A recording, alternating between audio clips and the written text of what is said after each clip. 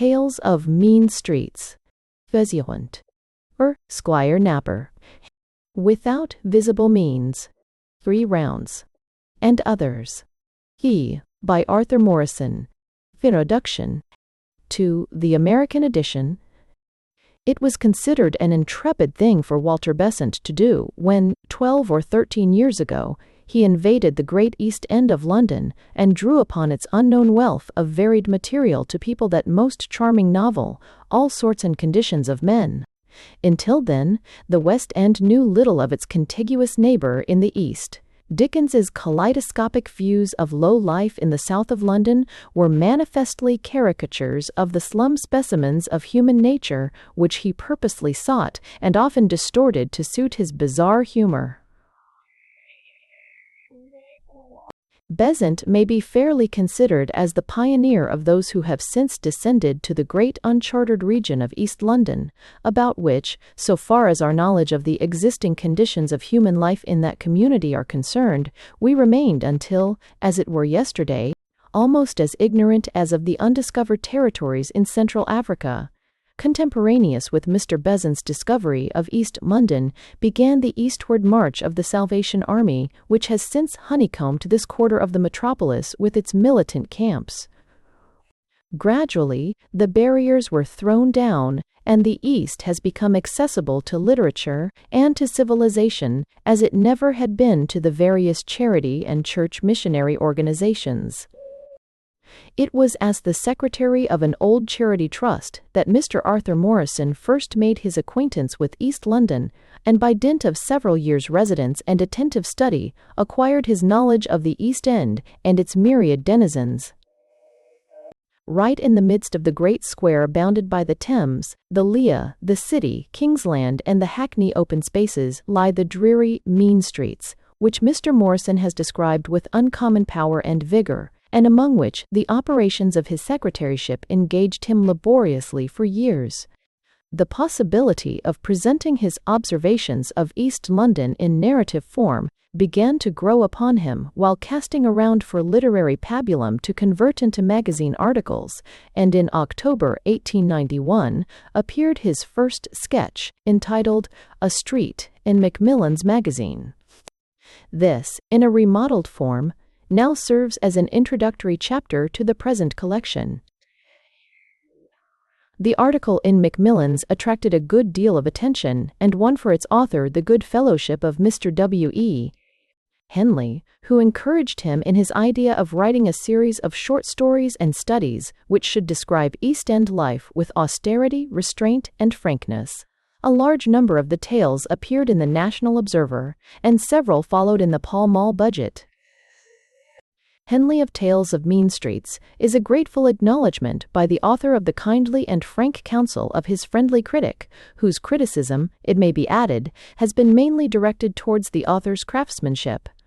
His conceptions of the life he was portraying, the critic was wise enough to let alone. Morrison has also been indebted on the side of art and fiction to Mr. Walter Besant, whom he met in the East End. Mr. Morrison has been fortunate in his literary experience. He is another witness to the fact that merit makes its way from the outside, without necessarily receiving aid or having influence brought to bear on editors or publishers. It is curious to note that a manuscript of his, which happened to be rejected once, was accepted on the day following, and now has a place in this book. Some cycling verses contributed as a lad to a cycling magazine began his literary career, and for some years he continued to write on what was then a novel sport. He drifted into broader channels and became a frequent contributor to popular papers and magazines. During this period he was working on the Charity Commission, and wrote only by way of relaxation. About 5 years ago he resigned his office on the Trust, and, occupying chambers near the Strand, joined the editorial staff of an old established evening paper, where for some months he continued to write leaderettes and miscellaneous articles and notes until, becoming convinced that he could not do justice to such ability for better work which he might possess amidst the grinding routine of newspaper scribbling, he gave up his post and applied himself to more serious writing, contributing to The Strand and other magazines and reviews. About this time he began the series, which is now gathered under the common title, Tales of Mean Streets. On its recent publication in England, it was received with instant recognition as a book of extraordinary merit, and it has met with signal success. Some idea of the strong impression which it has made in England may be gathered from Mr. Arthur Waugh's warm tribute to the author's distinction in a recent letter to the critic. He deals exclusively, writes Mr. Waugh, with life in the East End of London, and he does so with a fearlessness and originality which are of more value than many sermons. I do not know whether his book is published in America, but if so, I strongly advise every reader of this letter to secure it. Those who do so will learn from its pages more of the degradation and misery of a certain side of London life than they could in many weeks of philanthropic slumming. Mr. Morrison's will be a name to conjure with in another season. Mr. Arthur Morrison is but 31, and has just stepped onto the threshold of literary fame as a writer of decided promise and strength. He has only broken ground as yet in the field which has brought him his spurs, and is at present contemplating a longer story of East End life. The number of those who have attempted to write familiarly of the seamy side of our great cities, from close observation and laborious study of its life in a first-hand fashion, is so small that it is easy to believe that the author of Tales of Mean Streets, possessing as he does the prime qualities of a novelist, has a future before him in an unprecedented form of literature. James MacArthur. New York, March 2, 1895. Introduction. A street. This street is in the East End. There is no need to say in the East End of what. The East End is a vast city, as famous in its way as any the hand of man has made. But who knows the East End? It is down through Cornhill and out beyond Leadenhall Street and Aldgate Pump, one will say. A shocking place, where he once went with a curate. An evil plexus of slums that hide human creeping things, where filthy men and women live on pennorths of gin, where collars and clean shirts are decencies unknown, where every citizen wears a black eye, and none ever combs his hair. The East End is a place, says another, which is given over to the unemployed, and the unemployed is a race whose token is a clay pipe, and whose enemy is soap. Now and again it migrates bodily to Hyde Park with banners, and furnishes adjacent police courts with disorderly drunks. Still another knows the East End only as the place whence begging letters come. There are coal and blanket funds there, all perennially insolvent, and everybody always wants a day in the country. Many and misty are people's notions of the East End, and each is commonly but the distorted shadow of a minor feature. Foul slums there are in the East End, of course, as there are in the West. Want and misery there are, as wherever a host is gathered together to fight for food. But they are not often spectacular in kind.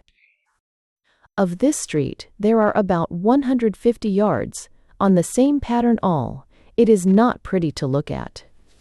A dingy little brick house 20 feet high, with 3 square holes to carry the windows, and an oblong hole to carry the door, is not a pleasing object, and each side of this street is formed by 2 or 3 score of such houses in a row, with one front wall in common, and the effect is as of stables. Round the corner there are a baker's, a chandler's, and a beer shop. They are not included in the view from any of the rectangular holes, but they are well known to every denizen, and the chandler goes to church on Sunday and pays for his seat. At the opposite end, turnings lead to streets less rigidly respectable, some where mangling done here stares from windows, and where doors are left carelessly open, others where squalid women sit on doorsteps, and girls go to factories in white aprons. Many such turnings, of as many grades of decency, are set between this and the nearest slum. They are not a very noisy or obtrusive lot in this street. They do not go to Hyde Park with banners, and they seldom fight. It is just possible that 1 or 2 among them, at some point in a life of ups and downs, may have been indebted to a coal and blanket fund, but whosoever these may be, They would rather die than publish the disgrace, and it is probable that they very nearly did so ere submitting to it. Some who inhabit this street are in the docks, some in the gasworks, some in one or other of the few shipbuilding yards that yet survive on the Thames. 2 families in a house is the general rule, for there are 6 rooms behind each set of holes. This, unless young men lodgers are taken in, or there are grown sons paying for bed and board. As for the grown daughters, they marry as soon as may be. Domestic service is a social descent, and little under millinery and dressmaking is compatible with self-respect. The general servant may be caught young among the turnings at the end where mangling is done, and the factory girls live still further off, in places skirting slums. Every morning at 5:30 there is a curious demonstration. The street resounds with thunderous knockings, repeated upon door after door and acknowledged ever by a muffled shout from within.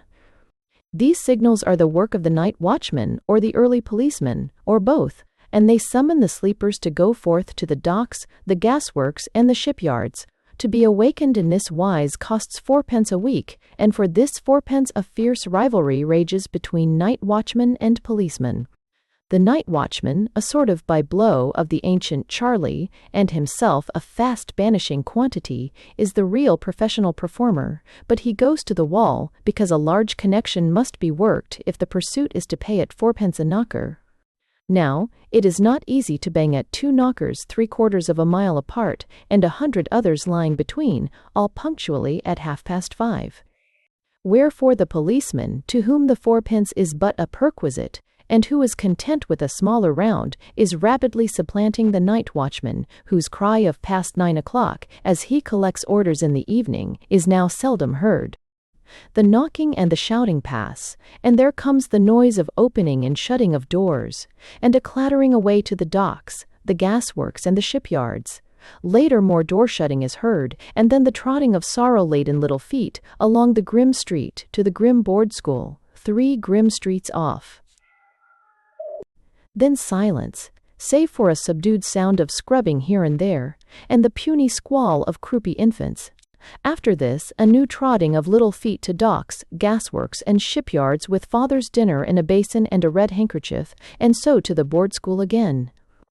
More muffled scrubbing and more squalling, and perhaps a feeble attempt or two at decorating the blankness of a square hole here and there by pouring water into a grimy flower pot full of dirt. Then comes the trot of little feet toward the oblong holes, heralding the slower tread of sooty artisans, a smell of bloater up and down, nightfall, the fighting of boys in the street, perhaps of men at the corner near the beer shop, sleep. Every day, that is, but Sunday.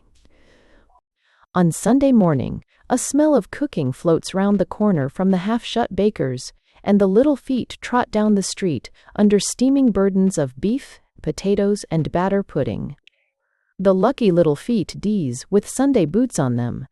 When father is in good work and has brought home all his money. Not the poor little feet and worn shoes, carrying little bodies in the threadbare clothes of all the week, when father is out of work, or ill, or drunk, and the Sunday cooking may very easily be done at home. If any there be to do. On Sunday morning, 1 or 2 heads of families appear in wonderful black suits, with unnumbered creases and wrinklings at the seams. At their sides and about their heels trot the unresting little feet, and from under painful little velvet caps and straw hats stare solemn little faces towelled to a polish. Thus disposed and arrayed, they fare gravely through the grim little streets to a grim little Bethel, where are gathered together others in like garb and attendance, and for 2 hours they endure the frantic menace of hellfire. Most of the men, however, lie in shirt and trousers on their beds and read the Sunday paper, while some are driven forth, for they hinder the housework, to loaf and await the opening of the beer shop round the corner. Thus goes Sunday in this street, and every Sunday is the same as every other Sunday, so that one monotony is broken with another. For the women, however, Sunday is much as other days, except that there is rather more work for them. The break in their round of the week is washing day. No event in the outer world makes any impression in this street. Nations may rise or may totter in ruin, but here the colorless day will work through its 24 hours just as it did yesterday, and just as it will tomorrow. Without there may be party strife, wars and rumors of wars, public rejoicings, but the trotting of the little feet will be neither quickened nor stayed. Those quaint little women, the girl children of this street, who use a motherly management toward all girl things younger than themselves, and toward all boys as old or older with "bless the child" or "drat the children." Those quaint little women will still go marketing with big baskets, and will regard the price of bacon as chief among human considerations. Nothing disturbs this street, nothing but a strike. Nobody laughs here, life is too serious a thing, nobody sings. There was once a woman who sang, a young wife from the country, but she bore children, and her voice cracked. Then her man died, and she sang no more. They took away her home, and with her children about her skirts, she left this street forever. The other women did not think much of her. She was helpless. One of the square holes in this street, one of the single ground floor holes, is found, on individual examination, to differ from the others. There has been an attempt to make it into a shop window. Half a dozen candles, a few sickly sugar sticks, certain shriveled bloaters, some bootlaces, and a bundle or two of firewood compose a stock which at night is sometimes lighted by a little paraffin lamp in a tin sconce, and sometimes by a candle. A widow lives here, a gaunt, bony widow with sunken red eyes. She has other sources of income than the candles and the bootlaces. She washes and chars all day, and she sews cheap shirts at night. 2 young men lodgers, moreover, sleep upstairs, and the children sleep in the back room. She herself is supposed not to sleep at all. The policeman does not knock here in the morning. The widow wakes the lodgers herself, and nobody in the street behind ever looks out of window before going to bed, no matter how late, without seeing a light in the widow's room where she plies her needle. She is a quiet woman, who speaks little with her neighbors, having other things to do, a woman of pronounced character, to whom it would be unadvisable, even dangerous, to offer coals or blankets. Hers was the strongest contempt for the helpless woman who sang, a contempt whose added bitterness might be traced to its source. For when the singing woman was marketing, from which door of the pawnshop had she twice met the widow coming forth? This is not a dirty street, taken as a whole. The widow's house is one of the cleanest, and the widow's children match the house. The one house cleaner than the widow's is ruled by a despotic Scotchwoman who drives every hawker off her whitened step and rubs her door handle if a hand have rested on it. The Scotchwoman has made several attempts to accommodate young men lodgers, but they have ended in shrill rows. There is no house without children in this street, and the number of them grows ever and ever greater. 9/10 of the doctor's visits are on this account alone, and his appearances are the chief matter of such conversation as the women make across the fences. One after another, the little strangers come to live through lives as flat and colorless as the day's life in this street. Existence dawns, and the doctor watchman's door knock resounds along the row of rectangular holes. Then a muffled cry announces that a small new being has come to trudge and sweat its way in the appointed groove. Later, the trotting of little feet and the school, the midday play hour, when love peeps even into this street, after end. After that, more trotting of little feet, strange little feet, new little feet, and the scrubbing, and the squalling, and the barren flower pot, the end of the city day's work, the last homecoming, nightfall, sleep. What street point? What? When love's light falls into some corner of the street, it falls at an early hour of this mean life, and is itself but a dusty ray. It falls early, because it is the sole bright thing which the street sees, and is watched for and counted on. Lads and lasses, awkwardly arm in arm, go pacing up and down this street, before the natural interest in marbles and dolls' houses would have left them in a brighter place. They are keeping company, the manner of which proceeding is indigenous, is a custom native to the place. The young people first walk out, in pairs.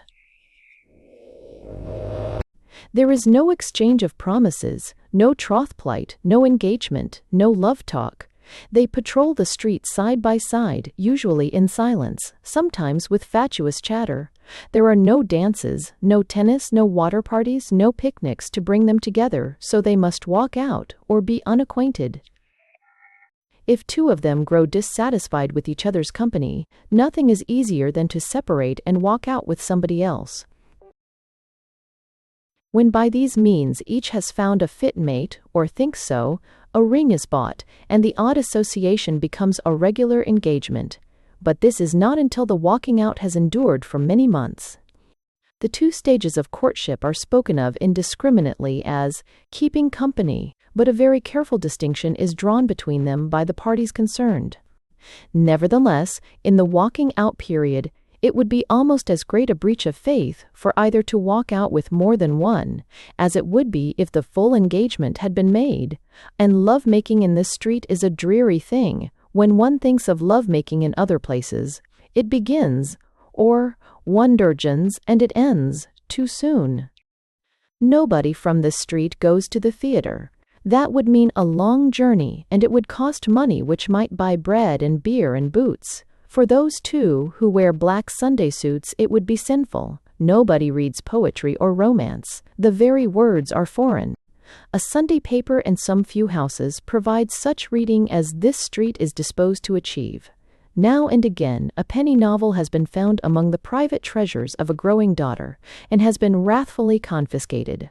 For the air of this street is unfavorable to the ideal. Yet there are aspirations. There has lately come into the street a young man lodger who belongs to a mutual improvement society. Membership in this society is regarded as a sort of learned degree, and at its meetings debates are held and papers smugly read by lamentably self-satisfied young men, lodgers, whose only preparation for debating and writing is a fathomless ignorance. For ignorance is the inevitable portion of dwellers here, seeing nothing, reading nothing, and considering nothing. Where in the East End lies this street? Everywhere. The 150 yards is only a link in a long and a mightily tangled chain, is only a turn in a tortuous maze. This street of the square holes is hundreds of miles long. That it is planned in short lengths is true, but there is no other way in the world that can more properly be called a single street, because of its dismal lack of accent, its sordid uniformity, its utter remoteness from delight. Liserant. Toy, ignotations and simple systems, its degree, for ductors, for a gush. Yes, sse wooing.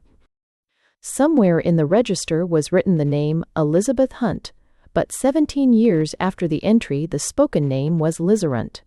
Liserant worked at a pickle factory and appeared abroad in an elaborate and shabby costume, usually supplemented by a white apron.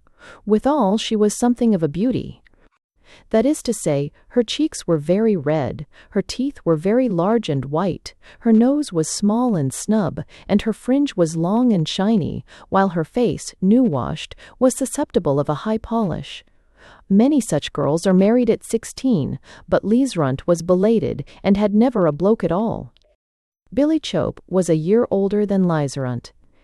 He wore a billycock with a thin brim and a permanent dent in the crown. He had a bobtail coat, with the collar turned up at one side and down at the other, as an expression of independence. He point.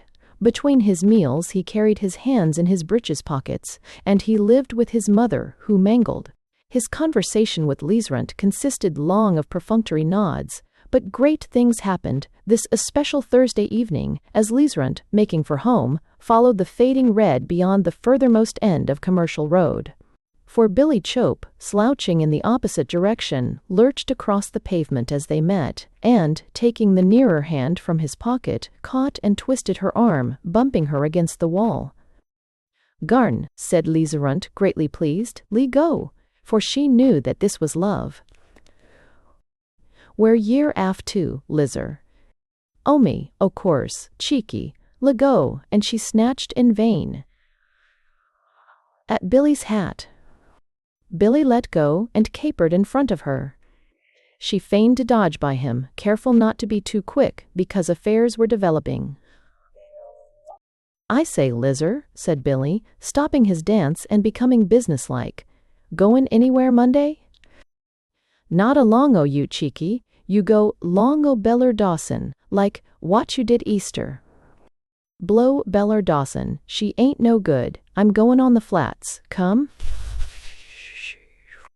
Lizzerant, delighted but derisive, ended with a promise to see. The bloke had come at last, and she walked home with the feeling of having taken her degree. She had half assured herself of it 2 days before, when Sam Cardew threw an orange peel at her, but went away, after a little prancing on the pavement. Sam was a smarter fellow than Billy, and earned his own living. Probably his attentions were serious, but one must prefer the bird in hand. As for Billy Chope, he went his way, resolved himself to take home what mangling he should find his mother had finished, and stick to the money. Also, to get all he could from her by blandishing and bullying, that the jaunt to Wanstead Flats might be adequately done. There is no other fair like Whit Mondays on Wanstead Flats. Here is a square mile and more of open land where you may howl at large. Here is no danger of losing yourself, as in Epping Forest the public houses are always with you. Shows, shies, swings, merry-go-rounds, fried fish stalls, donkeys, are packed closer than on Hampstead Heath. The ladies' tormentors are larger and their contents smell worse than at any other fair. Also, you may be drunk and disorderly without being locked up, for the stations won't hold everybody, and when all else has palled, you may set fire to the turf. Hereinto Billy and Lizzerant projected themselves from the doors of the Holly Tree on Whit Monday morning. But through hours on hours of fried fish and half-pints, both were conscious of a deficiency, for the hat of Lizzerant was brown and old, plush it was not, and its feather was a mere foot long, and of a very rusty black.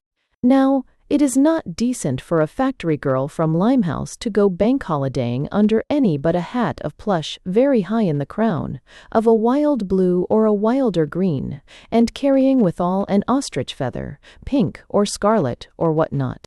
A feather that springs from the forepart, climbs the crown, and drops as far down the shoulders as may be.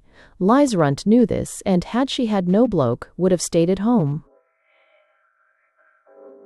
As it was, only another such hapless girl could measure her bitter envy of the feathers about her, or would so joyfully have given an ear for the proper splendor.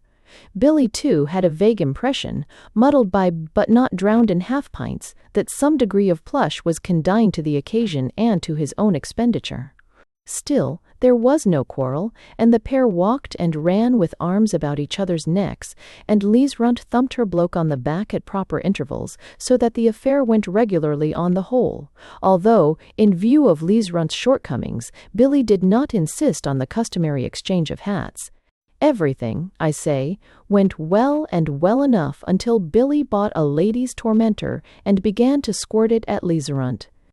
For then Lizzerant went scampering madly, with piercing shrieks, until her bloke was left some little way behind, and Sam Cardew, turning up at that moment and seeing her running alone in the crowd, threw his arms about her waist and swung her round him again and again, as he floundered gallantly this way and that, among the shies and the hokey-pokey barrows.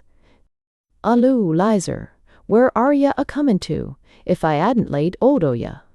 But here Billy Chope arrived to demand what the Sam Cardew was doing with his gal. Now Sam was ever readier for a fight than Billy was, but the sum of Billy's half-pints was large, wherefore the fight began.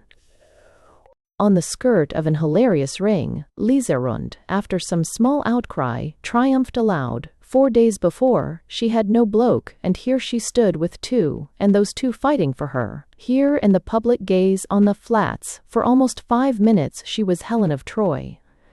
And in much less time Billy tasted repentance. The haze of half-pints was dispelled, and some teeth went with it. Presently, whimpering and with a bloody muzzle, he rose and made a running kick at the other. Then, being thwarted in a bolt, he flung himself down, and it was like to go hard with him at the hands of the crowd. Punch you may on Wanstead Flats, but execration and worse is your portion if you kick anybody except your wife. But, as the ring closed, the helmets of 2 policemen were seen to be working in over the surrounding heads, and Sam Cardew, quickly assuming his coat, turned away with such an air of blamelessness as is practicable with a damaged eye, while Billy went off unheeded in an opposite direction. Liserunt and her new bloke went the routine of half-pints and merry-go-rounds, and were soon on right thumping terms, and Liserunt was as well satisfied with the issue as she was proud of the adventure. Billy was all very well, but Sam was better. She resolved to draw him for a feathered hat before next bank holiday. So the sun went down on her and her bloke hanging on each other's necks, and straggling toward the Rumford Road with shouts and choruses. The rest was tramcar, Bow Music Hall, half-pints, and darkness. Billy took home his wounds, and his mother, having moved his wrath by asking their origin, sought refuge with a neighbor. He accomplished his revenge in 2 installments. 2 nights later, Liserunt was going with a jug of beer, when somebody sprang from a dark corner, landed her under the ear, knocked her sprawling, and made off to the sound of her lamentations. She did not see who it was, but she knew, and next day Sam Cardew was swearing he'd break Billy's back. He did not, however, for that same evening a gang of 7 or 8 fell on him with sticks and belts. They were Causeway chaps, while Sam was a Brady's laner, which would have been reason enough by itself, even if Billy Chopey had not been one of them. Sam did his best for a burst through and a run, but they pulled and battered him down, and they kicked him about the head, and they kicked him about the belly, and they took to their heels when he was speechless and still. He lay at home for near 4 weeks, and when he stood up again it was in many bandages. Liserunt came often to his bedside, and twice she brought an orange. On these occasions there was much talk of vengeance, but the weeks went on. It was a month since Sam had left his bed, and Liserunt was getting a little tired of bandages. Also, she had begun to doubt and to consider bank holiday, scarce a fortnight off. For Sam was stone broke, and a plush hat was further away than ever. And all through the later of these weeks Billy Chopey was harder than ever on his mother, and she, well knowing that if he helped her by taking home, he would pocket the money at the other end, had taken to finishing and delivering in his absence, and, threats failing to get at the money, Billy Chope was impelled to punch her head and gripe her by the throat. There was a milliner's window with a show of nothing but fashionable plush and feather hats, and Liserunt was lingering hereabouts one evening when someone took her by the waist, and someone said, "Which d'yer like, Lizer, the yeller un?" Liserunt turned and saw that it was Billy. She pulled herself away and backed off, sullen and distrustful. "Straight," said Billy, "I'll sport your one. No kid, I will." "Garn," said Liserunt once more. "Watch her gettin' it now." But presently, being convinced that bashing wasn't in it, she approached less guardedly, and she went away with a paper bag and the reddest of all the plushes and the bluest of all the feathers, a hat that challenged all the flats, the next bank holiday, a hat for which no girl need have hesitated to sell her soul. As for Billy, why, he was as good as another, and you can't have everything, and Sam Cardew, with his bandages and his grunts and groans, was no great catch after all. This was the wooing of Liserunt, for in a few months she and Billy married under the blessing of a benignant rector, who periodically set aside a day for free weddings, and, on principle, encouraged early matrimony. Key. Lizers, first. When Billy Chope married Liserunt, there was a small rejoicing. There was no wedding party, because it was considered that what there might be to drink would be better in the family. Liserunt's father was not, and her mother felt no interest in the affair, not having seen her daughter for a year, and happening, at the time, to have a month's engagement in respect of a drunk and disorderly. So that there were but 3 of them, and Billy Chope got exceedingly tipsy early in the day, and in the evening his bride bawled a continual chorus, while his mother, influenced by that unwonted quartern of gin the occasion sanctioned, wept dismally over her boy, who was much too far gone to resent it. His was the chief reason for rejoicing. for Liesrund had always been able to extract 10 shillings a week from the pickle factory, and it was to be presumed that as Lieser Chopper earning capacity would not diminish, and the wages would make a very respectable addition to the precarious revenue, depending on the mangle, that Billy extorted from his mother. As for Lieser, she was married. That was the considerable thing, for she was but a few months short of 18, and that, as you know, is a little late. Of course there were quarrels very soon, for the new Mrs. Chope, less submissive at first than her mother-in-law, took a little breaking in, and a liberal renewal of the manual treatment once applied in her courting days. But the quarrels between the women were comforting to Billy, a diversion and a source of better service. As soon as might be, Lieser took the way of womankind. This circumstance brought an unexpected half-crown from the evangelical rector who had married the couple gratis for recognizing Billy in the street by accident and being told of Mrs. the One-House.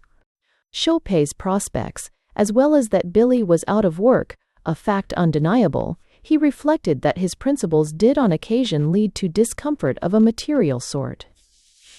And Billy, to whose comprehension the half-crown opened a new field of receipt, would doubtless have long remained a client of the rector, had not that zealot hastened to discover a vacancy for a warehouse porter, the offer of presentation whereunto alienated Billy Chope forever. But there were meetings and demonstrations of the unemployed, and it was said that shillings had been given away, and, as being at a meeting in a street, was at least as amusing as being in a street where there was no meeting, Billy often went, on the off chance. But his lot was chiefly disappointment, wherefore he became more especially careful to furnish himself ere he left home. For certain weeks cash came less freely than ever from the two women. Lieser spoke of providing for the necessities of the expected child, a manifestly absurd procedure, as Billy pointed out, since, if they were unable to clothe or feed it, the duty would fall on its grandmother. That was law, and nobody could get over it. But even with this argument, a shilling cost him many more demands and threats than it had used, and a deal more general trouble. At last Lieser ceased from going to the pickle factory, and could not even help Billy's mother at the mangle for long. This lasted for near a week, when Billy, rising at 10 with a bad mouth, resolved to stand no nonsense, and demanded 2 shillings. 2 bob? What for? Lieser asked. Equal. "'Cause I want it, none o' your lip." "Ain't got it," said Lieser sulkily. "That's a bleedin' my." "Ooh, lie yourself." "I'll break it in Arvis, ye blasted eifer." He ran at her throat and forced her back over a chair. "I'll pull your face off. If ye don't give me the money, Goblemy, I'll do for ye." Lieser strained and squalled. "Lego, you'll kill me and the kid too," she grunted hoarsely. Billy's mother ran in and threw her arms about him, dragging him away. "Don't, Billy," she said in terror. "Don't, Billy, not now. You'll get in trouble. Come away. She might go off and you'd get in trouble." Billy Chope flung his wife over and turned to his mother. "Take your 'ands aff me," he said. "Go on, or I'll give you something for yourself." And he punched her in the breast by way of illustration. "You shall 'ave what I've got, Billy, if it's money," the mother said, "but don't go and get yourself in trouble. Don't. Will a shillin' do?" "No, it won't. Think I'm a blimmin' kid. I mean avin 2 bob this mornin'." "I was a-keepin' it for the rent, Billy, but—" "Yus, think of the bleedin' landlord for me, doncher," and he pocketed the 2 shillings. "I ain't settled with you yet, my gal," he added to Lieser, "mickin' about it omen idin' money. You wait a bit." Lieser had climbed into an erect position, and, gravid and slow, had got as far as the passage. Mistaking this for a safe distance, she replied with defiant railings. Billy made for her with a kick that laid her on the lower stairs, and, swinging his legs round his mother as she obstructed him, entreating him not to get in trouble, he attempted to kick again in a more telling spot. But a movement among the family upstairs and a tap at the door hinted of interference, and he took himself off. Lieser lay doubled upon the stairs, howling, but her only articulate cry was, "God help me, it's comin'." Billy went to the meeting of the unemployed and cheered a proposal to storm the Tower of London. But he did not join the procession following a man with a handkerchief on a stick who promised destruction to every policeman in his path, for he knew the fate of such processions. With a few others, he hung about the nearest tavern for a while, on the chance of the advent of a flush sailor from St. Catherine's disposed to treat out-a-workers. Then he went alone to a quieter beer-house and took a pint or two at his own expense. A glance down the music-hall bills hanging in the bar having given him a notion for the evening, he bethought himself of dinner and made for home. The front door was open, and in the first room, where the mangle stood, there were no signs of dinner. And this was at 3 o'clock. Billy pushed into the room behind, demanding why. "Billy," Lizer said faintly from her bed, "look at the baby." Something was moving feebly under a flannel petticoat. Billy pulled the petticoat aside and said, Well, it is a measly snipe. I was a blind, hairless homunculus, short of a foot long, with the skinny face set in a great skull. There was a black bruise on one side from hip to armpit." Billy dropped the petticoat and said, "Where's my dinner?" "I dunno," Lizer responded hazily. "What's the time?" "Time? Don't try to kid me. You get up, go on. I want my dinner." "Mother's gettin' it, I think," said Lizer. Are you backs that towned Farpro is importing, and shaking, 1 Farpro 10-pounder rating, are you interned 1 contra trading.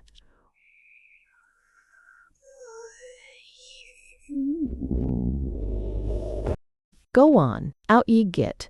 I do want no more damn jaw. Get my dinner." "I'm a-gettin' of it, Billy," his mother said at the door she had begun when he first entered. "It won't be a minute." "You come here, y'ain't always ready to do her work, are ye? She ain't no call to stop there no longer, and I owe her one for this mornin'. Will ye get out, or shall I kick ye?" "She can't, Billy," his mother said, and Lizer sniveled and said, "You're a damn brute. Ye ought to be bleedin' well booted." But Billy had her by the shoulders and began to haul, and again his mother besought him to remember what he might bring upon himself. At this moment, the doctor's dispenser, a 4th-year London hospital student of many inches who had been washing his hands in the kitchen, came in. For a moment he failed to comprehend the scene. Then he took Billy Chopey by the collar, hauled him pell-mell along the passage, kicked him hard into the gutter, and shut the door. When he returned to the room, Lizer, sitting up and holding on by the bed-frame, gasped hysterically, "Ye bleedin' makeshift. I'd have your liver out if I could reach ye. Yeah. Ye touch my husband, ye long pizenin' nound ye." Billy's mother said, "I ought to be ashamed of yourself, you low blackguard.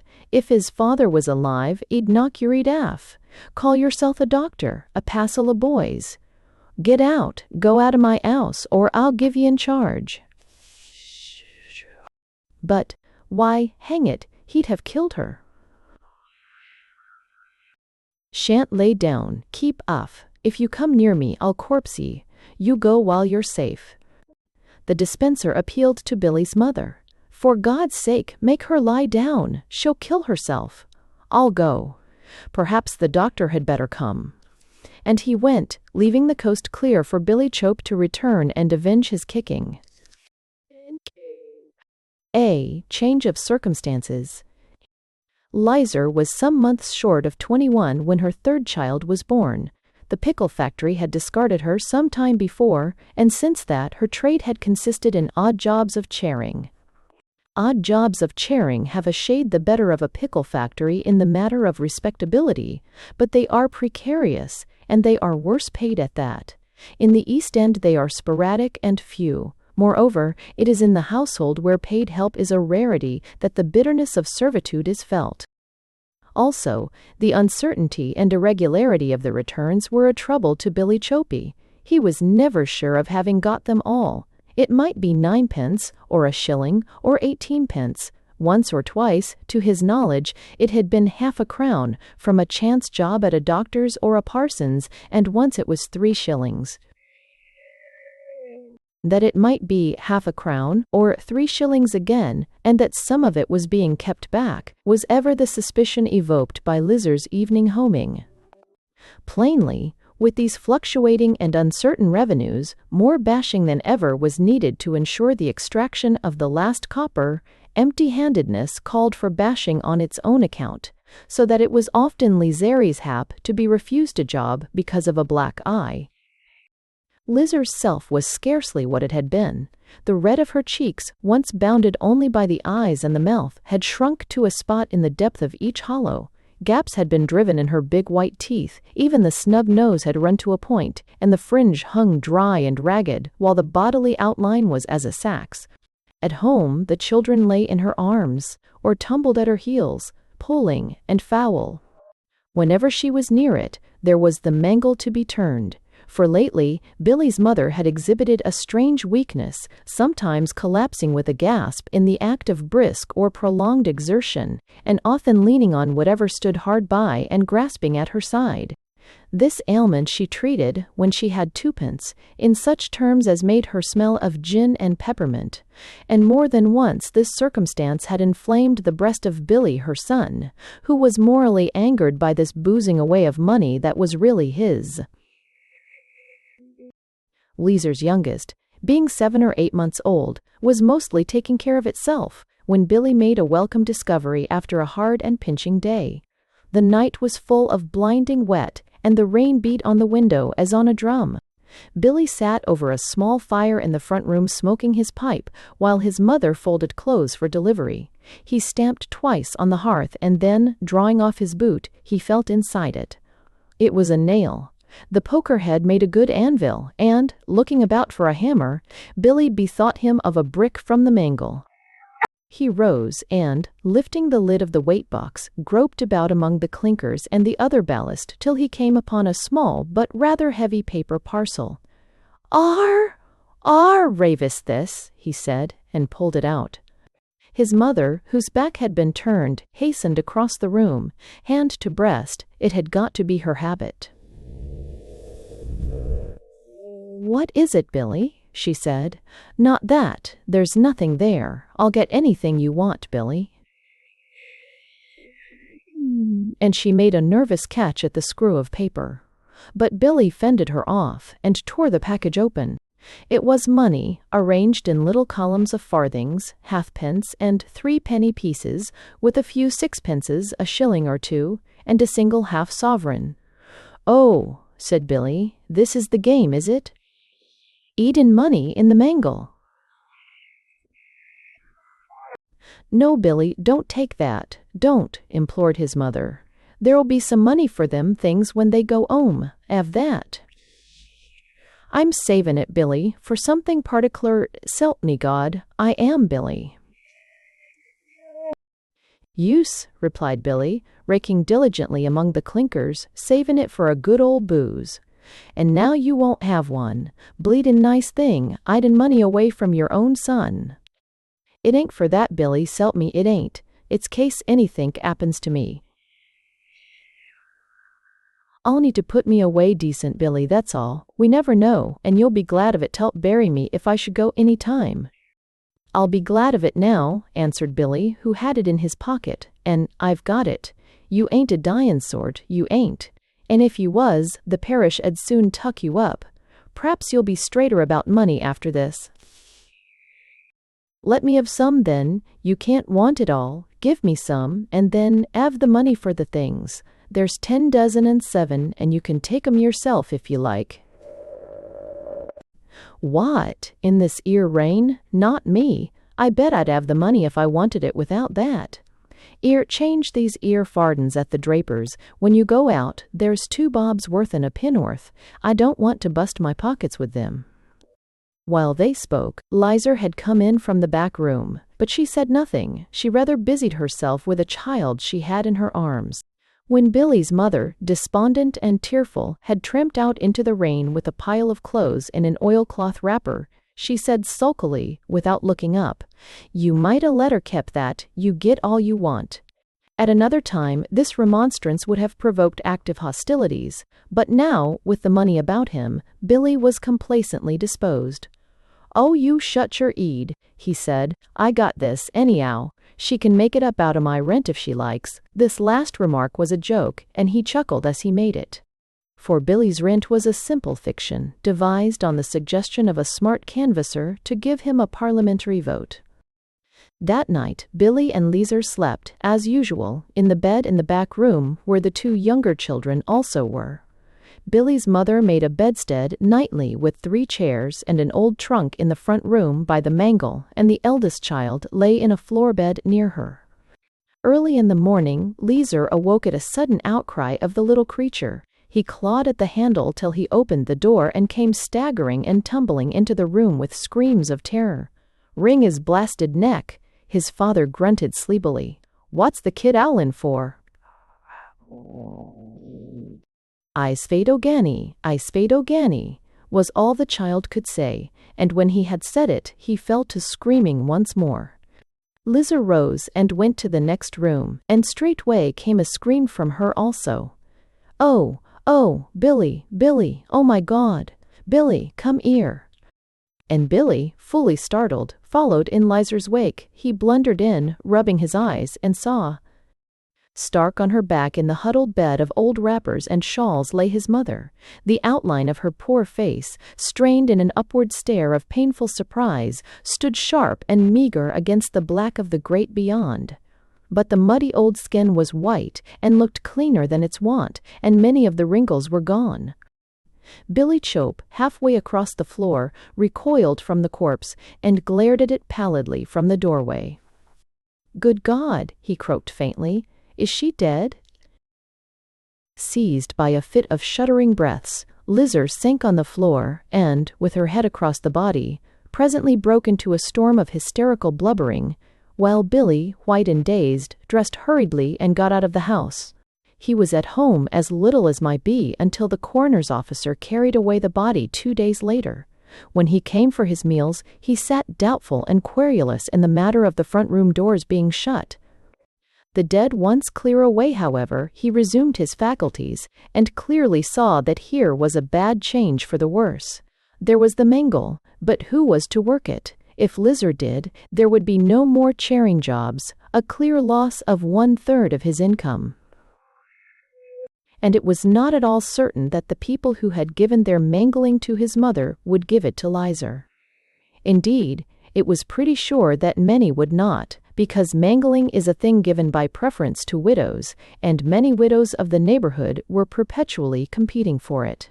Widows, moreover, had the first call in most odd jobs, whereunto Lizer might turn her hand, an injustice whereon Billy meditated with bitterness. The inquest was formal and unremarked, the medical officer having no difficulty in certifying a natural death from heart disease. The bright idea of a collection among the jury, which Billy communicated, with pitiful representations, to the coroner's officer, was brutally swept aside by that functionary, made cunning by much experience. So the inquest brought him naught save disappointment and a sense of injury. The mangling orders fell away as suddenly and completely as he had feared. They were duly absorbed among the local widows. Neglect the children as Lizer might, she could no longer leave them as she had done. Things then were bad with Billy, and neither threats nor thumps could evoke a shilling now. It was more than Billy could bear, so that, he said one night, "I've 'ad enough of this. You go and get some money. Go on." "Go and get it?" replied Lizer. "Oh, yous, that's easy, ain't it? Go and get it, says you. Anyhow, I don't care. Go on." "Why?" replied Lizer, looking up with wide eyes. "D' think I can go and pick it up in the street?" "Course you can. Plenty others does, don't they?" "God, Billy Barry C.T., what d'I mean?" "What I say, plenty others does it. Go on. You ain't so bleedin' innocent as all that. Go and see Sam Cardew. Go on, 'ook it." Lizer, who had been kneeling at the child's floor-bed, rose to her feet, pale-faced and bright of eye. "Sto kiddin', Billy," she said. You don't mean that. I'll go round to the factory in the mornin', p'raps they'll take me on temporary." The factory? He pushed her into the passage. "Go on, you get me some money, if you don't want your bleedin' 'ead knocked off." There was a scuffle in the dark passage, with certain blows, a few broken words, and a sob. Then the door slammed, and Lizer Chope was in the windy street, without visible means. All East London idled, or walked in a procession, or waylaid and bashed, or cried in an empty kitchen, for it was the autumn of the great strikes. One army of men, having been prepared, was ordered to strike, and struck. And struck. Other smaller armies of men, with no preparation, were ordered to strike to express sympathy. Other armies still were ordered to strike because it was the fashion, and struck. Then many hands were discharged because the strikes in other trades left them no work. Many others came from other parts in regiments to work, but remained to loaf in gangs, taught by the example of earlier regiments, which, the situation being explained, an expression devised to include mobbings and kickings and flingings into docks, had returned whence they came. So that East London was very noisy and largely hungry, and the rest of the world looked on with intense interest, making earnest suggestions and comprehending nothing. Lots of strikers, having no strike pay and finding little nourishment in processions, started off to walk to Manchester, Birmingham, Liverpool, or Newcastle, where work might be got. Along the Great North Road, such men might be seen in silent companies of a dozen or 20, now and again singly or in couples. At the tail of one such gang, which gathered in the Burdett Road and found its way into the Enfield Road by way of Victoria Park, Clapton, and Stamford Hill, walked a little group of 3. A voluble young man of 30, a stolid workman rather older, and a pale, anxious little fellow with a nasty spasmic cough and a canvas bag of tools. The little crowd straggled over the footpath and the road, few of its members speaking, most of them keeping to their places and themselves. As yet, there was nothing of the tramp in the aspect of these mechanics. With their washed faces and well-mended clothes, they might have been taken for a jury coming from a local inquest. As the streets got broken and detached, with patches of field between, they began to look about them. One young fellow in front, with no family to think of, who looked upon the enterprise as an amusing sort of tour, and had even brought an accordion, began to rebel against the general depression, and attempted a joke about going to the Alexandra Palace. But in the rear, the little man with the canvas bag, putting his hand abstractedly into his pocket, suddenly stared and stopped. He drew out the hand, and saw in it 3 shillings. "S'elp me," he said, "the missus has done that, shoved it in unbeknown when I come away, and she's only got a bob for herself and the kids." He broke into a sweat of uneasiness. "Send it back, not you." Thus with deep scorn the voluble young man at his side. "If she will be all right, you lay your life. A woman Alice knows out to look after herself. You'll bleed and soon want it, and bad. You do as I tell you, Joey, stick to it." "Matter of fancy," replied the stolid man. "My missus cleared my pockets out 'fore I got away. Shouldn't wonder at bein' sent after for leavin' her chargeable if I don't soon send some more. Women's different." The march continued, and grew dustier. The cheerful pilgrim in front produced his accordion. At Palmer's Green 4 went straight ahead to try for work at the Enfield Arms Factory. The others, knowing the thing hopeless, turned off to the left for Potter's Bar. After a long silence, "Which'll be nearest, Dave?" asked little Joey Clayton. "Newcastle or Middlesbrough?" "Middlesbrough," said Dave. "I done it afore." "After?" "Trampin' ain't so rough on a man, is it, after all?" asked Joey wistfully. "Or you done all right, didn't you?" "Got through, all depends, though it's rough enough. Matter o' luck, I 'ad the bad weather." "If I don't get a good easy job where we're goin'," remarked the voluble young man, "I'll 'ave a strike there too." "'Ave a strike there?" exclaimed Joey. "Oh, who'd call 'em out? Who'd call 'em out?" "One,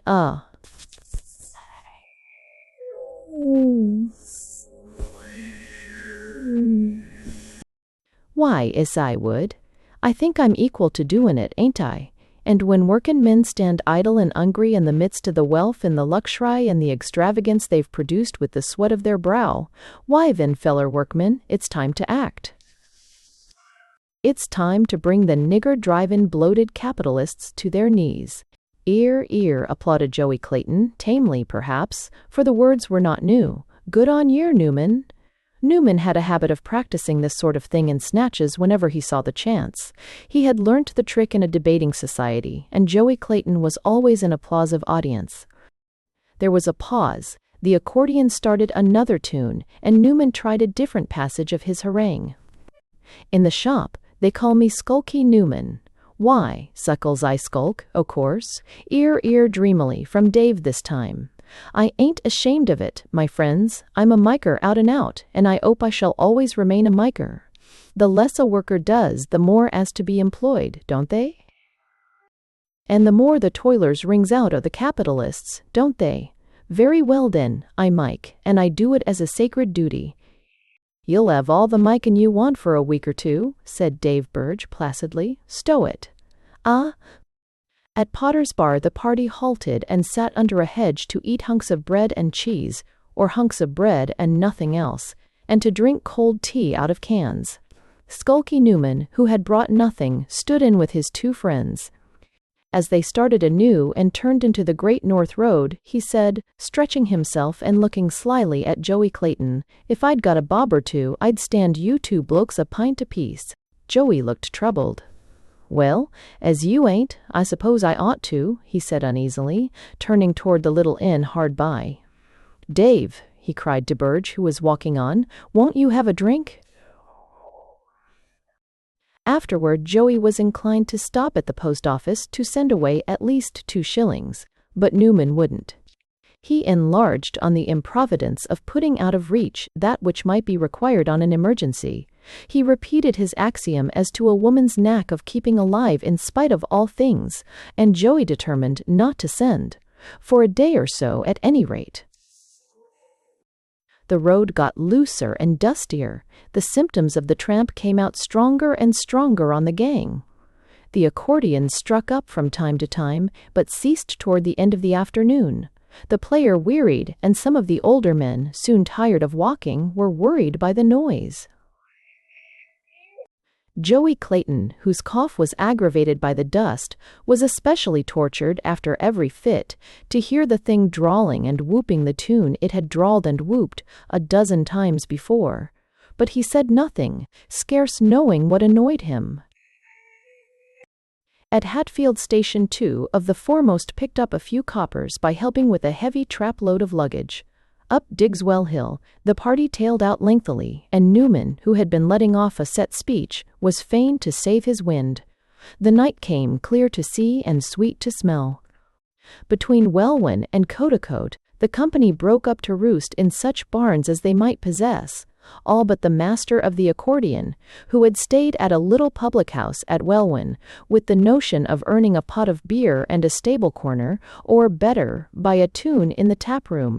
Dave Burge lighted on a lone shed of thatched hurdles with loose hay in it, and Newman straightway curled in the snuggest corner on most of the hay. Dave Burge pulled some from under him, and, having helped Joey Clayton to build a nest in the best place left, was soon snoring. But Joey lay awake all night, and sat up and coughed and turned restlessly, being unused to the circumstances and apprehensive of those months in jail, which, it is well known, are rancorously dealt forth among all them that sleep in barns. Luck provided a breakfast next morning at Cotacote for 3 bicyclists. Going north, stood cold beef and bread round at the Anchor. The man with the accordion caught up. He had made his lodging and breakfast and 8pence. This had determined him to stay at Hitchin, and work it for at least a day, and then to diverge into the towns and let the rest go their way. so beyond Hitchin there was no music. Joey Clayton soon fell slow. Newman had his idea, and the three were left behind, and Joey staggered after his mates with difficulty. He lacked sleep, and he lacked stamina. Dave Burge took the canvas bag, and there were many rests, when Newman, expressing a resolve to stick by his fellow man through thick and thin, hinted at drinks. Dave Burge made twopence at Hinlow level crossing by holding an unsteady horse while a train passed. Almo, sevens during the fear. Almos during the tearies, while a train peers of the Dumlows during the re had a guess the calmware. Joey saw little of the rest of the day. The road was yellow and dazzling, his cough tore him, and things were red sometimes and sometimes blue. He walked without knowing it, now helped, now lurching on alone. The others of the party were far ahead and forgotten. There was talk of a windmill ahead, where there would be rest, and the three men camped in an old boathouse by the river just outside Biggleswade. Joey, sleeping as he tottered, fell in a heap and lay without moving from sunset to broad morning. When he woke, Dave Burge was sitting at the door, but Newman was gone. Also, there was no sign of the canvas bag. "No use lookin'," said Dave. "'E's done it. 'E's done it." "Look, it is." "Skulky's opt the twig and sneaked your tools. God knows where he is by now." "No," the little man gasped, sitting up in a pale sweat. "Once I'm dumber, not sneaked 'em. You isy, bummerer. I you isy, bummerer.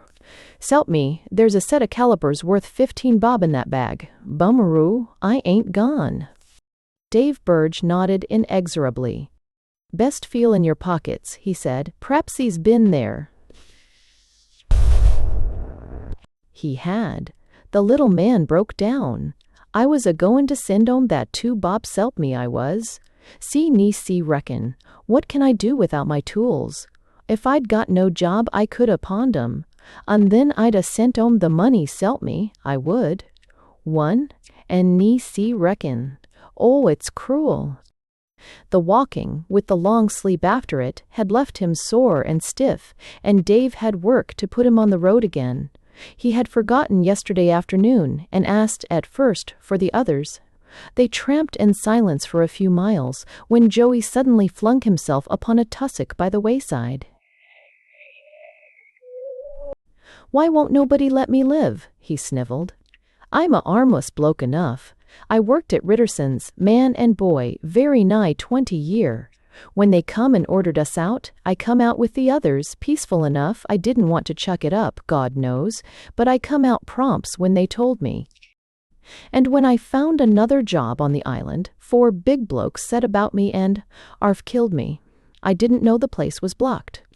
And when 2 of the blokes was took up, they said I'd get strike pay again if I didn't identify 'em, so I didn't. But they never give me no strike pay. They laughed and chucked me out.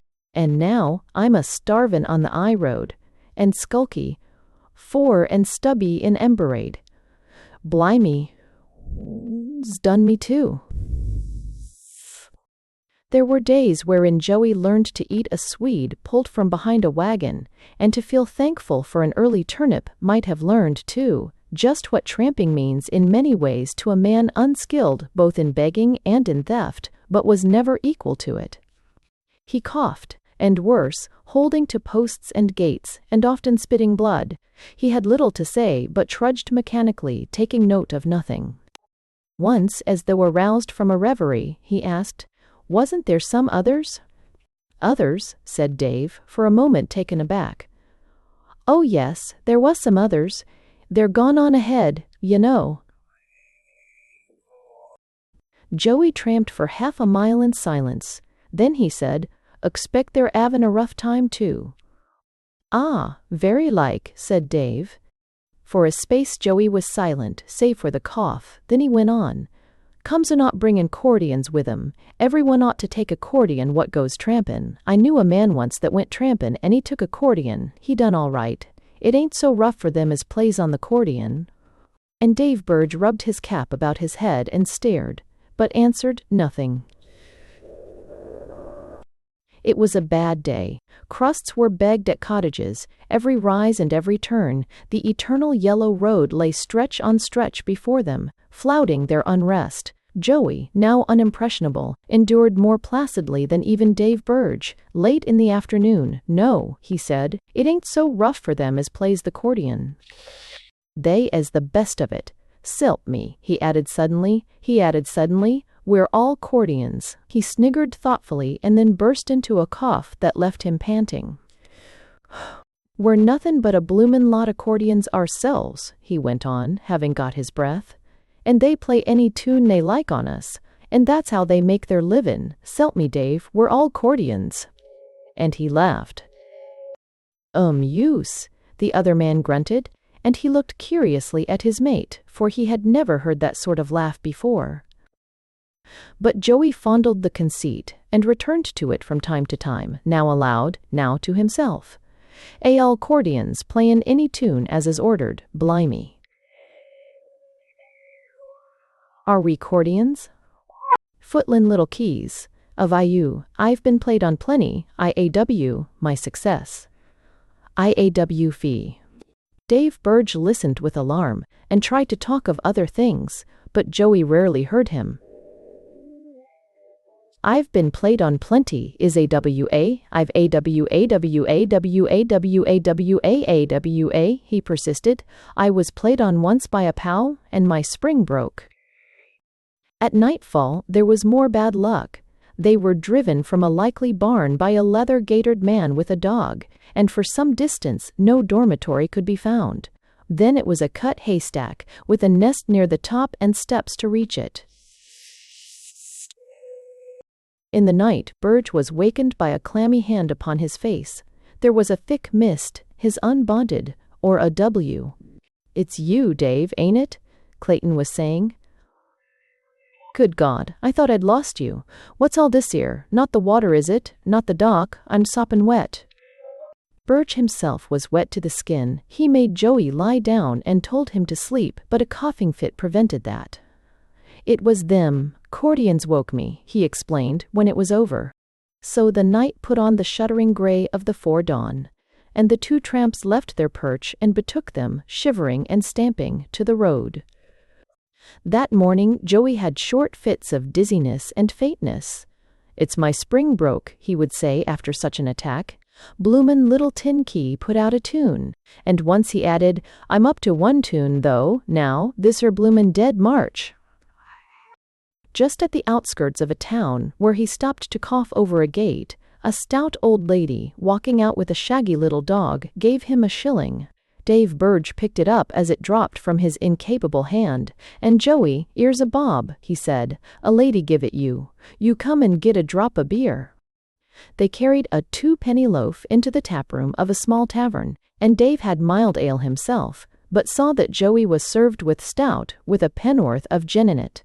Soon the gin and stout reached Joey's head and drew it to the table, and he slept, leaving the rest of the shilling where it lay. Dave arose and stuffed the last of the 2-penny loaf into his pocket. He took a piece of chalk from the bagatelle board in the corner and wrote this on the table: "Doctor, sir, for God's sake take him to the workhouse." Then he gathered up the coppers where they lay and stepped quietly into the street. To Bow Bridge. The 11:05 tram car from Stratford started for Bow a trifle before its time. The conductor knew what he might escape by stealing a march on the closing public houses, as also what was in store for all the conductors in his wake, till there were no more revelers left to swarm the cars.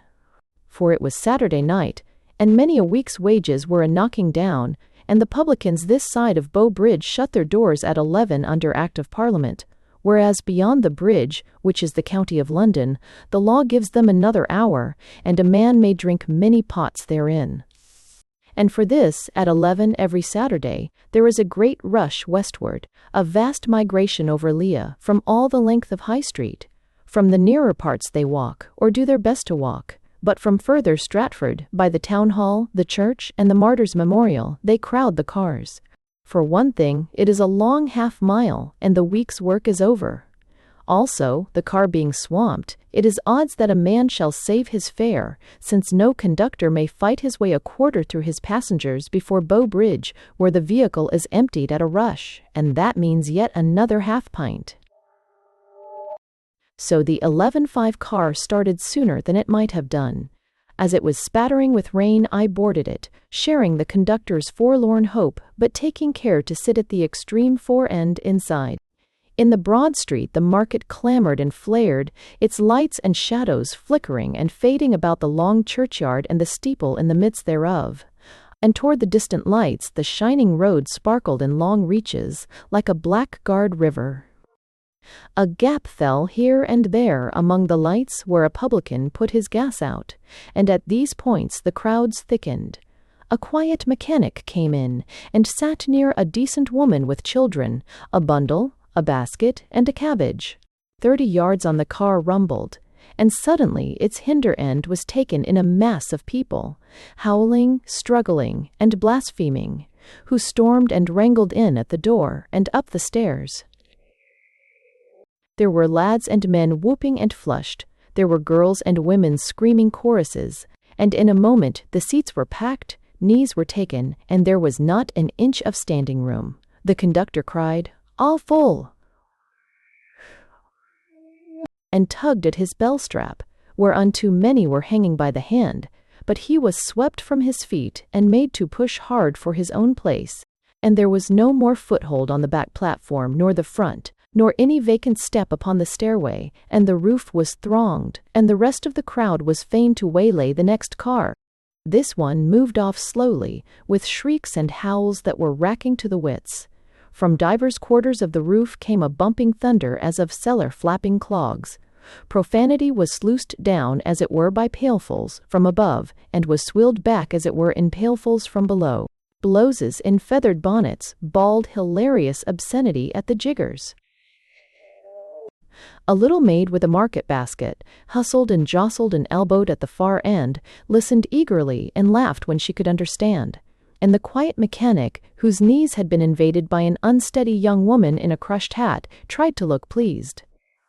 My own knees were saved from capture by the near neighborhood of an enormous female, seated partly on the seat and partly on myself, snorting and gulping with sleep, her head upon the next man's shoulder. To offer your seat to a standing woman would, as beseems a foreign antic, has been visited by the ribaldry of the whole crowd. In the midst of the riot, the decent woman sat silent and indifferent, her children on and about her knees.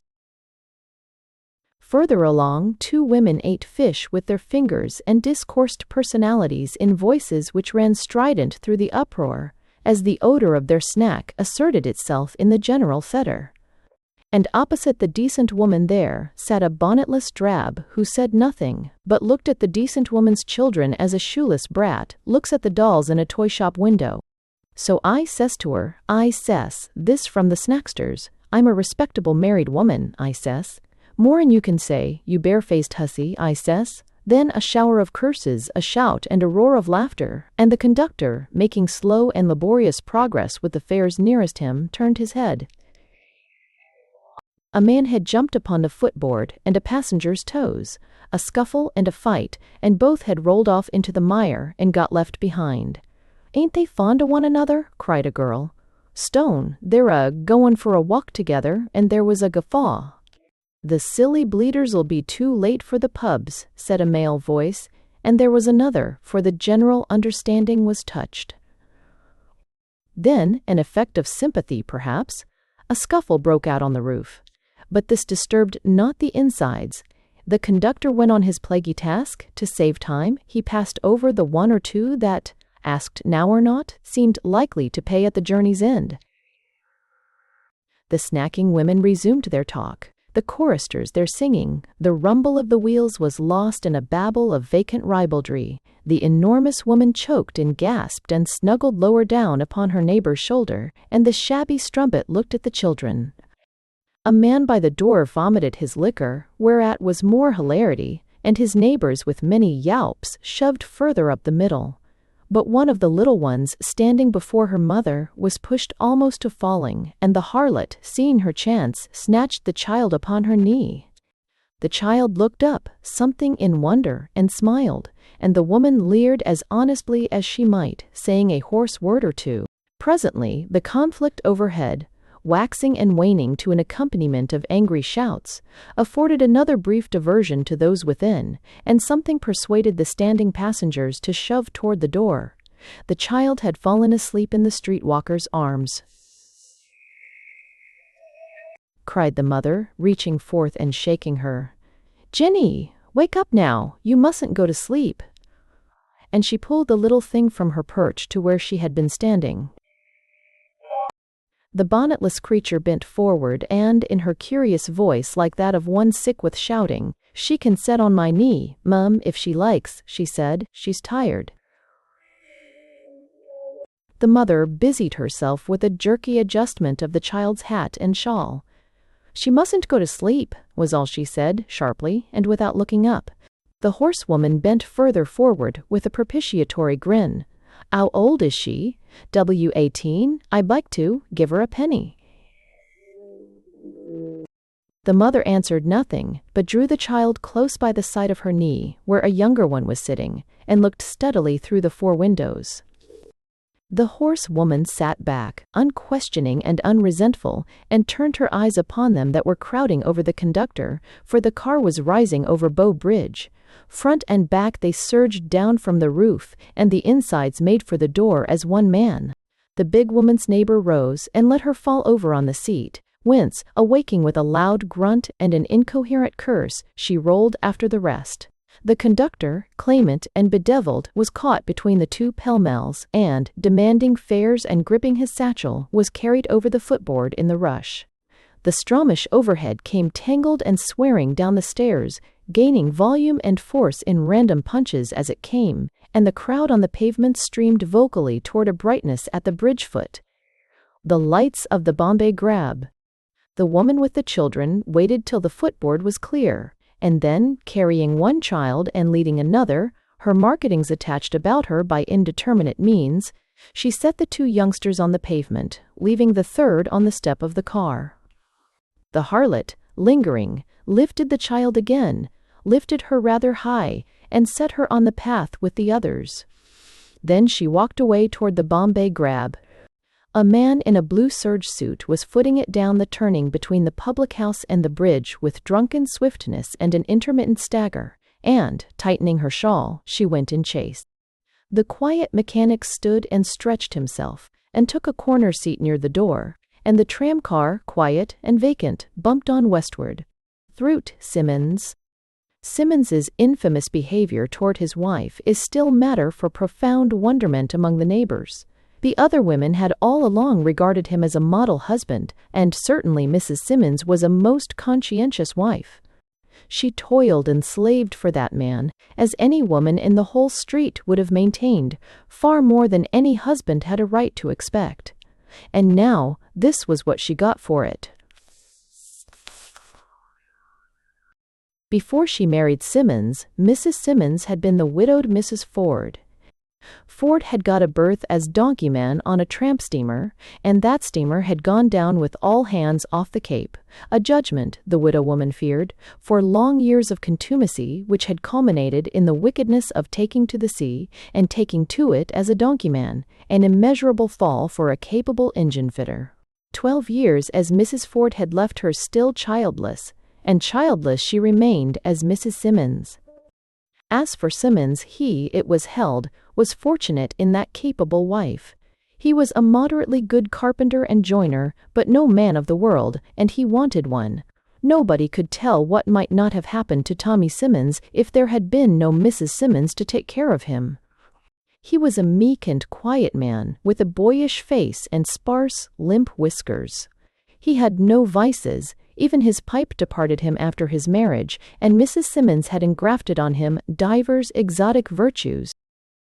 He went solemnly to chapel every Sunday, under a tall hat, and put a penny, one returned to him for the purpose out of his week's wages, in the plate.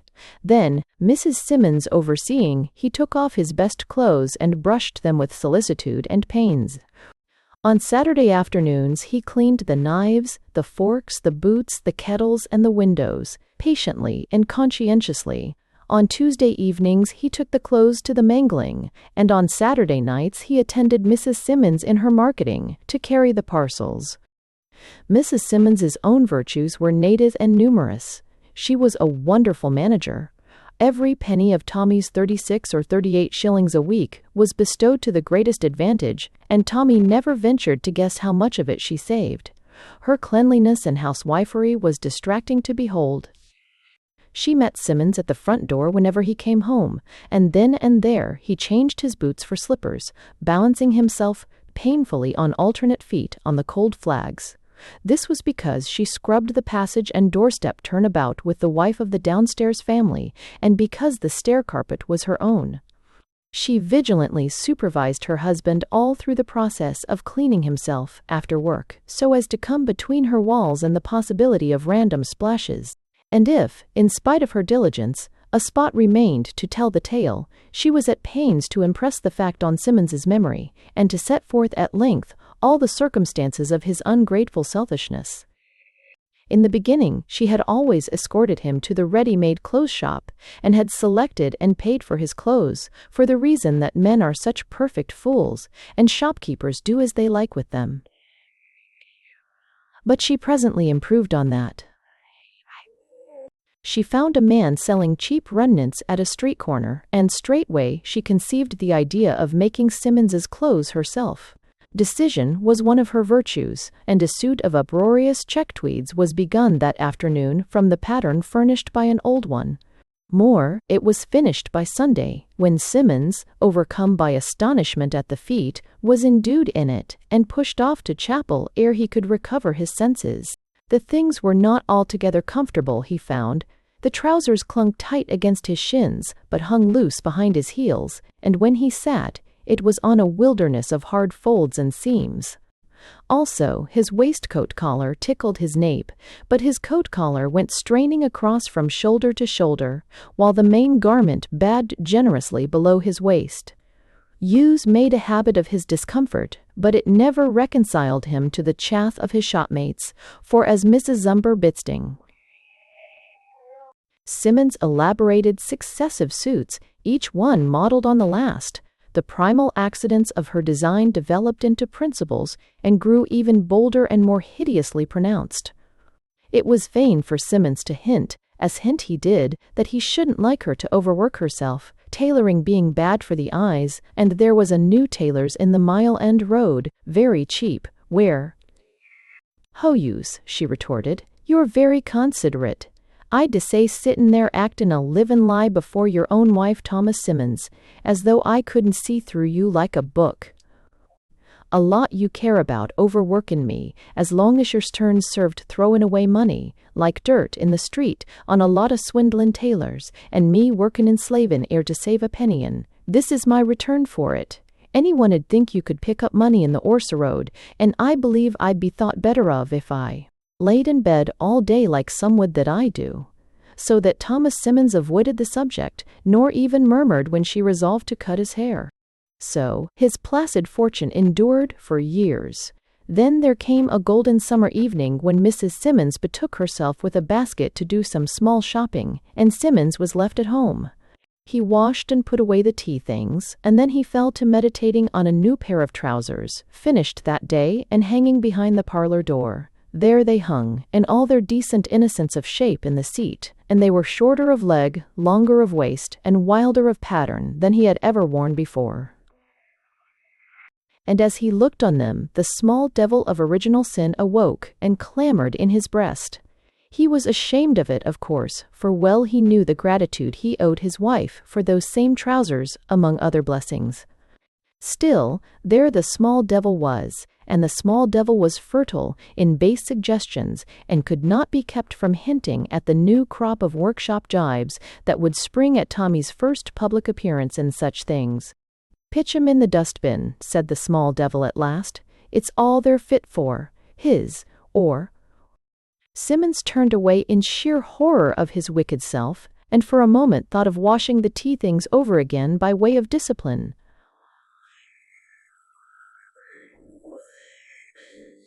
Then he made for the back room, but saw from the landing that the front door was standing open. probably by the fault of the child downstairs. Now a front door standing open was a thing that Mrs. Simmons would not abide. It looked low, so Simmons went down, that she might not be wroth with him for the thing when she came back, and, as he shut the door, he looked forth into the street. A man was loitering on the pavement, and prying curiously about the door. His face was tanned, his hands were deep in the pockets of his unbraced blue trousers, and well back on his head he wore the high-crowned peaked cap, topped with a knob of wool, which is affected by Jack ashore about the docks. He lurched a step nearer to the door. "And Mrs. Ford ain't in, is she?" he said. Simmons stared at him for a matter of 5 seconds and then said, "Eh?" "Mrs. Ford as was then, Simmons now, ain't it?" He said this with a furtive leer that Simmons neither liked nor understood. "No," said Simmons, "she ain't in now." "You ain't her husband, are ye?" "Hurt in it." The man took his pipe from his mouth and grinned silently and long. "Blimey," he said at length, "you look the sort of bloke she'd like," and with that he grinned again. Then, seeing that Simmons made ready to shut the door, he put a foot on the sill and a hand against the panel. "Don't be in a hurry, matey," he said. "I come here to have a little talk with you, man to man, d'see?" And he frowned fiercely. Tommy Simmons felt uncomfortable, but the door would not shut, so he parleyed. "What yer want?" he asked. "I don't know you." "Then, if you'll excuse the liberty, I'll introduce meself, in a manner of speaking." He touched his cap with a bob of mock humility. During this speech, Thomas Simmons's jaw was dropping lower and lower. At the end of it, he poked his fingers up through his hair, looked down at the mat, then up at the fanlight, then out into the street, then hard at his visitor, but he found nothing to say. "Come to see my wife," the man repeated. "So now we can talk it over, as man to man." Simmons slowly shut his mouth and led the way upstairs mechanically, his fingers still in his hair. A sense of the state of affairs sank gradually into his brain, and the small devil woke again. Suppose this man was Ford? Suppose he did claim his wife? Would it be a knockdown blow? Would it hit him out? Or not? Or not? He thought of the trousers, the tea things, the mangling, the knives, the kettles, and the windows, and he thought of them in the way of a backslider. On the landing, Ford clutched at his arm and asked in a hoarse whisper, "How long 'fore she's back?" "'Bout a hour, I expect," Simmons replied, having first of all repeated the question in his own mind. And then he opened the parlor door. "Ah," said Ford, looking about him, "you've been pretty comfortable. Them chairs and things," jerking his pipe toward them, was hers, mine, that is to say, speaking straight, and man to man. He sat down, puffing meditatively at his pipe, and presently, "Well," he continued, "'ere I am agin, old Bob Ford dead and done for, gone down in the Multan, on'y I ain't done for, see?" And he pointed the stem of his pipe at Simmons's waistcoat. "I ain't done for 'cause why? Constance be and picked up by a old German sailin', and took to Frisco for the mast. I've 'ad a few years a knockin' about since then, and now," looking hard at Simmons, "I've come back to see my wife. She don't like smokin' 'ere," said Simmons, as it were, at random.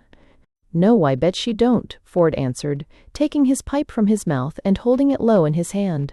"I know Anner. 'Ow do you find her? Do she make ye clean the winders?" "She sen, and sen." "Well," Simmons admitted uneasily, I do 'elp her sometimes, o' course." "Ah, and the knives too, I bet, and the bloomin' kittles." "I know, in buying." He rose and bent to look behind Simmons's head. "S'elp me, I believe she cuts your 'air. Well, I'm damned, just as what she would do too." He inspected the blushing Simmons from divers points of vantage. Then he lifted a leg of the trousers hanging behind the door. "I'd bet a trifle," he said, "she made these 'ere trucks. Nobody else you'd do 'em like that. Damn, there wasn't what you're got on." The small devil began to have the argument all its own way. If this man took his wife back, perhaps he'd have to wear those trousers. Ah, Ford pursued, she ain't got no milder, and my Davy what a jor. Ah. Simmons began to feel that this was no longer his business. Plainly, Anner was this other man's wife, and he was bound in honor to acknowledge the fact. The small devil put it to him as a matter of duty. Well, said Ford suddenly, time's short, and this ain't business. I won't be 'ard on you, matey. I ought properly to stand on my rights, but seein' as you're a well-meanin' young man, so to speak, and all settled and all livin' quiet and matrimonial, this with a burst of generosity, damn yous, I'll compound the felony, and take me ook. Come, I'll name a figure as man to man, fust and last, no less and no more. £5 does it.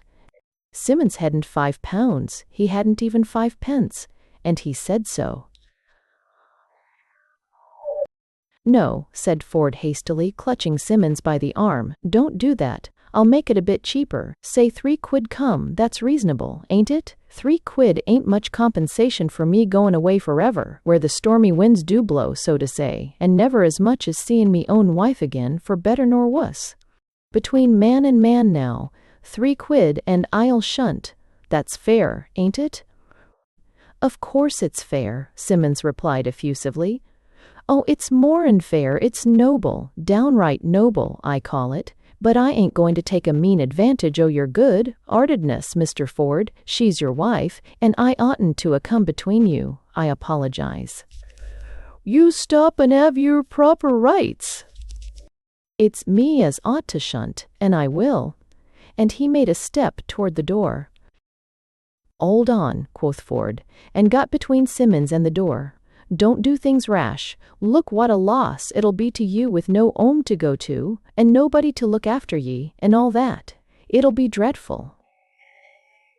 Say a couple. You can easy raise a quid. The clock, you'd pretty nigh do it. A quid does it, and I'll. There was a loud double knock at the front door. In the East End, a double knock is always for the upstairs lodgers. Oh's that? Asked Bob Ford apprehensively. I'll see, said Thomas Simmons in reply, and he made a rush for the staircase. Bob Ford heard him open the front door. Then he went to the window, and, just below him, he saw the crown of a bonnet. It vanished, and borne to him from within the door, there fell upon his ear the sound of a well-remembered female voice. "Where ye goin' now, with no 'at?" asked the voice sharply. "All right, Anner, there's somebody upstairs to see you," Simmons answered. And, as Bob Ford could see, a man went scuttling down the street in the gathering dusk. And behold, it was Thomas Simmons.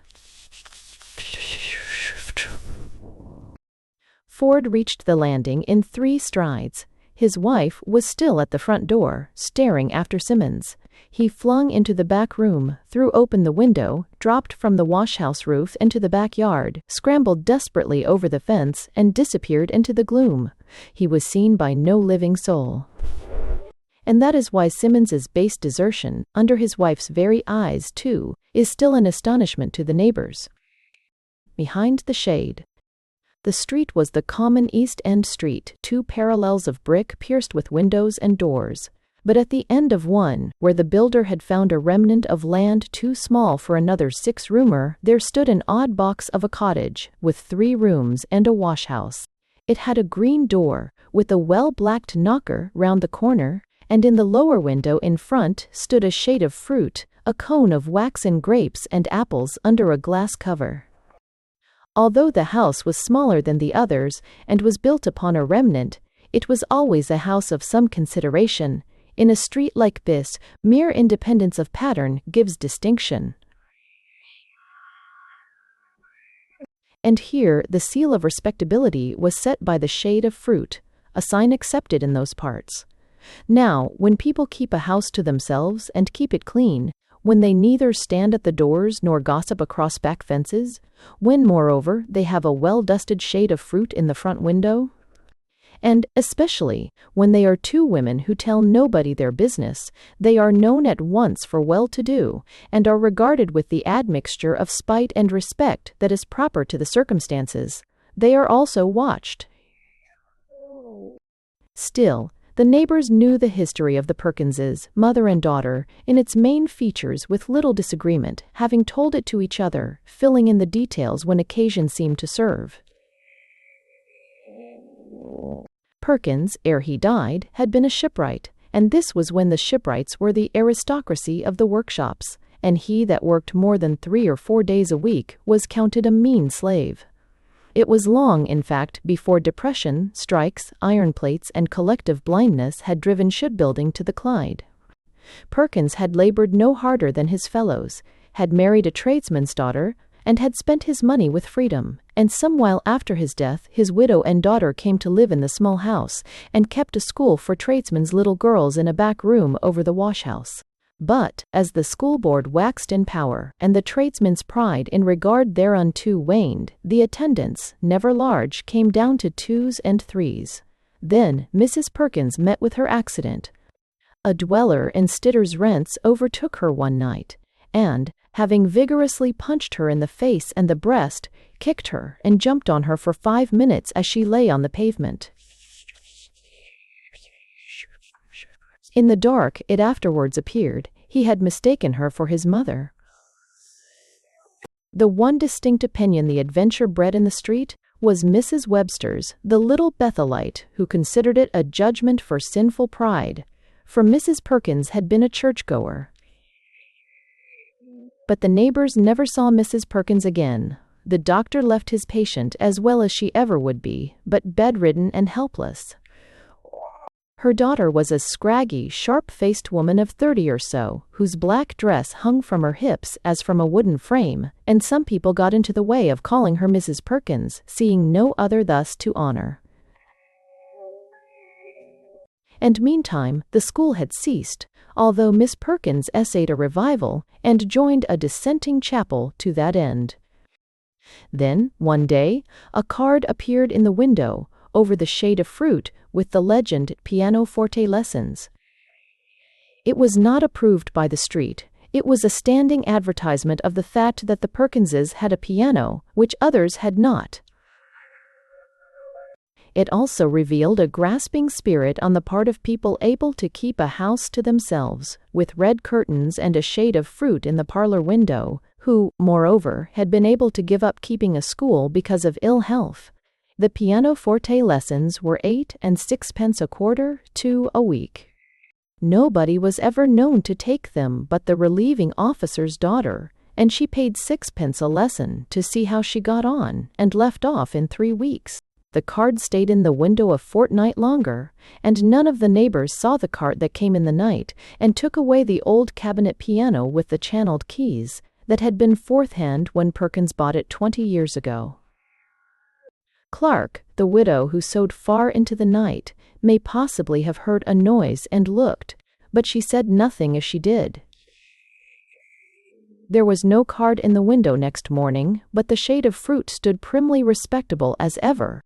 The curtains were drawn a little closer across, for some of the children playing in the street were used to flatten their faces against the lower panes, and to discuss the piano, the stuff-bottomed chairs, the antimacassars, the mantelpiece ornaments, and the loo table, with the family Bible and the album on it.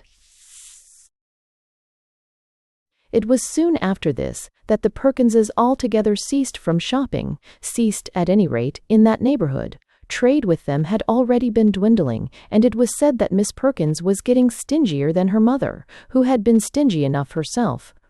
Indeed, the Perkins' demeanor began to change for the worse, to be significant of a miserly retirement and an offensive alienation from the rest of the street. One day the deacon called, as was his practice now and then, but, being invited no further than the doorstep, he went away in dudgeon, and did not return. Nor, indeed, was Miss Perkins seen again at chapel. Then there was a discovery. The spare figure of Miss Perkins was seldom seen in the streets, and then almost always at night, but on these occasions she was observed to carry parcels of varying wrappings and shapes. Once, in broad daylight, with a package in newspaper, she made such haste past a shop window where stood Mrs. Zaries's, Webster and Mrs. Jones, that she tripped on the broken sole of one shoe and fell headlong. The newspaper broke away from its pins, and although the woman reached and recovered her parcel before she rose, it was plain to see that it was made up of cheap shirts, cut out ready for the stitching.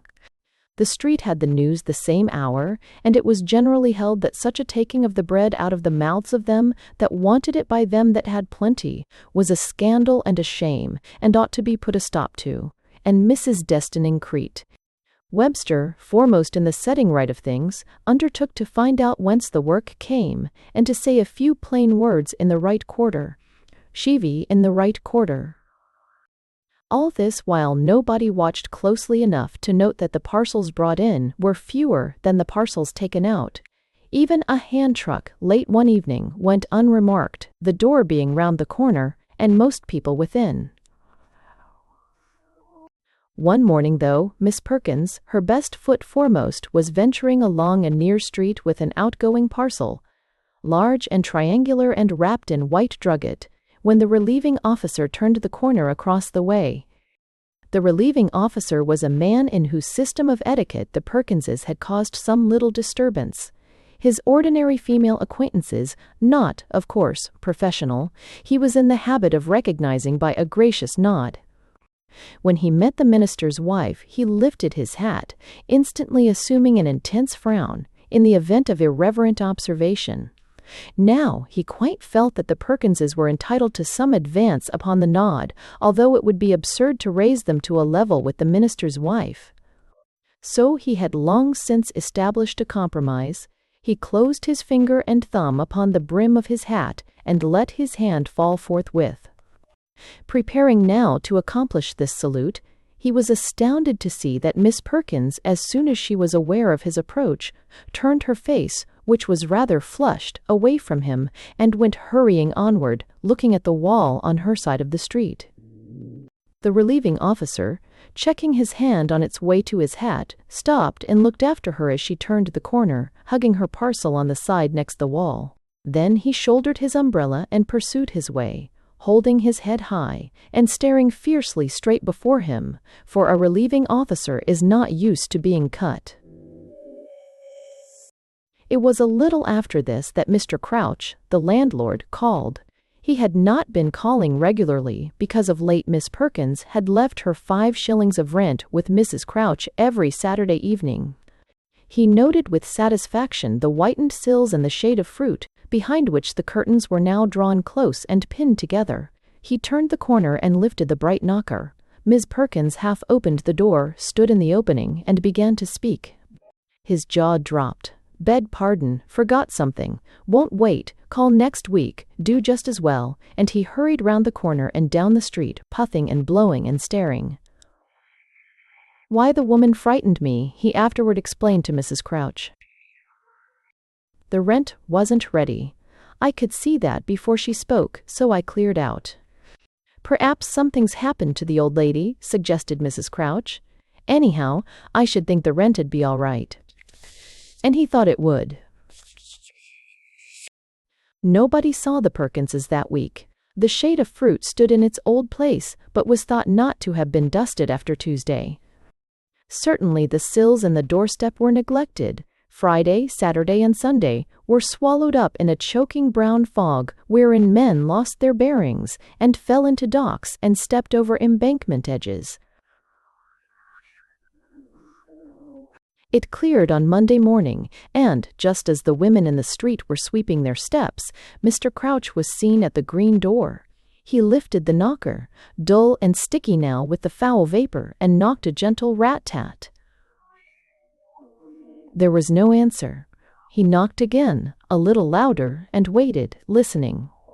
But there was neither voice nor movement within. He gave 3 heavy knocks, and then came round to the front window. There was the shade of fruit, the glass a little duller on the top, the curtains pinned close about it, and nothing to see beyond them. He tapped at the window with his knuckles, and backed into the roadway to look at the one above.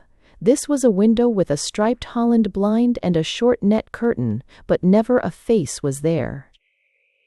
The sweepers stopped to look, and one from opposite came and reported that she had seen nothing of Miss Perkins for a week, and that certainly nobody had left the house that morning. In the end, they opened the sash fastening with a knife, moved the shade of fruit, and got in. The room was bare and empty, and their steps and voices resounded as those of people in an unfurnished house. The wash-house was vacant, but it was clean, and there was a little net curtain in the window. The short passage and the stairs were bare boards.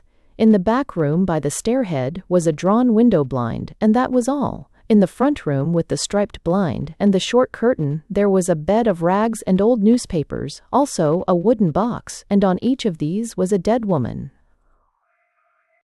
Both deaths, the doctor found, were from syncope, the result of inanition, and the better-nourished woman, she on the bed, had died the sooner, perhaps by a day or two.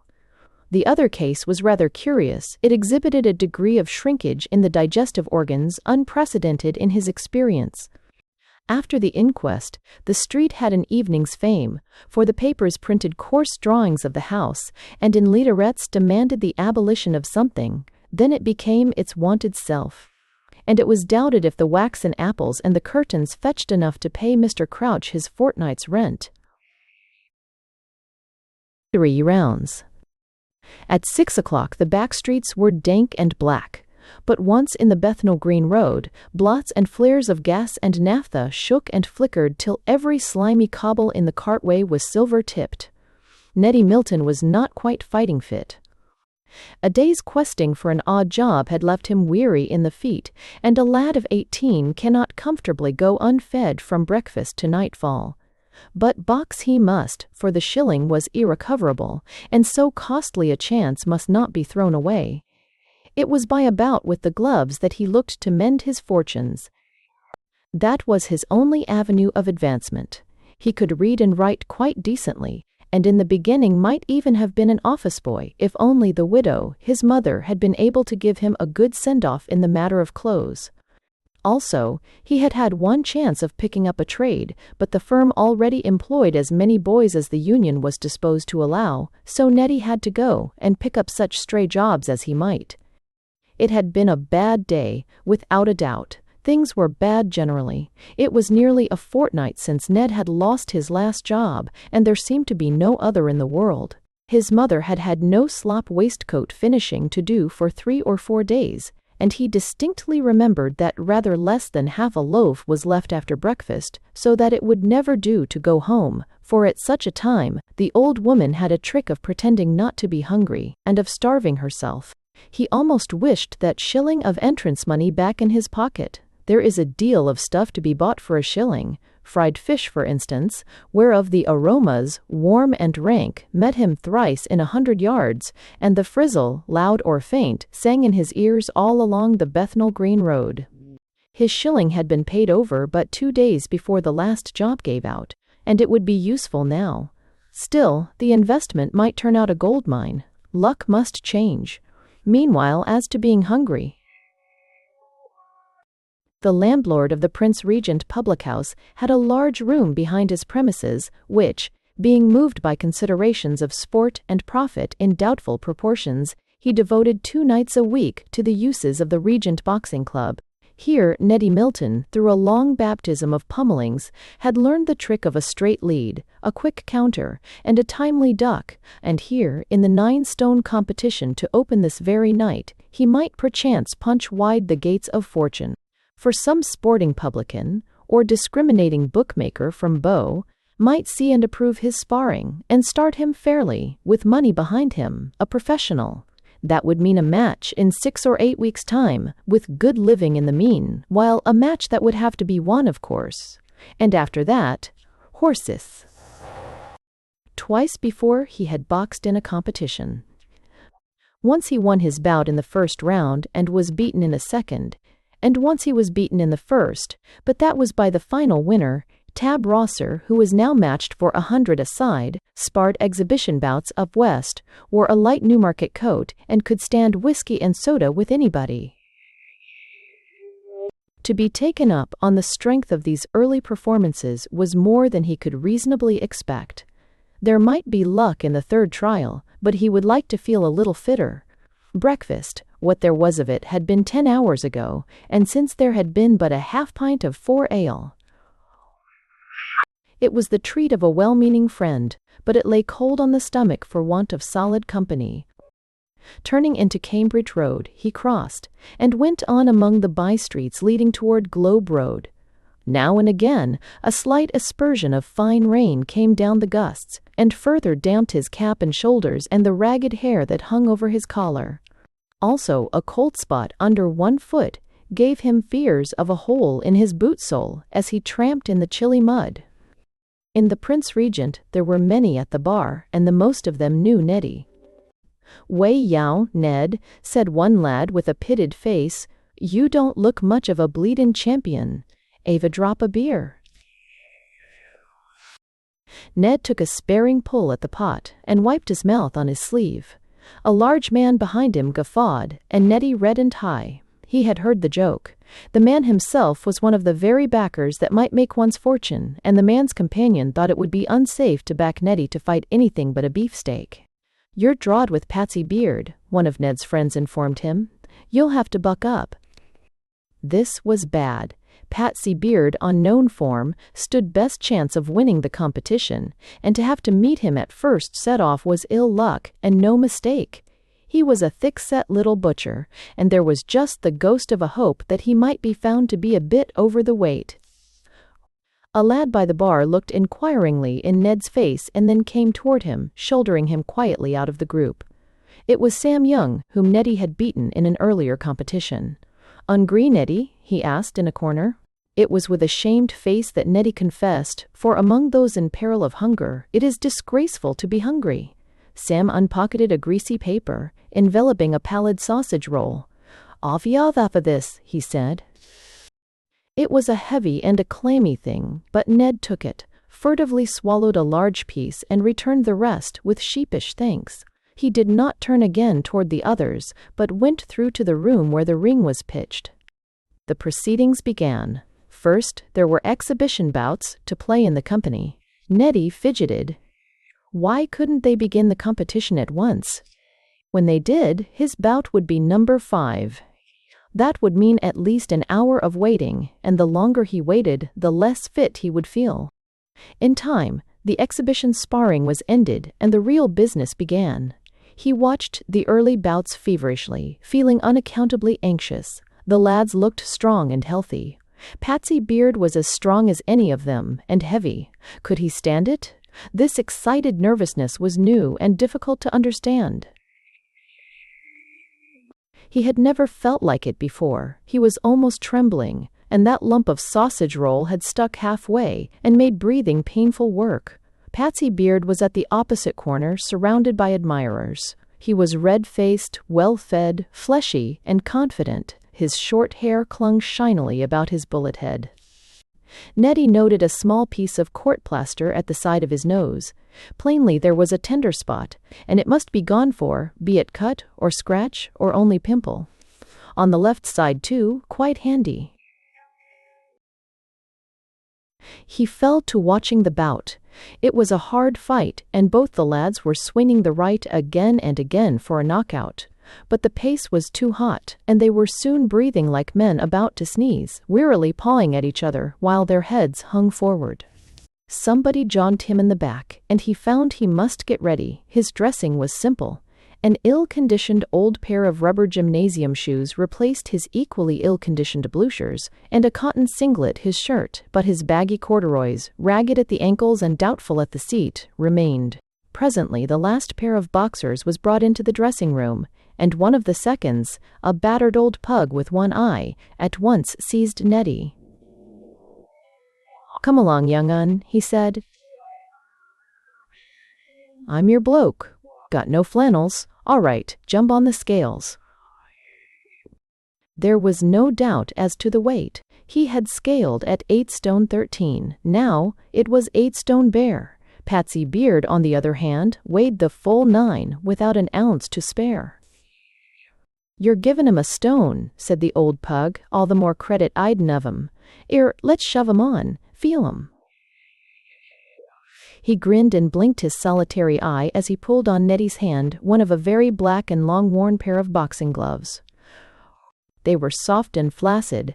Nettie's heart warmed toward the one-eyed man, for well he knew from many knocks that the softer the glove, the harder the fist feels through it. "Softest pair in the place, s'elp me," grunted the second, with one glove hanging from his teeth. "My lad had 'em last time. Come on."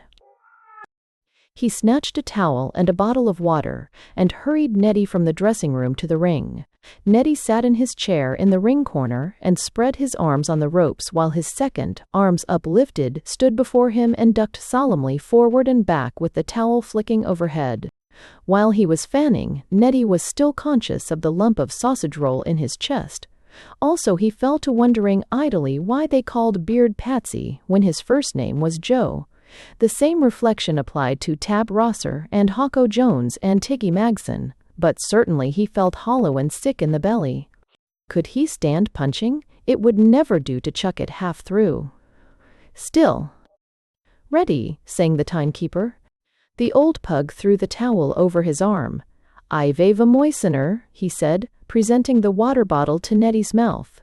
"I don't swaller any," he added, as his principal took a large gulp.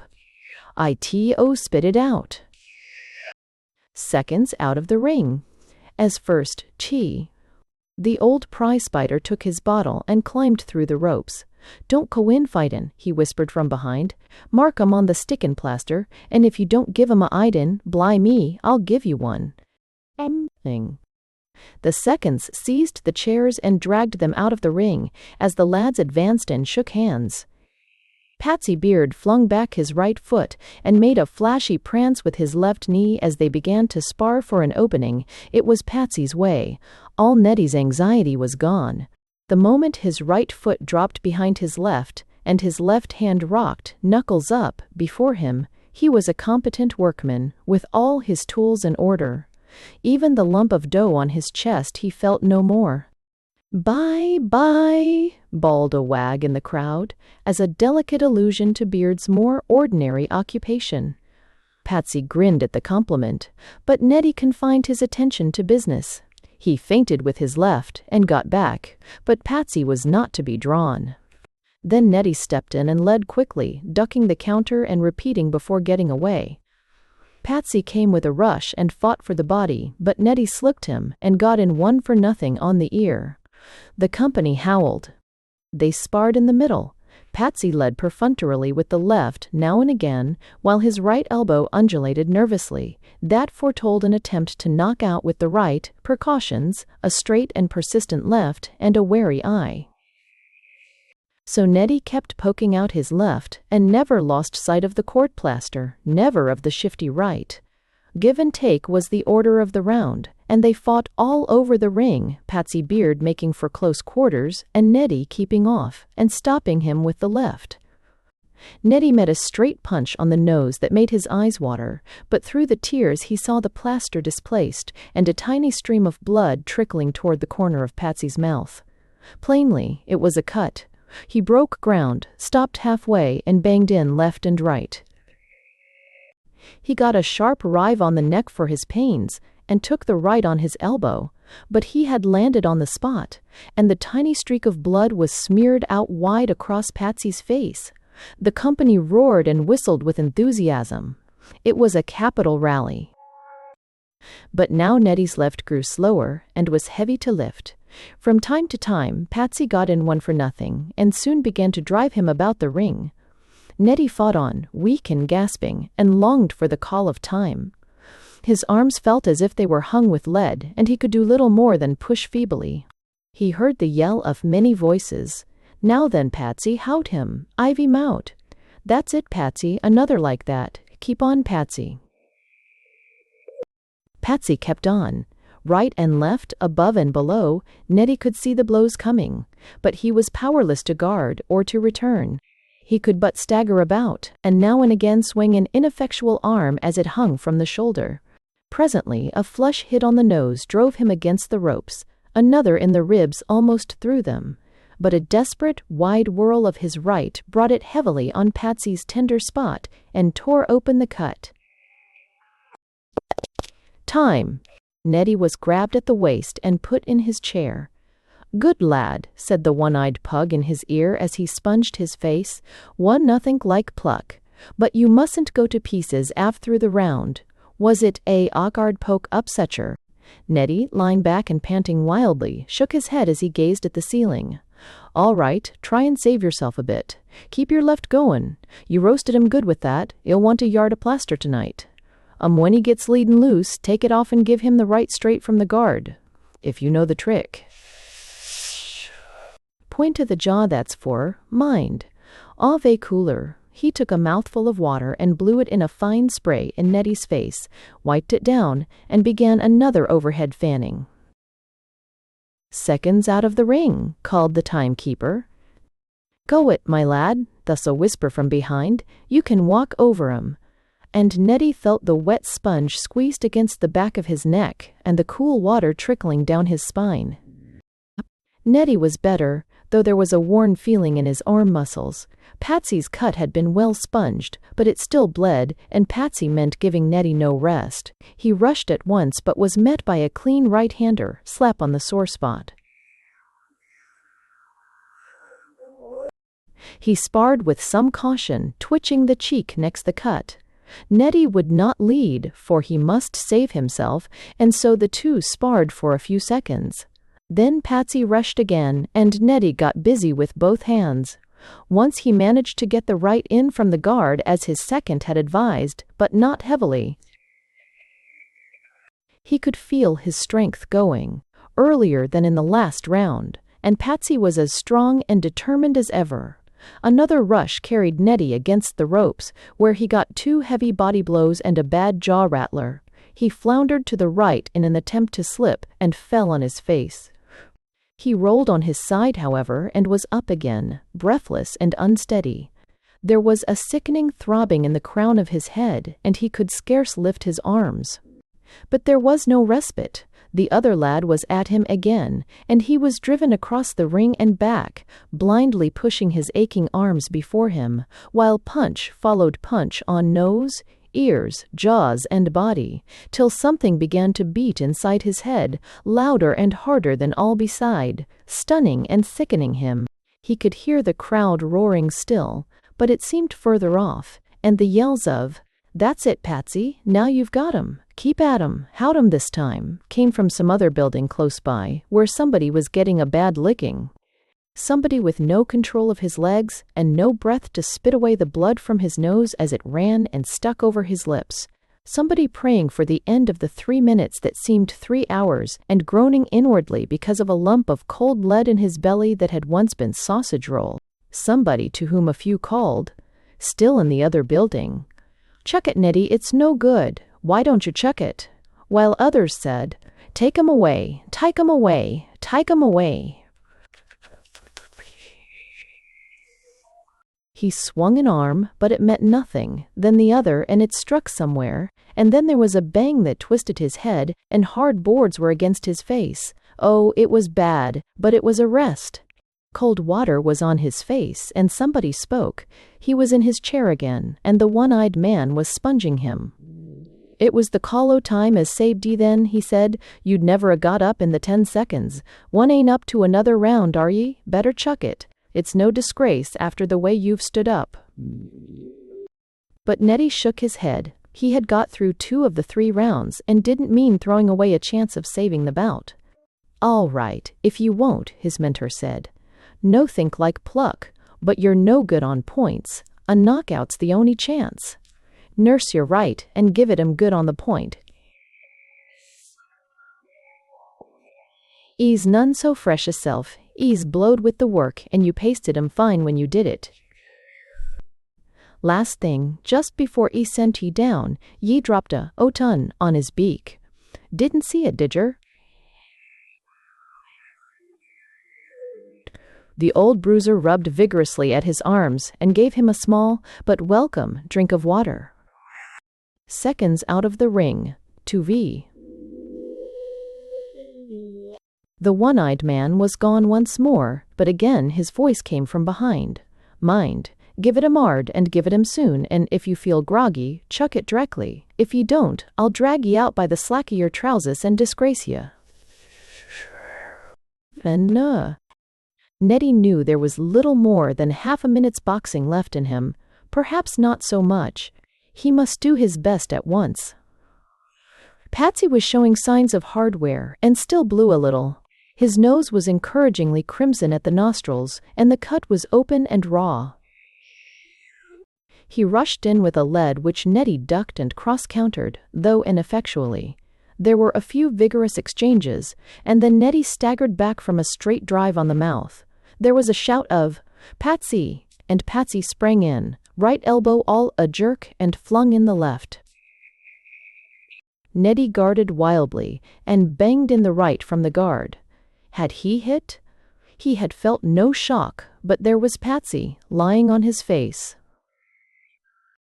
The crowd roared and roared again.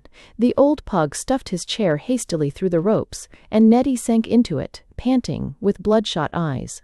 Patsy lay still. The timekeeper watched the seconds hand pass its 10 points and gave the word, but Patsy only moved a leg.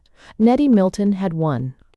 "Bravo, young un," said the old fighter as he threw his arm about Nettie's waist and helped him to the dressing room.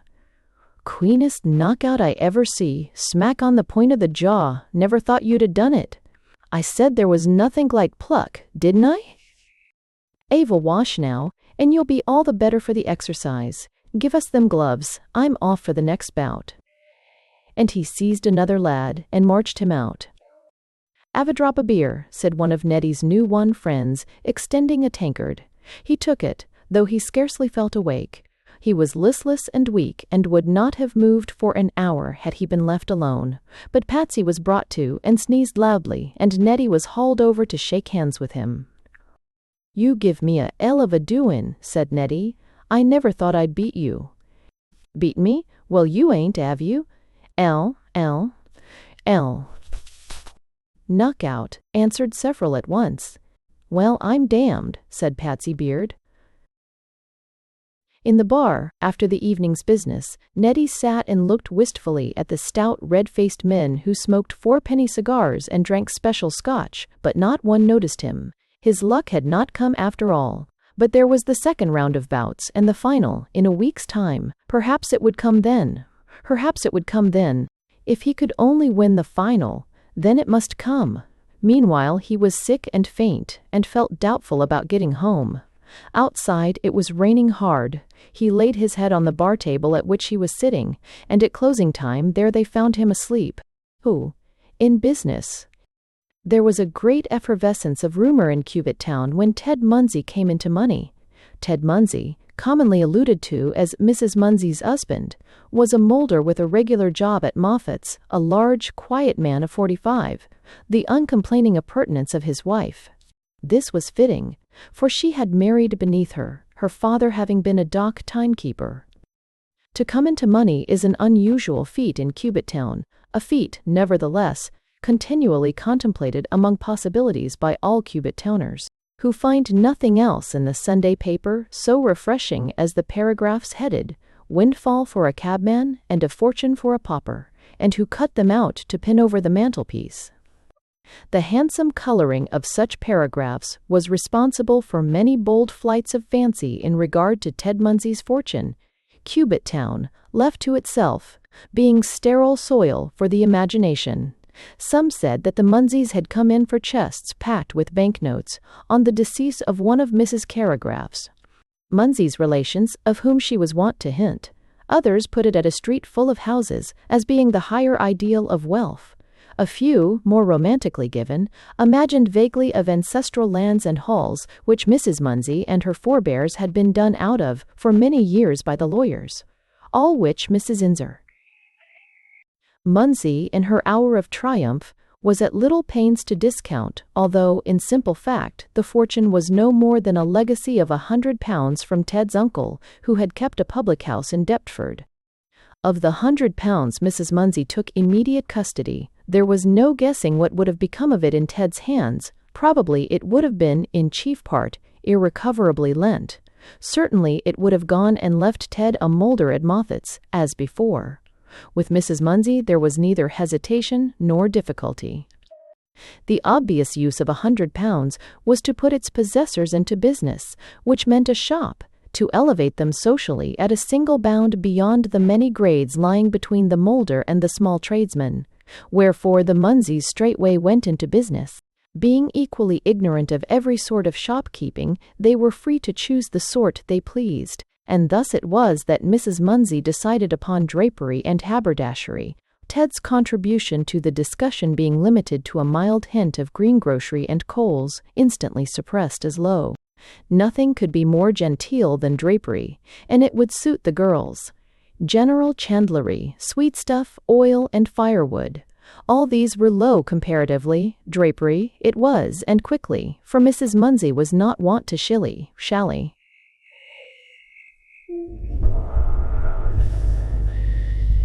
An empty shop was found in Bromley, was rented, and was stocked as far as possible.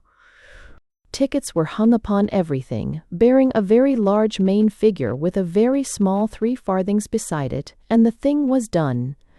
The stain of moulding was washed from the scutcheon, the descent thereunto from dock timekeeping was redeemed 5-fold. Dock timekeeping itself was left far below, with carpentering, shipwriting, and engine fitting. The Munseys were in business. Ted Munsey stood about helplessly and stared, irksomely striving not to put his hands in his pockets, which was low, any lapse being instantly detected by Mrs. Munsey, who rushed from all sorts of unexpected places and corrected the fault vigorously. "I didn't go for to do it, Marie," he explained penitently. I'll get out of it soon. It don't look well, I know, in a business, but it do seem a comfort, somehow." "Oh, you and your comfort, a lot you study my comfort, Edward." For he was Ted no more, a toilin' and a moilin' with everything to think of myself while you look on with your 'ands in your pockets. Do try and not look like a stuck ninny, do." And Edward, whose every attempt at help or suggestion had been severely repulsed, slouched uneasily to the door and strove to look as businesslike as possible. "There you go again, stickin' in the doorway and starin' up and down the street as though there was no business doin'. There was none, but that might not be confessed. D'yes expect people to come in with you a fillin' up the door? Do come in, do. You'd be better out of the shop altogether." Edward thought so too, but said nothing. He had been invested with his Sunday clothes of lustrous black, and brought into the shop to give such impression of a shopwalker as he might. He stood uneasily on alternate feet, and stared at the ceiling, the floor, or the space before him, with an unhappy sense of being on show, and not knowing what was expected of him. He moved his hands purposelessly, and knocked things down with his elbows. He rubbed his hair all up behind, and furtively wiped the resulting oil from his hand on his trousers, never looking in the least degree like a shopwalker. The first customer was a very small child, who came for a ha'porth of pins, and on whom Edward gazed with much interest and respect, while Mrs. Munsey handed over the purchase, abating not a jot of his appreciation when the child returned, later, to explain that what she really wanted was sewing cotton. Other customers were disappointingly few. Several old neighbors came in from curiosity, to talk and buy nothing. One woman, who looked at many things without buying, was discovered after her departure to have stolen a pair of stockings, and Edward was duly abused for not keeping a sharp lookout while his wife's back was turned. Finally, the shutters went up on a day's takings of 3 and 7 farthing, including a most dubious 3-penny bit.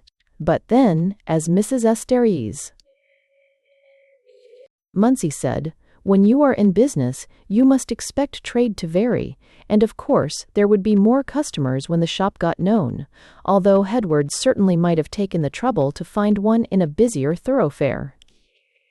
Edward, whose opinion in that matter, as in others, had never been asked, retired to the backyard to smoke a pipe, a thing he had been pining for all day, but was quickly recalled, the pipe being a clay, upon Mrs. Munsey's discovery that the act could be observed from a neighbor's window.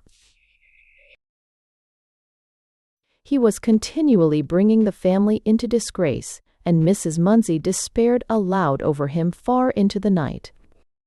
The days came and went, and trade varied as a fact very little indeed. Between 3 and 7 pence farthing and nothing, the scope for fluctuation is small, and for some time the first day's record was never exceeded. But on the 5th day a customer bought nearly 7 shillings worth all at once. Her husband had that day returned from sea with money, and she, after months of stint, indulged in an orgy of haberdashery at the nearest shop. Mrs. Munsey was reassured. Trade was increasing, perhaps an assistant would be needed soon, in addition to the 2 girls. Only the younger of the girls, by the by, had as yet taken any active interest in the business.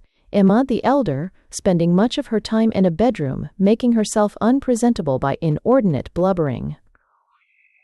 This was because of Mrs. Munsey's prohibition of more company keeping with Jack Page.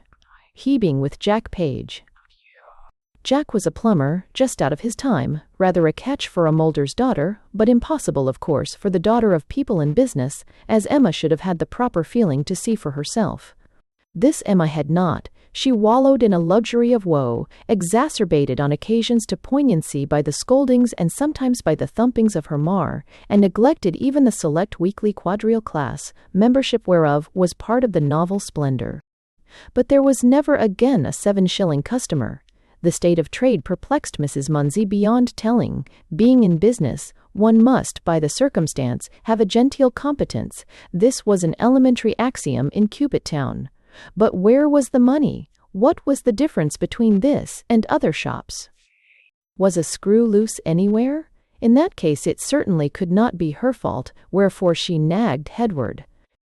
One day a polite young man called in a large pony trap and explained the whole mystery. Nobody could reasonably expect to succeed in a business of this sort who did not keep a good stock of the fancy aprons and lace bows made by the firm he was charged to represent. Of course he knew what business was, and that cash was not always free, but that need never hinder transactions with him. 3 months' credit was the regular thing with any respectable, well-established business concern, and in 3 months one would certainly sell all the fancy aprons and lace bows of this especial kind, and price that one had room for. And he need scarcely remind a lady of Mrs. Dady. Munsey's business experience that fancy aprons and lace bows, of the right sort, were by far the most profitable goods known to the trade. Everybody knew that. Should they say a gross of each, just to go on with? No? Well, then half a gross, or eb each on the steen. These prices were cut so near that it really did not pay to split the gross, but this time, to secure a good customer, he would stretch a point. Mrs. Munsey was enlightened. Plainly, the secret of success in business was to buy advantageously, in the way the polite young man suggested, sell at a good price, and live on the profits, merely paying over the remainder at the end of 3 months. Nothing could be simpler. Other polite young men called, and further certain profits were arranged for on similar terms.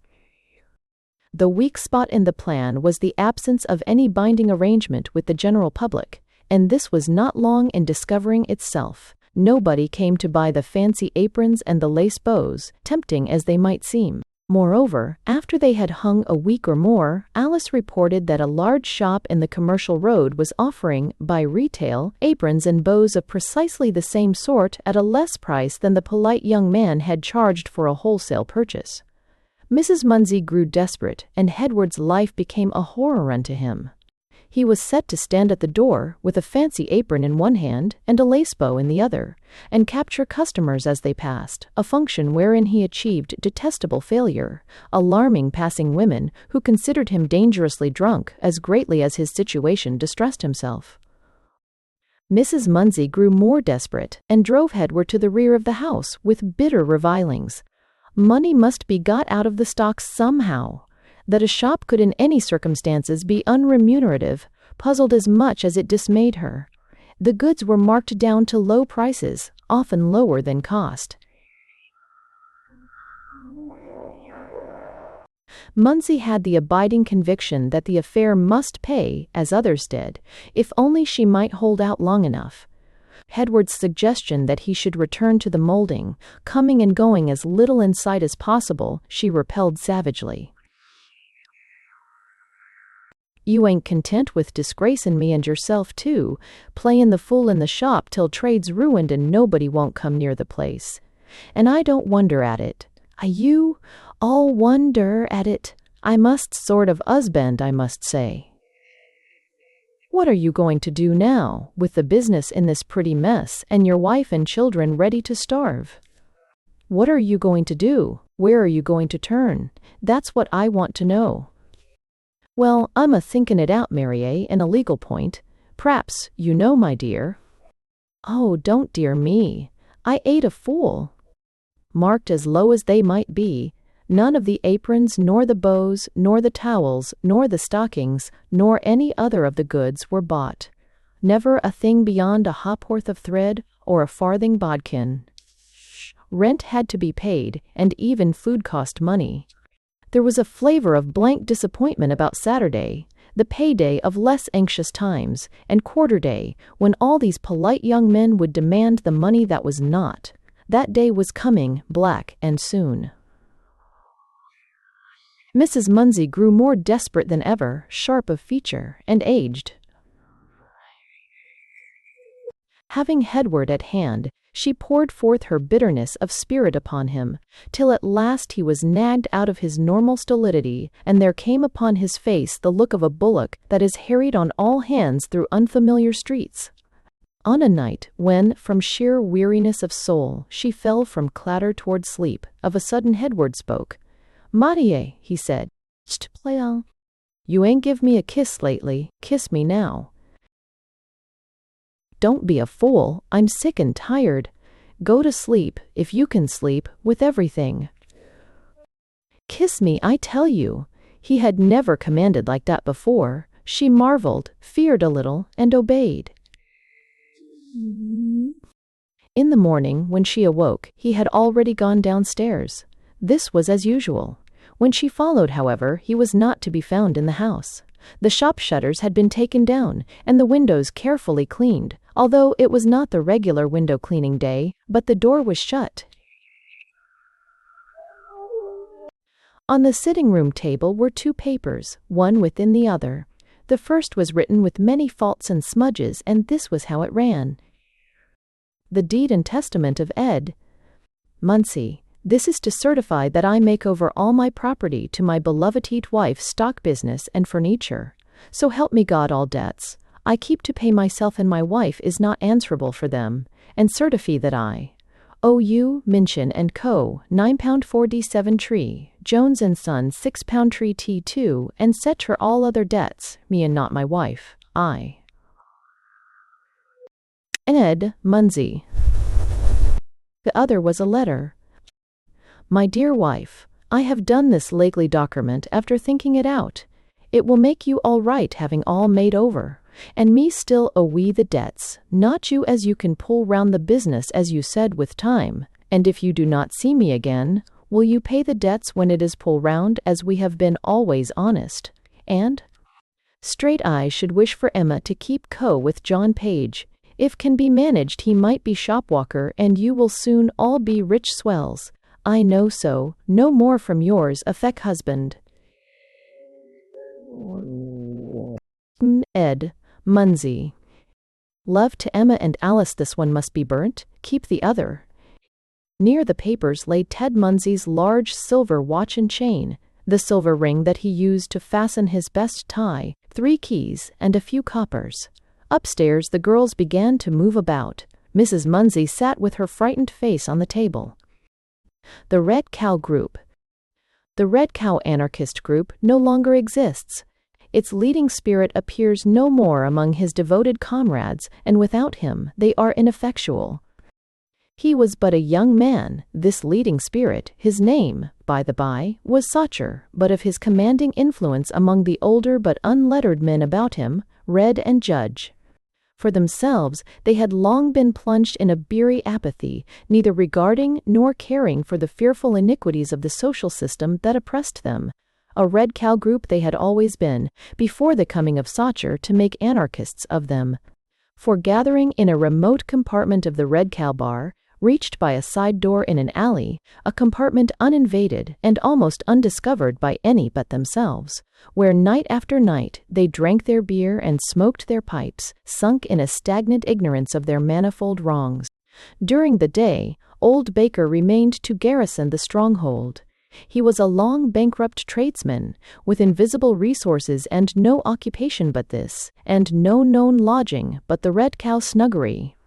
There he remained all day and every day, holding the fort, as he put it, with his nose, a fiery signal of possession, never 2 feet from the rim of his pot, while Jerry Shand was carrying heavy loads in Columbia Market, while Gunno Polson was running for a bookmaker in Fleet Street. While Snorky was wherever his instinct took him, doing whatever paid best, and keeping out of trouble as long as he could, and while the rest of the group, 2 or 3, picked a living out of the London heap in ways and places unspecified. Their talk was rarely of politics and never of social problems. Present and immediate facts filled their whole field of contemplation. Their accounts were kept, and their references to pecuniary matters were always stated in terms of liquid measure. Thus, 4pence was never spoken of in the common way, it was a quart, and a quart was the monetary standard of the community. Even as 2pence was a pint, and 8pence was half a gallon. It was Snorky who discovered Sacher, and it was with Snorky that revolutionary appeared before the Red Cow group with his message of enlightenment. Snorky, who was christened something else that nobody knew or cared about, had a trick of getting into extraordinary and unheard-of places in his daily quest of quartz, and he had met Sacher in a loft at the top of a house in Berners Street, Shadwell. It was a loft where the elect of anarchism congregated nightly, and where everybody lectured all the others. Sacher was a very young anarchist, restless by reason of not being sufficiently listened to, and glad to find outsiders to instruct and to impress with a full sense of his somber mystic dare. Therefore he came to the Red Cow with Snorky, to spread, as he said, the light. He was not received with enthusiasm, perhaps because of a certain unmondered aspect of person remarkable even to them of the Red Cow group. Grease was his chief exterior characteristic, and his thick hair, turning up over his collar, seemed to have lain for long unharried of brush or comb. His face was a sebaceous trickle of long features, and on his hands there was a murky deposit that looked like scales. He wore, in all weathers, a long black coat with a rectangular rent in the skirt, and his throat he clipped in a brown neckerchief that on a time had been of the right anarchist red. But no want of welcome could abash him. Here indeed he had an audience that did not lecture on its own account, a crude audience that might take him at his own valuation, so he gave it to that crude audience, hot and strong. They and he were the salt of the earth, bullied, plundered, and abused. Down with everything that wasn't down already, and so forth and so on. His lectures were continued. Every night it was the same as every other, and each several chapter of his discourse was a repetition of the one before. Slowly the Red Cow group came around. Plainly other people were better off than they, and certainly each man found it hard to believe that anybody else was more deserving than himself. "Why are we poor?" asked Sacher, leaning forward and jerking his extended palm from one to another, as though attempting a hasty collection. "I ask you straight, why are we poor? Why is it, my friends, that often and often you find you ain't got a penny in your pocket, not for to get a crust o' bread or 'alf a pint o' reasonable refreshment? 'Ow is it that 'appens? 'Ow can I ask? 'Ow?" Snorky, with a feeling that an answer was expected from somebody, presently murmured, "No mugs," which encouraged Gunno Polson to suggest, "Backers all stony broke." Jerry Shand said nothing, but reflected on the occasional result of a day on the loose. Old Baker neither spoke nor thought. "I'll tell you, me friends, it's 'cause o' the rotten state o' society. Why you allow the lazy, idle, dirty, do-nothing upper classes, as they call themselves, to reap all the benefits of your toil while you slave and slave to keep 'em in luxury and starve yourselves? Why don't you go and take your shares of the wealth lying round you?" There was another pause. Gunno Polson looked at his friends one after another, spat emphatically, and said, "Coppers. Because of the brute force as the privileged classes is edged theirselves in with, that's all. Because of the paid myrmidons armed and keeps to make slaves o' the people. Because o' the magistrates and police. Then why not get rid o' the magistrates and police? They're no good, are they?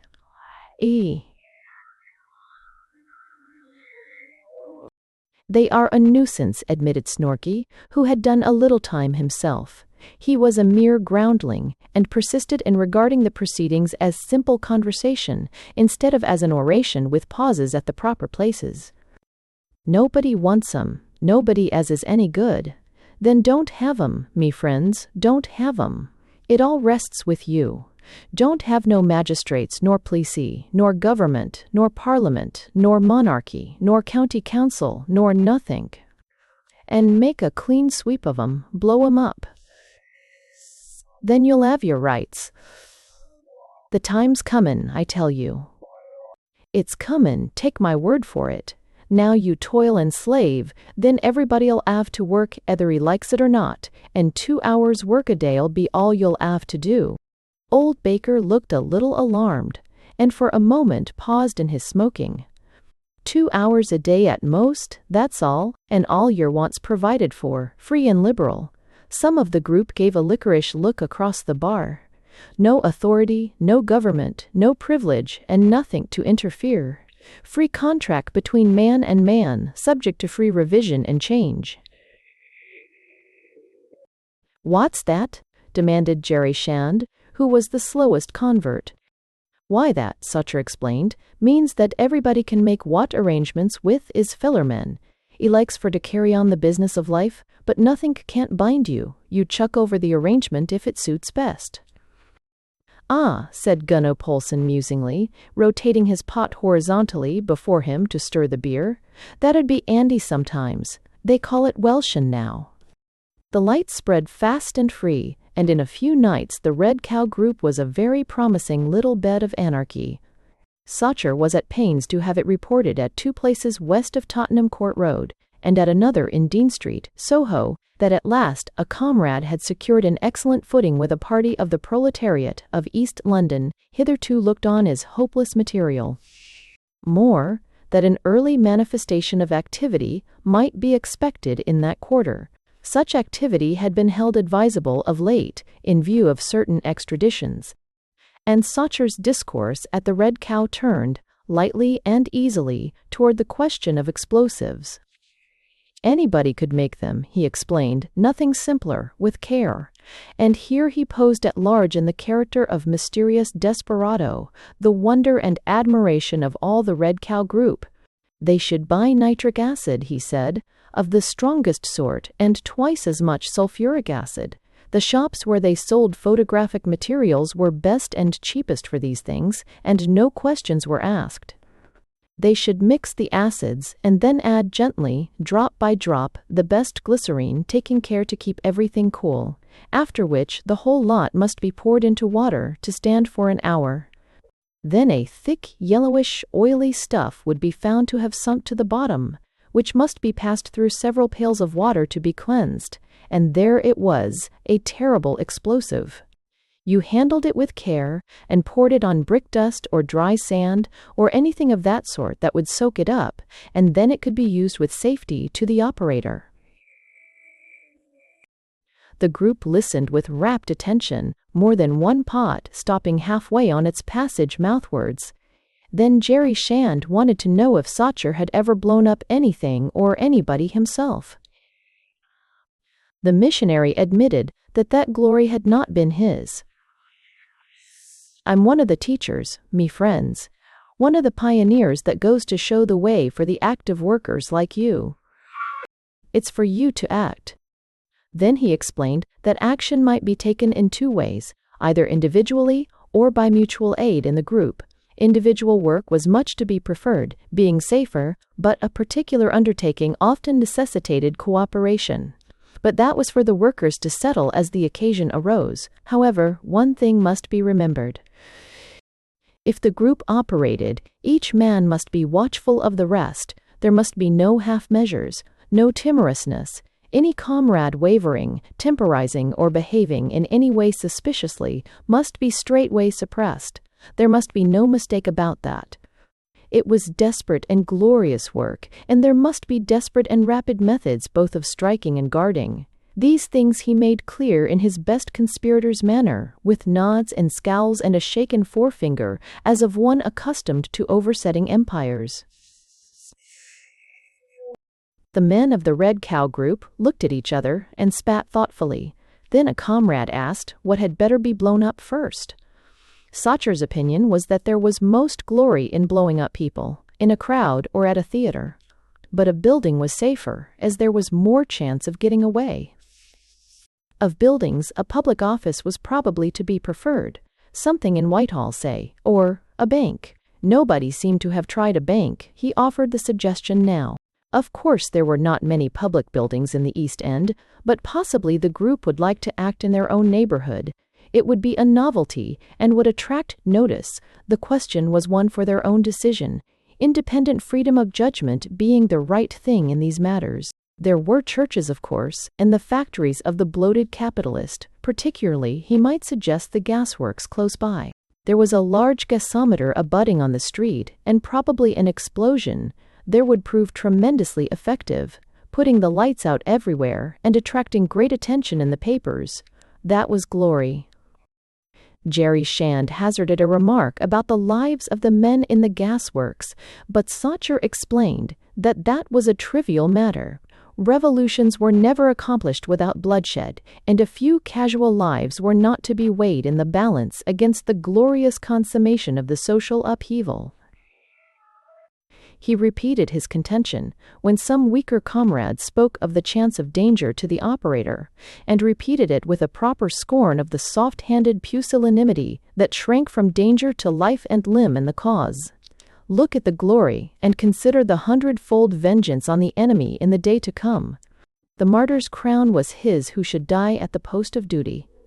His eloquence prevailed. There were murmurs, no more. Tell us the name of the stuff again," broke out Gunno Poulsen, resolutely, feeling for a pencil and paper. "Blimey, I'll make some, tomorrow." He wrote down the name of the ingredients with much spelling. "Thick, yaller, oily stuff, ain't it, what you make?" he asked. "Use, and keep it cool."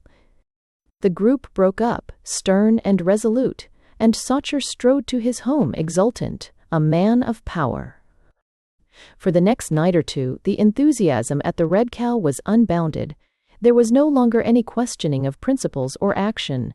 Every man was an eager anarchist, strong and devoted in the cause. The little chemical experiment was going on well, Gunno Poulsen reported, with confident nods and winks. Sacher repeated his discourse, as a matter of routine, to maintain the general ardor, which had, however, to endure a temporary check as the result of a delicate inquiry of Snorky's as to what funds might be expected from headquarters. "For there were no funds," said Sacher, somewhat surprised at the question. "What?" demanded Jerry Shand, opening his mouth and putting down his pipe. "Ain't we going to get nothing for all this?"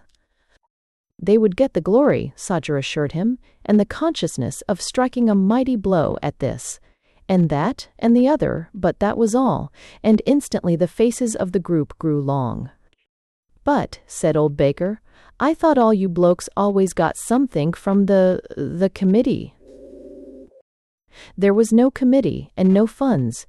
There was nothing but glory and victory and triumph, and the social revolution, and things of that kind. For a little, the comrades looked at each other awkwardly, but they soon regained their cheerfulness, with zeal no whit abated. The sitting closed with promises of an early gathering for the next night, but when the next night came, Sacher was later than usual. "'Ullo," shouted Gunno Poulsen as he entered, "'ere you are at last. We've 'ad to do important business without you. See," he added in a lower tone, "'ere's the stuff." And he produced an old physic bottle nearly full of a thick, yellowish fluid. Sacher started back half a pace and slightly paled. "Don't shake it," he whispered hoarsely. "Don't shake it, for God's sake. Also so dot. What jer bring it here for, like that? It's awful stuff, blimey." He looked uneasily about the group and wiped his forehead with the back of his hand. I thought you'd get the job over soon as the stuff was ready. Each teen PC. Array, my God," he squeaked under his breath. "Don't put it down art on the table like that. It's sich, awful stuff." He wiped his forehead again and, still standing, glanced once more apprehensively round the circle of impassive faces. Then, after a pause, he asked, with an effort, What you're goin' to do now?"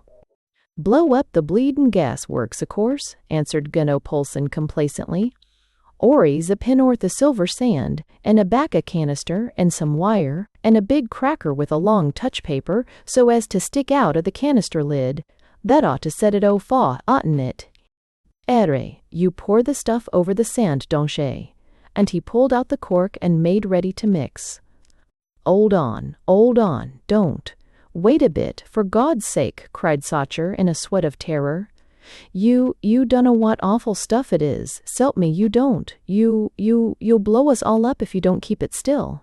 Why, you'll want some." But Jerry Shand stood grimly against the door. "Well, this air conspiracy'll 'ave to be gone through proper," he said. "We can't 'ave no waverers nor blokes what want to clear out in the middle of it and p'raps go and tell the police. Them sort we 'as to suppress, see? There's all the stuff there, me lad, and you know it. What's more, it's you as is got to put it up agin the gas, works and set it off." The hapless Sacher turned a yellower pallor and asked faintly, "Me? Why me?" "All done reg'lar and proper," Jerry replied. "'Fore you come, we voted it, by ballot, all square. If you'd a come earlier, you'd a dusted a vote yourself." Sacher pushed at Jerry's shoulder despairingly. I won't, he gasped. "Lemme go, it ain't fair, I wasn't 'ere, lemme go." "None o' your shovin', young man," said Jerry severely. "None o' your shovin', else I'll 'ave to punch you on the jor. You're a bleedin' nice conspirator, you are. It's pretty plain we can't depend on you, and you know what that means, eh? Don'cher? You're one of the sort as 'as to be suppressed, that's what it means."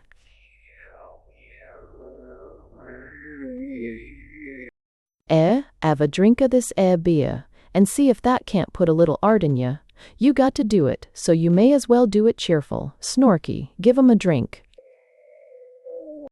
But the wretched revolutionary would not drink. He sank in a corner, the furthest from the table where Gunno Polson was packing his dreadful canister, a picture of stupefied affright. Presently he thought of the bar, a mere yard of counter in an angle of the room, with a screen standing above it, and conceived a wild notion of escape by scrambling over. But scarce had he risen ere the watchful Jerry divined his purpose. "'Old 'em, Snorky," he said. "Keep 'em in the corner, and if he won't drink that beer, pour it over 'is 'ead." Snorky obeyed gravely and conscientiously, and the bedraggled Sacher, cowed from protest, whined and sobbed desolately. When all was ready, Jerry Shawn said, "I s'pose it's no good askin' you to do it, Willin, like a man." "Oh, let me go. I ain't well, s'elp me, I ain't. I might do it wrong, and I'm a teacher, a speaker, not the active branch, s'elp me. Put it off, for tonight. Wait till tomorrer. I ain't wellin', and you're very 'ard on me." "Discreet work, discreet ways," Jerry replied laconically. "You're behavin' very suspicious, and you're rebellin' agin the orders of the group. There's only one physic for that, ain't there, in the rules? You're got to be suppressed. Question is 'ow? We'll 'ave to kill him quiet somehow," he proceeded, turning to the group. "Quiet and quick, it's my belief. 'E's spyin' for the police, and wants to get out to split on us. Question is 'ow to do for 'im." Sacher rose, a staring spectre. He opened his mouth to call, but there came forth from it only a dry murmur. Hands were across his mouth at once, and he was forced back into the corner. One suggested a clasp knife at the throat, another a stick in his neckerchief, twisted to throttling point. But in the end it was settled that it would be simpler, and would better destroy all traces, to dispatch him in the explosion, to tie him to the canister, in fact. A convulsive movement under the men's hands decided them to throw more beer on Sacher's face, for he seemed to be fainting. Then his pockets were invaded by Gun-No Polson, who turned out each in succession. "You won't have no use for money where you're goin'," he observed callously.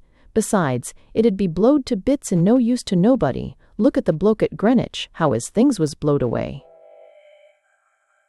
This is the bloke what 'adn't got no funds. This'll be divided on free and equal principles to help pay for that beer you've wasted. 'Old up, ol' man, think of the glory. P'raps you're all right, but it's best to be on the safe side, and dead blokes can't split to the coppers. And you mustn't forget the glory. You 'ave to shed blood in a revolution, and a few odd lives more or less don't matter, not a single damn. Keep your eye on the bleedin' glory. They'll 'ave photos of you in the papers, all the broken bits in a 'eap, facsimilar as found on the spot. What a comfort that'll be." But the doomed creature was oblivious, prostrate, a swooning heap. They ran a piece of clothesline under his elbows and pulled them together tight. They then hobbled his ankles and took him among them through the alley and down the quiet street, singing and shouting their loudest as they went, in case he might sufficiently recover his powers to call for help. But he did not, and there in the shadow, at the foot of the great gasometer, they flung him down with a parting kick and a barbarous knock on the head, to keep him quiet for those few necessary moments. Then the murderous canister, bound with wire, was put in place. The extruding touch paper was set going with a match, and the Red Cow anarchists disappeared at a run, leaving their victim to his fate. Presently, the policeman on that beat heard a sudden report from the neighborhood of the gasworks, and ran to see what it might mean. The next morning, Alfred Sacher was charged at the Thames Police Court as a drunk and incapable.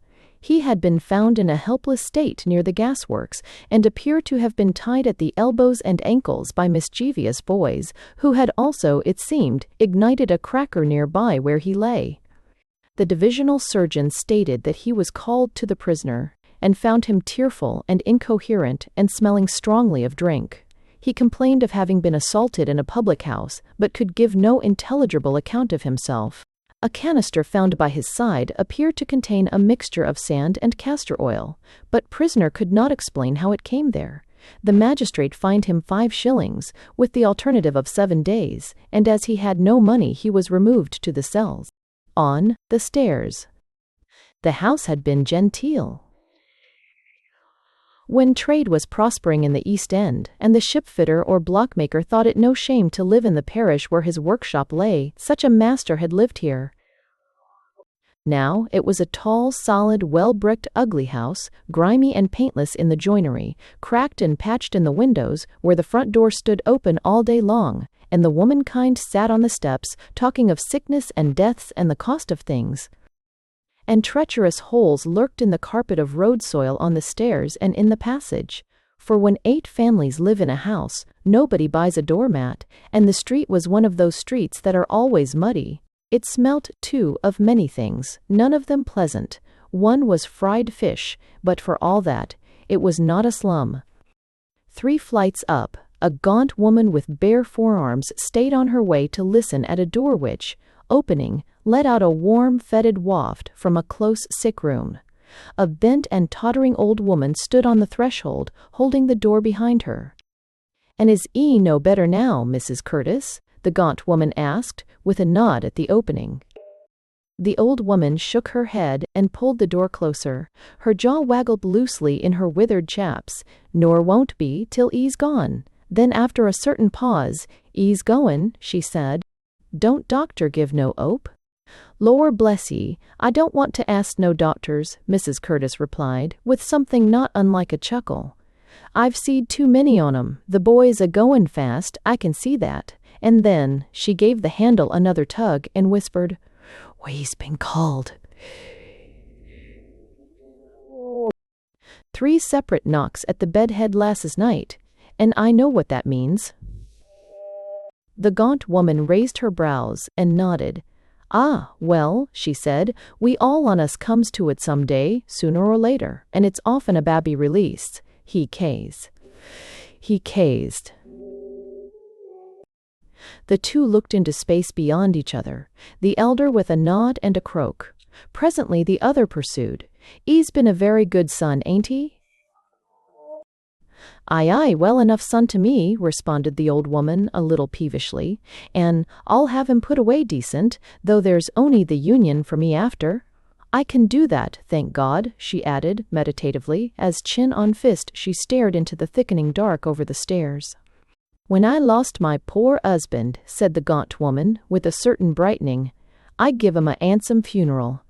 'E was a odd feller, and I got £12. I 'ad a oak coffin and a open 'earse. There was a carriage for the family and one for 'is mates, 2 'orses each, and feathers and mutes, and it went the furthest way round to the cemetery. Whatever 'appens, Mrs. Manders," says the undertaker, "you'll feel as you're treated improper. Nobody can't reproach you over that. E was a good 'usband to me, and I buried him respectable." The gaunt woman exulted. The old story of Manders's funeral fell upon the other one's ears with a freshened interest, and she mumbled her gums ruminantly. "Bob'll have a 'andsome buryin' too," she said. "I can make it up, with the insurance money, and this and that, only I don't know about mutes." In the East End, when a woman has not enough money to buy a thing much desired, she does not say so in plain words. She says the thing is an expense, or a great expense. It means the same thing, but it sounds better. Mrs. Curtis had reckoned her resources and found that mutes would be an expense. At a cheap funeral, mutes cost half a sovereign and their liquor. Mrs. Manders said as much. Use, 'arf a sovereign," the old woman assented. Within, the sick man feebly beat the floor with a stick. "I'm a comin'," she cried shrilly. "Use, 'arf a sovereign, but it's a lot, and I don't see how I'm to do it. Not at present." She reached for the door handle again, but stopped and added, "By afterthought, unless I don't have no plumes. It 'ud be a pity not to have plumes, I add." There were footsteps on the stairs, then a stumble and a testy word. Mrs. Curtis peered over into the gathering dark. "Is it the doctor, sir?" she asked. It was the doctor's assistant, and Mrs. Manders tramped up to the next landing as the door of the sick room took him in. For 5 minutes the stairs were darker than ever. Then the assistant, a very young man, came out again, followed by the old woman with a candle. Mrs. Manders listened in the upper dark. "Oh, he's sinking fast," said the assistant. "He must have a stimulant. Dr. Mansell ordered port wine. Where is it? Mrs. Drain."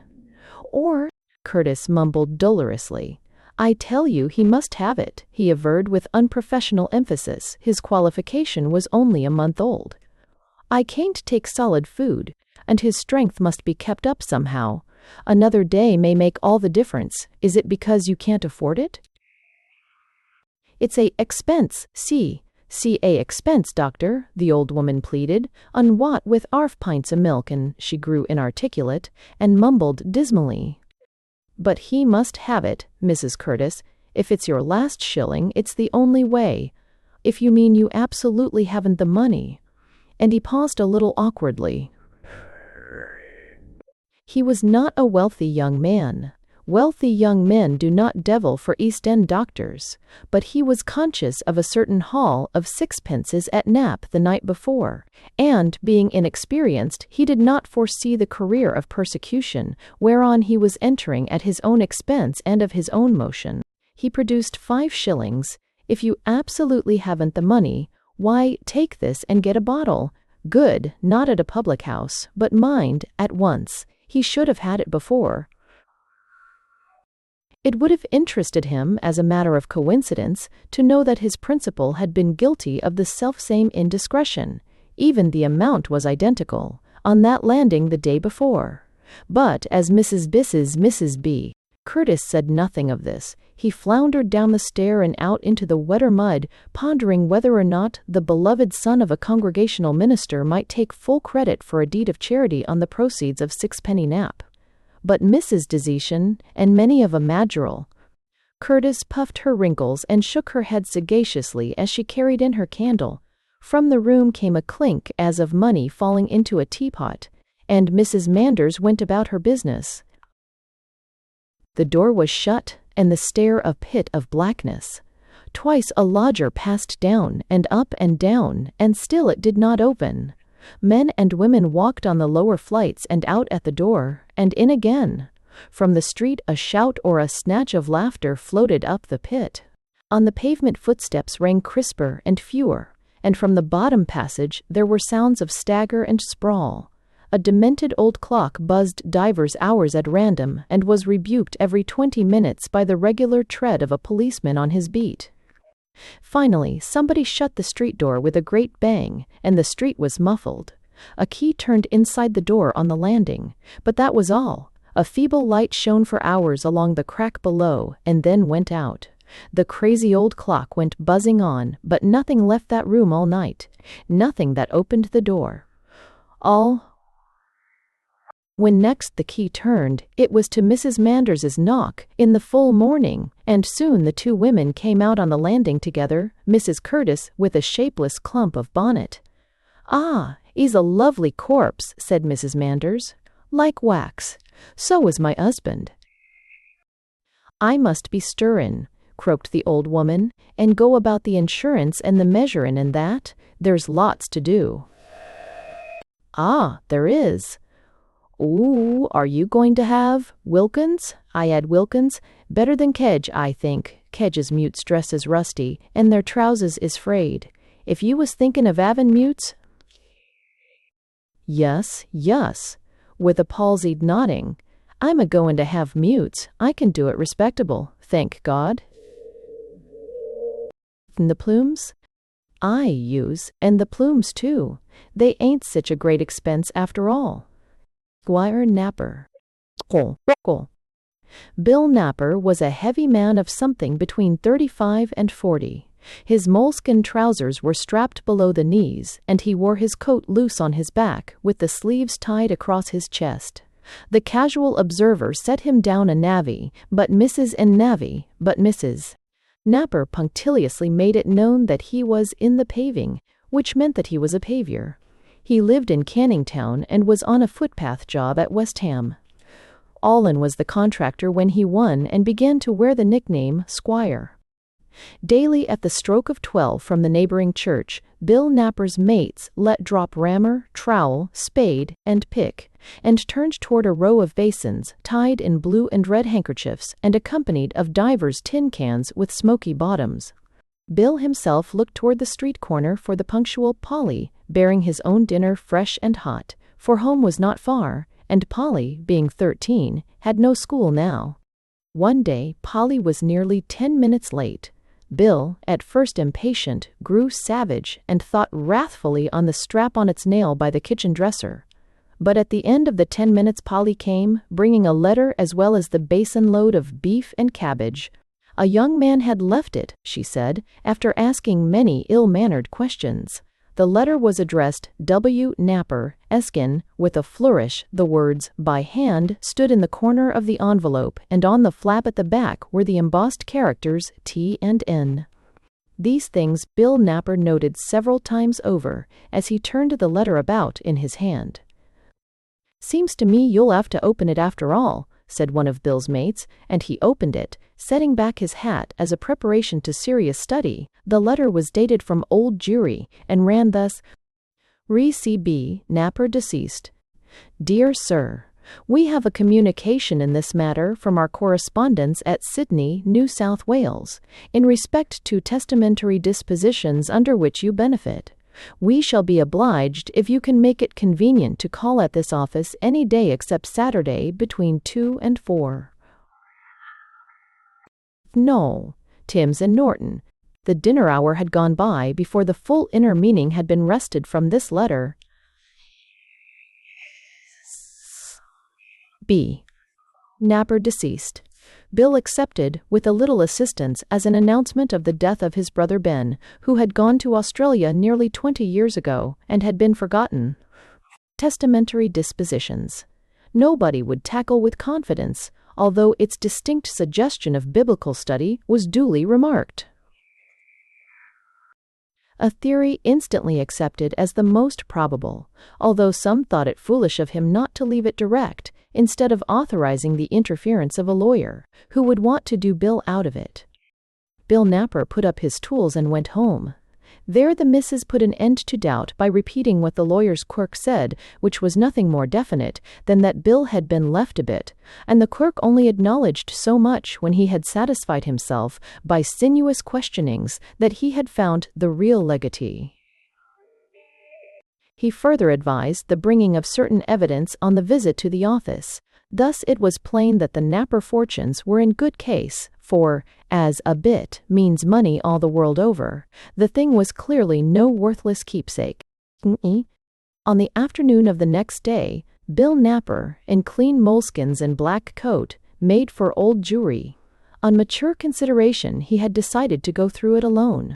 There was not merely one lawyer, which would be bad enough, but two of them in a partnership, and to take the missus, whose intellects, being somewhat flighty, were quickly divertible by the palaver of which a lawyer was master, would be to distract and impede his own faculties.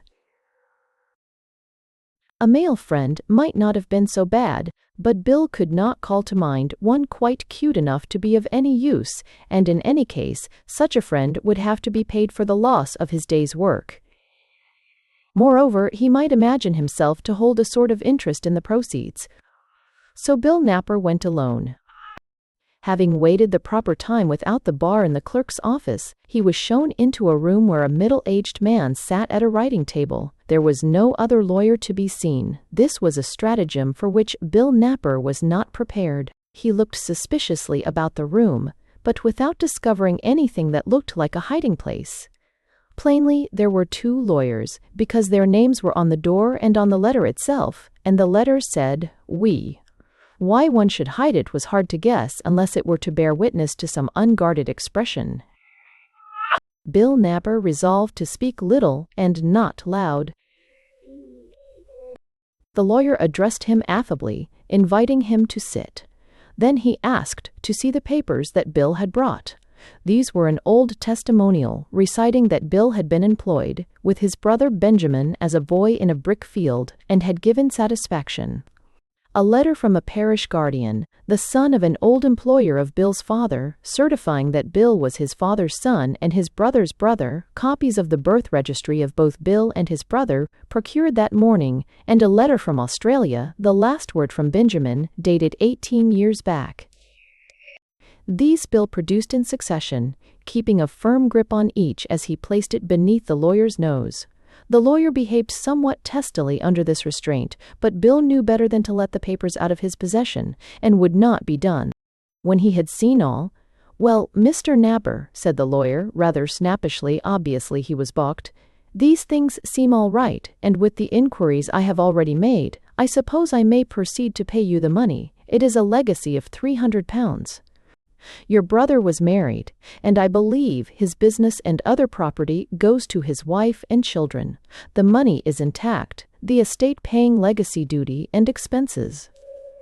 In cases of this sort, there is sometimes an arrangement for the amount to be paid a little at a time as required. That, however, I judge, would not be an arrangement to please you. I hope, at any rate, you will be able to invest the money in a profitable way. I will draw a check." £300 was beyond Bill Napper's wildest dreams. But he would not be dazzled out of his caution. Presently the lawyer tore the check from the book and pushed it across the table with another paper. He offered Bill a pen, pointing with his other hand at the bottom of the second paper and saying, "This is the receipt. Sign just there, please." Bill took up the check, but made no movement toward the pen. "Receipt?" he grunted softly. "Receipt what for? I ain't had no money." There's the check in your hand, the same thing. It's an order to the bank to hand you the amount, the usual way of paying money in business affairs. If you would rather have the money paid here, I can send a clerk to the bank to get it. Give me the check." But again, Bill was not to be done. The lawyer, finding him sharper than he expected, now wanted to get this tricky piece of paper back. So Bill only grinned at him, keeping a good hold of the check. The lawyer lost his temper. "Why, damn it," he said, "you're a curious person to deal with. D'ye want the money and the check too?" "Asti-e." He rang a bell twice, and a clerk appeared. "Mr. Dixon," said the lawyer, "I have given this person a check for £300. Just take him round to the bank and get it cashed. Let him sign the receipt at the bank. I suppose," he added, turning to Bill, "that you won't object to giving a receipt when you get the money, eh?" Bill Napper, conscious of his victory, expressed his willingness to do the proper thing at the proper time, and went out with the clerk. At the bank there was little difficulty, except at the clerk's advice to take the money chiefly in notes, which instantly confirmed Bill in a determination to accept nothing but gold. When all was done, and the 300 sovereigns, carefully counted over for the third and fourth time, were stowed in small bags about his person, Bill, much relieved after his spell of watchfulness, insisted on standing the clerk a drink. "Ah," he said, "all you city lawyers and clerks are pretty bleedin' sharp, I know, but you ain't done me, and otis I. Don't bear no malice. Off what you like, av wine or a 6-0 Irish. I ain't going to be stingy. I'm going to do it open and free, I am, and set a example to men o' property." Boy. Bill Napper went home in a hansom, ordering a barrel of beer on the way. One of the chief comforts of affluence is that you may have beer in by the barrel, for then, Sundays and closing times vex not, and you have but to reach the length of your arm for another pot whenever moved thereunto. Nobody in Canning Town had beer by the barrel except the tradesmen, and for that Bill had long envied the man who kept shop. And now, at his first opportunity, he bought a barrel of 36 gallons. Once home with the news, and Canning Town was ablaze. Bill Napper had come in for 3,000, 30,000, 300,000, any number of thousands that were within the compass of the gossip's command of enumeration. Bill Napper was called W. Napper-esque. He was to be knighted. He was a long-lost baronet. Anything. Bill Napper came home in a hansom, a brougham, a state coach. Mrs. Napper went that very evening to the Grove at Stratford to buy silk and satin, green, red, and yellow, cutting her neighbors dead, right and left.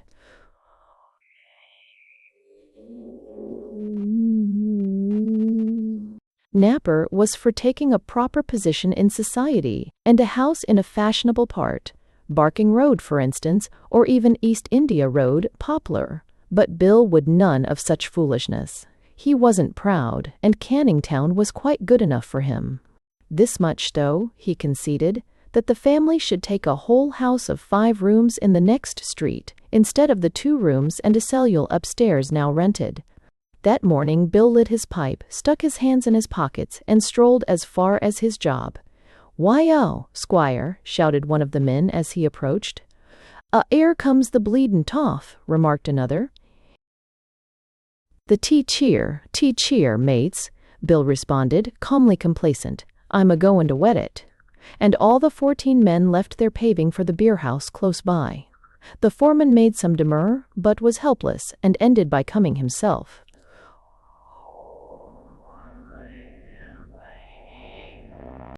"No one ain't a-goin' to stand out of a drink o' mine, unless he wants to fight. As for the job, damn the job. I'd buy up 50 jobs like that 'ere and not stop for the change. You send the governor to me if he says anythink, understand? You send him to me." And he laid hands on the foreman, who was not a big man, and hauled him after the others. They wetted it for 2 or 3 hours, from many quart pots. Then there appeared between the swing doors the wrathful face of the gouverneur. The governor's position was difficult. He was only a small master, and but a few years back had been a working mason. This deserted job was his first for the parish, and by contract he was bound to end it quickly under penalty. Moreover, he much desired something on account that week, and must stand well with the vestry. On the other hand, this was a time of strikes, and the air was electrical. Several large and successful movements had quickened a spirit of restlessness in the neighborhood, and no master was sure of his men. Some slight was fancied, something was not done as it should have been done from the point of view of the workshop, and there was a strike, picketing, and bashing. Now, the worst thing that could have happened to the governor at this moment was one of those tiny, unrecorded strikes that were bursting out weekly and daily about him, with the picketing of his 2 or 3 jobs. Furious, therefore, as he was, he dared not discharge every man on the spot. So he stood in the door and said, "Look here, I won't stand this sort of thing. It's a damn robbery. That's all right, old cock," roared Bill Napper, reaching toward the governor. "You come and have a tiddly. I'm a bleedin' millionaire meself now, but I ain't proud. What, you won't?" For the governor, unenthusiastic, remained at the door. "These 'ere friends o' mine are 'avin' 'arf a day off at my expense. Understand? My expense. I'm a-payin' for their time if you dock 'em, and I can give you a bob, me fine feller, if you're 'ard up. See?" The governor addressed himself to the foreman. "What's the meaning of this, Walker?" he said. "What game d'I call it?" Bill Napper, whom a succession of pots had made uproarious, slapped the foreman violently on the shoulder. "This 'ere's the gaffer," he shouted. "'E's all right. 'E come 'ere cozy, couldn't 'elp hisself. I made him come, forcible. Don't you bear no spite agin the gaffer, d'ye 'ear? 'E's my mate, is the gaffer, and I could buy you up 40 times, s'elp me, but I ain't proud, and you're a bleedin' gobblimmy slack-baked." "Well," said the governor to the assembled company, but still ignoring Bill, "don't you think there's been about enough of this?" A few of the men glanced at one another, and 1 or 2 rose. "All right, gouverneur," said one, "we're al fait," and 2 more echoed, "All right, governor," and began to move away. "Ah," said Bill Napper with disgust as he turned to finish his pot, "you're a blasted nigger driver, you are, and a sulky beast," he added as he set the pot down. Never mind," he pursued, "I'm a right, and I ain't a 'arf-paid curb-whacker no more, under you." "You was a damn sight better curb-whacker than you are a millionaire," the governor retorted, feeling safer now that his men were getting back to work. "None o' your lip," replied Bill, rising and reaching for a pipe spill. "None o' your lip, you work as stonebreaker." Then, turning with a sudden access of fury, "I'll knock your face off, blimey," he shouted, and raised his fist. "Why, stestity." "Now then, none o' that here, please," cried the landlord from behind the bar, unto whom Bill Napper, with all his wonted obedience in that quarter, answered only, "All right, governor," and subsided. Left alone, he soon followed the master pavior and his men through the swing doors, and so went home. In his own street, observing 2 small boys in the prelusory stages of a fight, he put up 6pence by way of stakes, and supervised the battle from the seat afforded by a convenient window-sill. After that he bought a morning paper, and lay upon his bed to read it, with a pipe and a jug, for he was beginning a life of leisure and comfort, wherein every day should be a superior Sunday. Gaga. Thus far the outward and visible signs of the Napper wealth were these: the separate house, the barrel of beer, a piano, not bought as a musical instrument, but as one of the visible signs, a daily paper, also primarily a sign, the bonnets and dresses of the missies, and the perpetual possession of Bill Napper by a varying degree of fuddlement. An inward and dissembled sign was a regiment, continually reinforced, of mostly empty bottles, in a cupboard kept sacred by the missies. And the faculties of that good lady herself experienced a fluctuating confusion from causes not always made plain to Bill, for the money was kept in the bedroom chest of drawers, and it was easy to lay hands on a half-sovereign as required without unnecessary disturbance. Now and again Bill Napper would discuss the abstract question of entering upon some investment or business pursuit. Land had its advantages, great advantages, and he had been told that it was very cheap just now, in some places. Houses were good too, and a suitable possession for a man of consideration. Not so desirable on the whole, however, as land. You bought your land and, well, there it was, and you could take things easily. But with houses there was rent to collect and repairs to see to, and so forth. It was a vastly paying thing for any man with capital to be a merchant, but there was work even in that, and you had to be perpetually on guard against sharp chaps in the city. A public house, suggested by one of his old mates on the occasion of wedding it, was out of the question. There was tick and long hours and a sharp lookout, and all kinds of trouble, which a man with money would be a fool to encounter. Altogether, perhaps, land seemed to be the thing, although there was no need to bother now, and plenty of time to turn things over, even if the matter were worth pondering at all, when it was so easy for a man to live on his means. After all, to take your boots off and lie on the bed with a pipe and a pot, and the paper was very comfortable, and you could always stroll out and meet a mate, or bring him in when so disposed. Of an evening the Albert Music Hall was close at hand, and the Queen's not very far away, and on Sundays and Saturday afternoons Bill would often take a turn down by the dock gates, or even in Victoria Park, or Mile End Waste, where there were speakers of all sorts. At the dock gates it was mostly labor and anarchy, but at the other places there was a fine variety. You could always be sure of a few minutes of teetotalism, evangelism, atheism, republicanism, salvationism, socialism, anti-vaccinationism, and social purity, with now and again some Mormonism or another curious exotic. Most of the speakers denounced something, and if the denunciations of one speaker were not sufficiently picturesque and lively, you passed on to the next. Indeed, you might always judge afar off where the best denouncing was going on by the size of the crowds, at least until the hat went round. It was at Mile End Waste that a good notion occurred to Bill Napper. He had always vastly admired the denunciations of one speaker, a little man, shabbier, if anything, than most of the others, and surpassingly tempestuous of antic.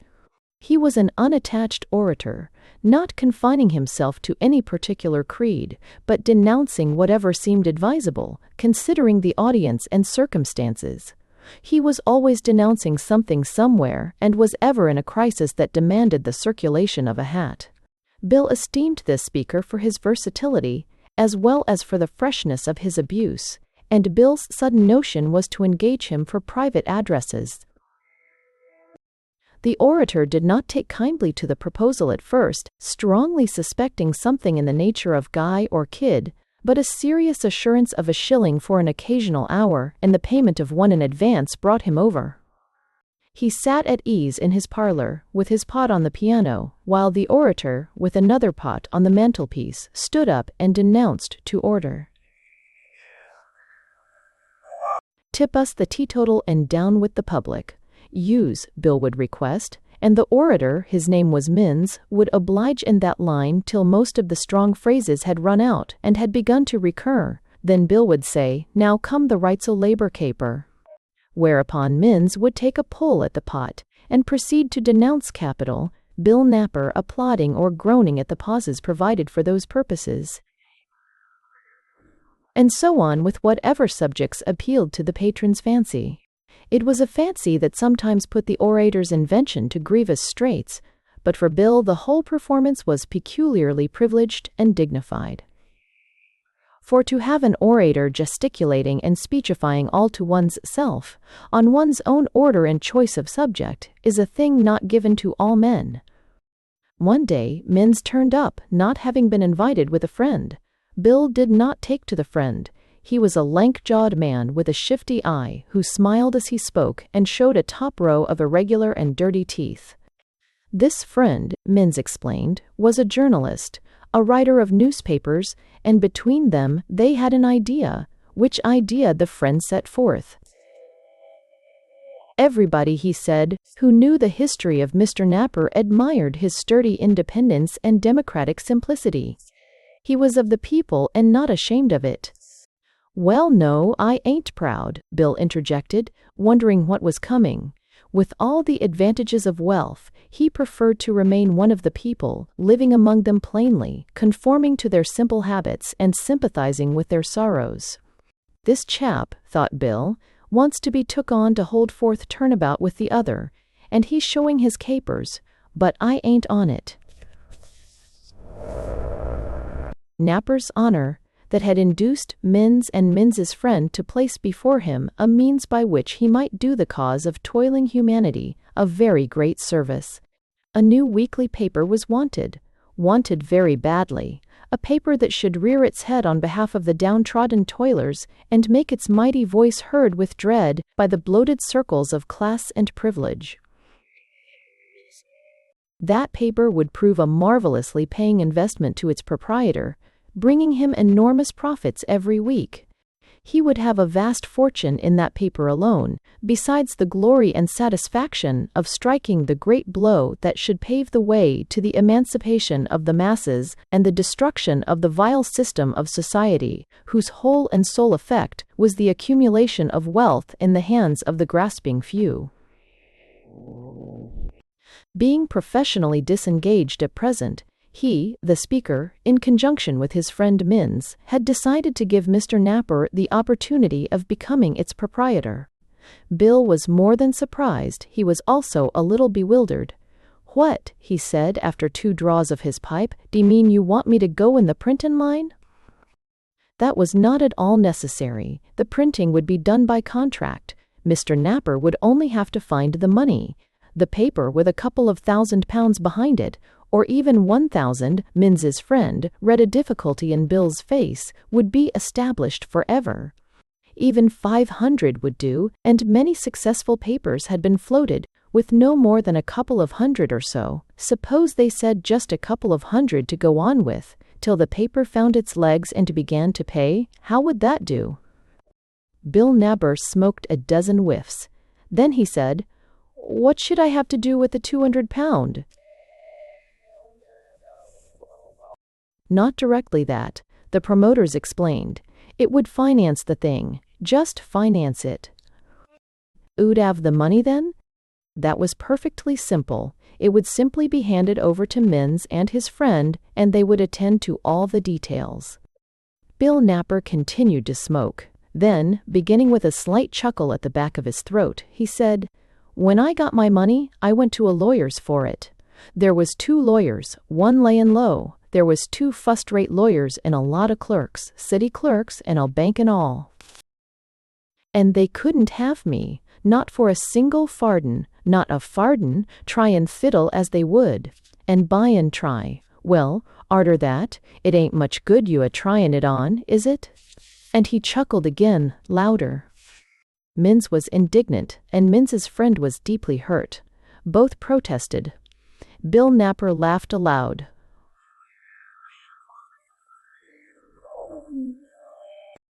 It was on an evening a fortnight after this that, as Bill Napper lay, very full of beer and rather sleepy, on the bed, the rest of his household being out of doors, a ladder was quietly planted against the outer wall from the backyard. Bill heard nothing until the window, already a little open, was slowly pushed up, and from the twilight outside a head and an arm plunged into the thicker darkness of the room, and a hand went feeling along the edge of the chest of drawers by the window. Bill rolled over on the bed, and reached from the floor one of a pair of heavy iron-set boots. Taking the toe in his right hand and grasping the footrail of the bedstead with his left, he raised himself on his knees and brought the boot heel down heavily on the intruding head. There was a gasp, and the first breath of a yell, and head, arm, shoulders, and body vanished with a bump and a rattle. Bill Napper let the boot fall, dropped back on the bed, and took no further heed. Neither Minns nor his friend ever came back again, but for some time after at Victoria Park, Minns, inciting an outraged populace to rise and sweep police and army from the earth, was able to point to an honorable scar on his own forehead, the proof and sign of a police bludgeoning at Tower Hill, or Trafalgar Square. Here, IT2. Things went placidly on for near 10 months. Many barrels of beer had come in full and been sent empty away. Also the missus had got a gold watch and divers new bonnets and gowns, some by gift from Bill, some by applying privily to the drawer. Her private collection of bottles, too, had been cleared out twice and was respectable for the third time. Everybody was not friendly with her, and one bonnet had been torn off her head by a neighbor who disliked her airs. So it stood when, on a certain morning, Bill, being minded to go out, found but 2 shillings in his pocket. He called upstairs to the missus, as was his custom in such a pass, asking her to fetch a sovereign or 2 when she came down, and as she was long in coming, he went up himself. The missus left the room hurriedly, and Bill, after raking out every corner of the drawer, which he himself had not opened for some time, saw not a single coin. The missus had no better explanation than that there must have been thieves in the house some time lately, a suggestion deprived of some value by the subsequent protest that Bill couldn't expect money to last forever, and that he had had the last 3 days ago. In the end, there was a vehement row, and the missus was severely thumped. The thumping over, Bill Napper conceived a great idea. Perhaps after all the lawyers had done him by understating the amount his brother had left, it might well have been £500, £1,000, anything. Probably it was, and the lawyers had had the difference. Plainly, £300 was a suspiciously small sum to inherit from a well-to-do brother. He would go to the lawyers and demand the rest of his money. He would not reveal his purpose till he saw the lawyers face to face, and then he would make his demand suddenly, so that surprise and consternation should overwhelm and betray them. He would give them to understand that he had complete evidence of the whole swindle. In any case, he could lose nothing. He went, after carefully preparing his part, and was turned out by a policeman. After that, mused Squire Napper, going home, I suppose I'd better see about getting a job at Allen's again. He can't but make me gaffer, considering I've been a man of property. A poor stick, or Mrs. Jennings, or Jinnins, as the neighbors would have it, ruled absolutely at home when she took so much trouble as to do anything at all there, which was less often than might have been. As for Robert, her husband, he was a poor stick, said the neighbors. And yet he was a man with enough of hardihood to remain a non-unionist in the erector's shop at Maidment's all the years of his service, no mean test of a man's fortitude and resolution, as many a sufferer for independent opinion might testify. The truth was that Bob never grew out of his courtship blindness. Mrs. the Misters were created here Europopular, Semstry, Staub, 6th in 1930s, 22 Stree. Jennings governed as she pleased, stayed out or came home as she chose, and cooked a dinner or didn't, as her inclination stood. Thus it was for 10 years, during which time there were no children, and Bob bore all things uncomplaining, cooking his own dinner when he found none cooked, and sewing on his own buttons. Then, of a sudden, came children, till in 3 years there were 3, and Bob Jennings had to nurse and to wash them as often as not. Mrs. Jennings at this time was what is called rather a fine woman, a woman of large scale and full development, whose slatternly habit left her coarse black hair to tumble in snake locks about her face and shoulders half the day, who, clad in half-hooped clothes, bore herself notoriously and unabashed in her fullness, and of whom ill things were said regarding the lodger. The gossips had their excuse. The lodger was an irregular young cabinet-maker who lost quarters and halves and whole days, who had been seen abroad with his landlady, what time Bob Jennings was putting the children to bed at home, who on his frequent holidays brought in much beer, which he and the woman shared, while Bob was at work. To carry the tale to Bob would have been a thankless errand, for he would have none of anybody's sympathy, even in regard to miseries plain to his eye. But the thing got about in the workshop, and there his days were made bitter. At home, things grew worse. To return at 5:30 and find the children still undressed, screaming, hungry, and dirty, was a matter of habit. To get them food, to wash them, to tend the cuts and bumps sustained through the day of neglect, before lighting a fire and getting tea for himself, were matters of daily duty. "Ah," he said to his sister, who came at intervals to say plain things about Mrs. Jennings, "you shouldn't go for to set a man agin his wife, Jen. Millier done like work, I know, but that's na schral to her. She ought to married a swell 'stead o' me, she might 'a done easy if she liked, bein' sich a fine gal, but she's good, 'arted is Millier, and she can't 'elp bein' a bit thoughtless," whereat his sister called him a fool. It was her customary good-bye at such times, and took herself off. Bob Jennings's intelligence was sufficient for his common needs, but it was never a vast intelligence. Now, under a daily burden of dull misery, it clouded and stooped.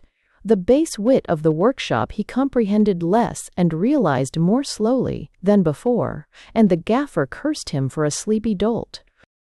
Mrs. Jennings ceased from any pretense of housewifery, and would sometimes sit, perchance, not quite sober, while Bob washed the children in the evening, opening her mouth only to express her contempt for him and his establishment, and to make him understand that she was sick of both. Once, exasperated by his quietness, she struck at him, and for a moment he was another man. "Don't do that, Millier," he said, "else I might forget myself." So was Bob Jennings without a friend in the world, except his sister, who chid him, and the children, who squalled at him, when his wife vanished with the lodger, the clock, a shade of wax flowers, Bob's best boots, which fitted the lodger, watch fitted the lodger. Bob had returned, as usual, to the dirt and the children, and it was only when he struck a light that he found the clock was gone. "I mummy tooked ve talk," said Milly, the eldest child, who had followed him in from the door, and now gravely observed his movements. "What causes?"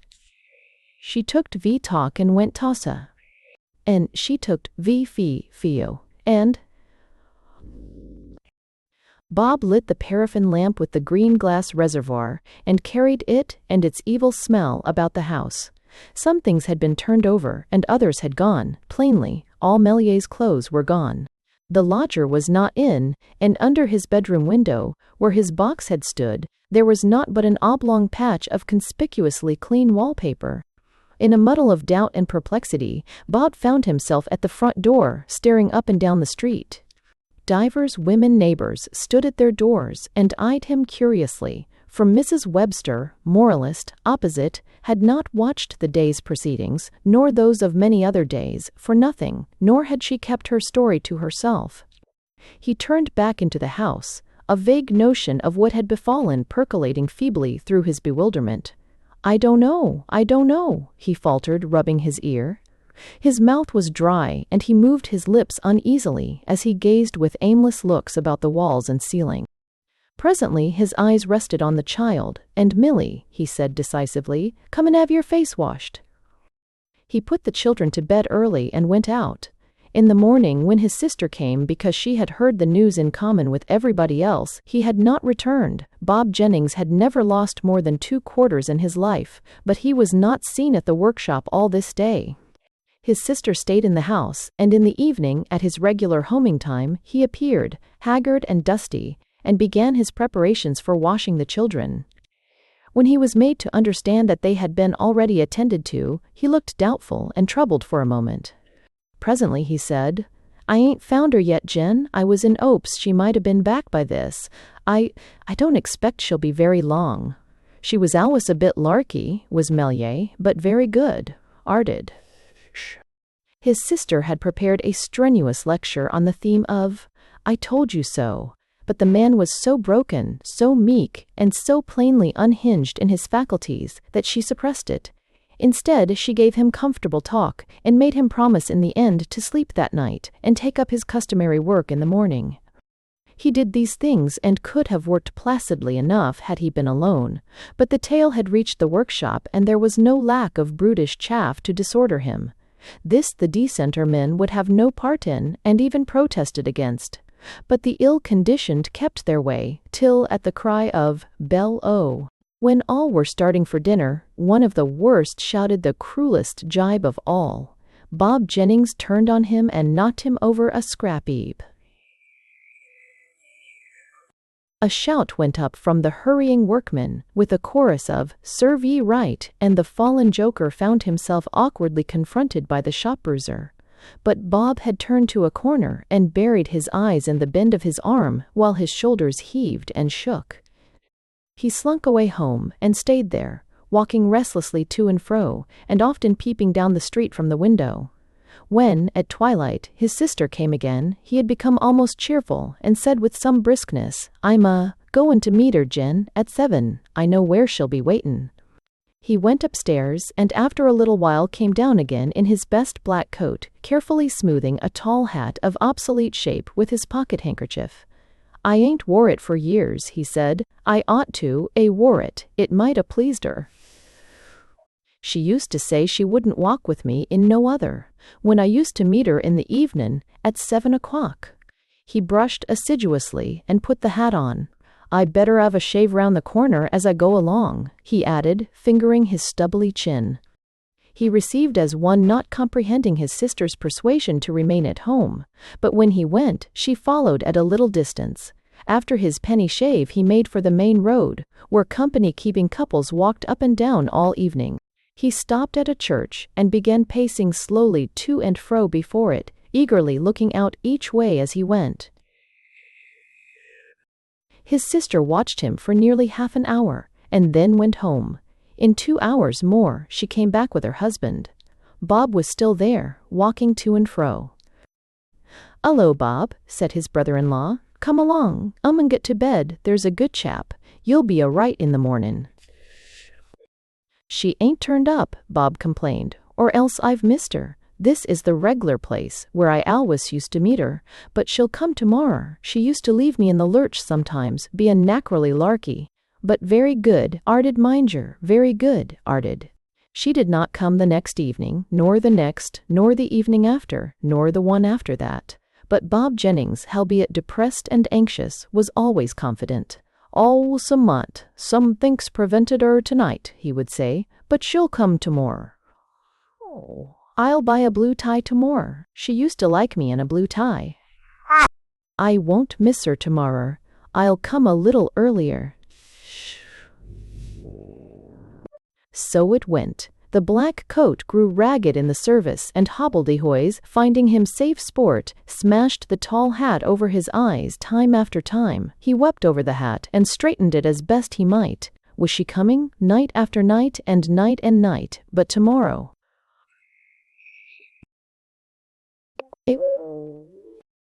There are some poor criminals that never have a chance. Circumstances are against them from the first, as they explain, with tears, to sympathetic mission readers. Circumstances had always been against Scuddy Lund, the gun. The word gun, it may be explained, is a friendly synonym for thief. His first name was properly James, but that had been long forgotten. Scuddy meant nothing in particular, was derived from nothing, and was not, apparently, the invention of any distinct person. Still, it was commonly his only name, and most of his acquaintances had also nicknames of similarly vague origin.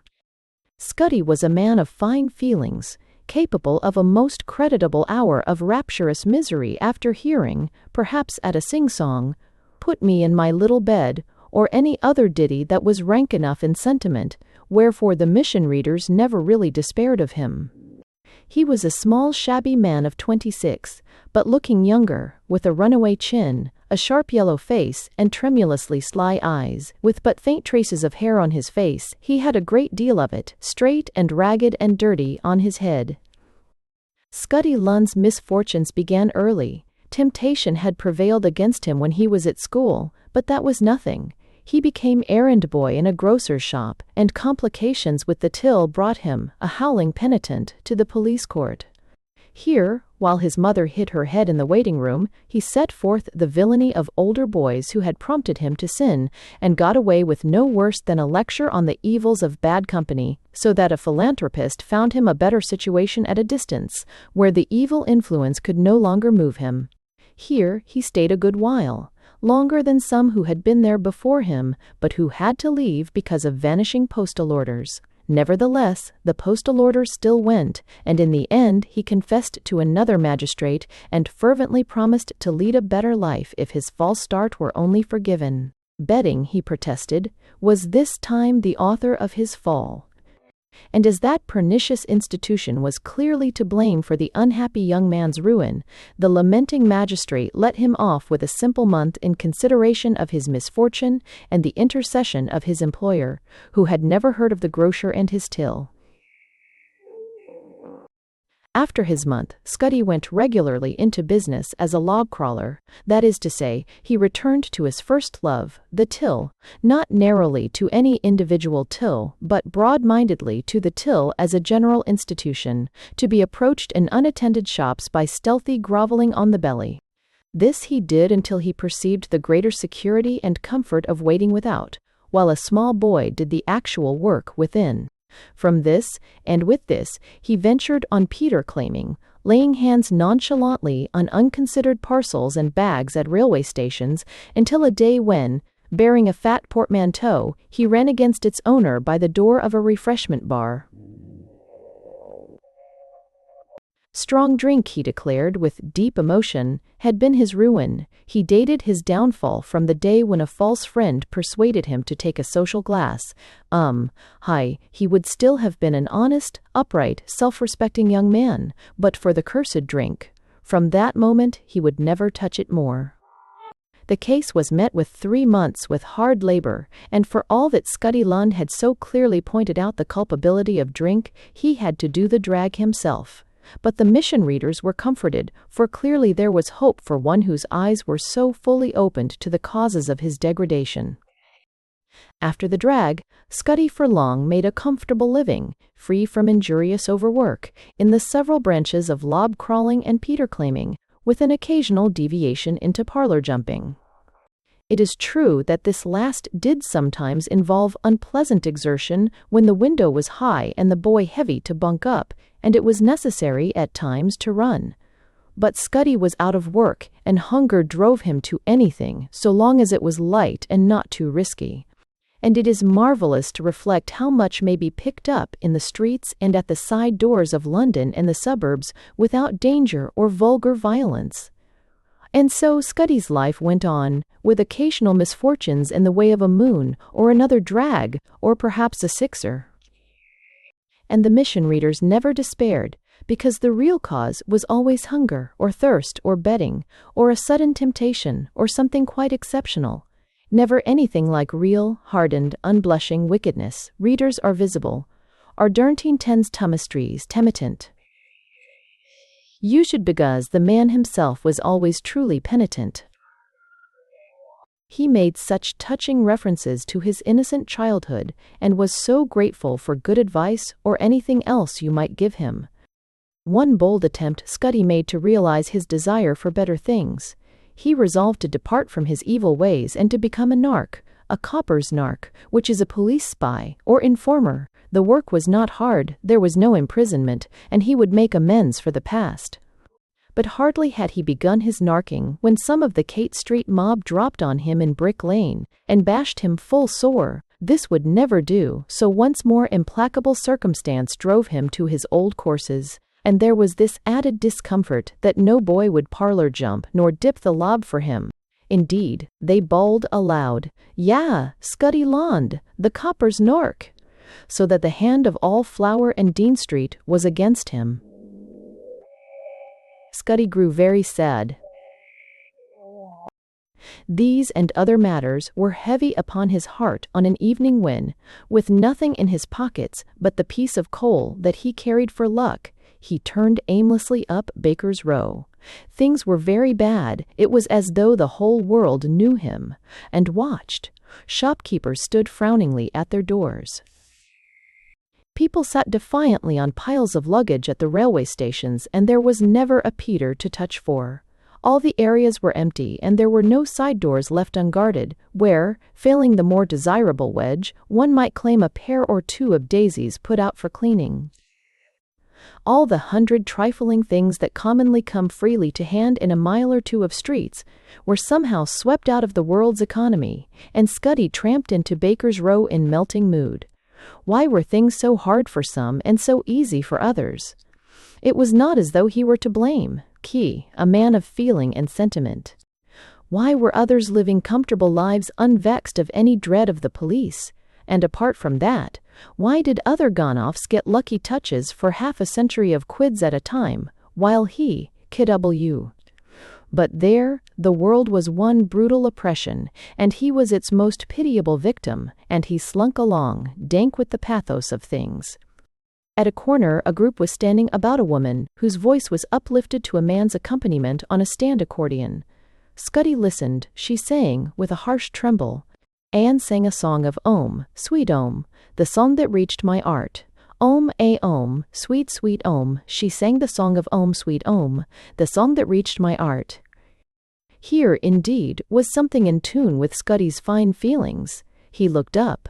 From the darkening sky the evening star winked through the smoke from a factory chimney. From an ear came an exquisite scent of Savoys, plaintive influences all.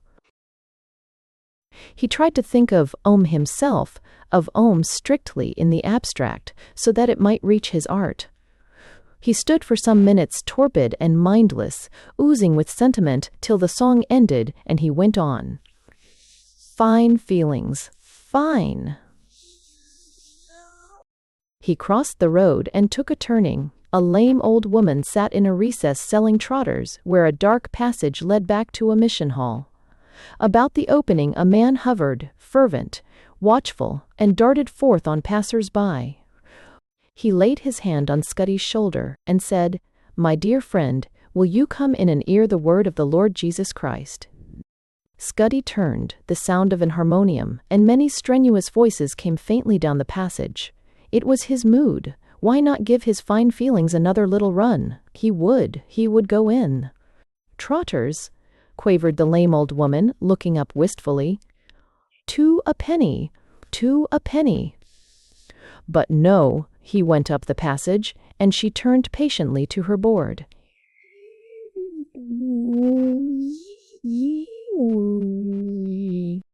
Along the passage the singing grew louder, and burst on his ears unchecked as he pushed open the door at the end. Whosoever will, send the proclamation over vale and ill, 'tis 11, Father calls the wanderer home, whosoever will may come. A man by the door knew him at once for a stranger, and found him a seat. The hymn went quavering to an end, and the preacher in charge, a small, bright-eyed man with rebellious hair and a surprisingly deep voice, announced that Brother Spires would offer a prayer. The man prayed with his every faculty. He was a sturdy, red-necked artisan, great of hand and wiry of beard, a smith perhaps, or bricklayer. He spread his arms wide and, his head thrown back, brought forth, with passion and pain, his fervid, disordered sentences. As he went on, his throat swelled and convulsed in desperate knots, and the sweat hung thick on his face.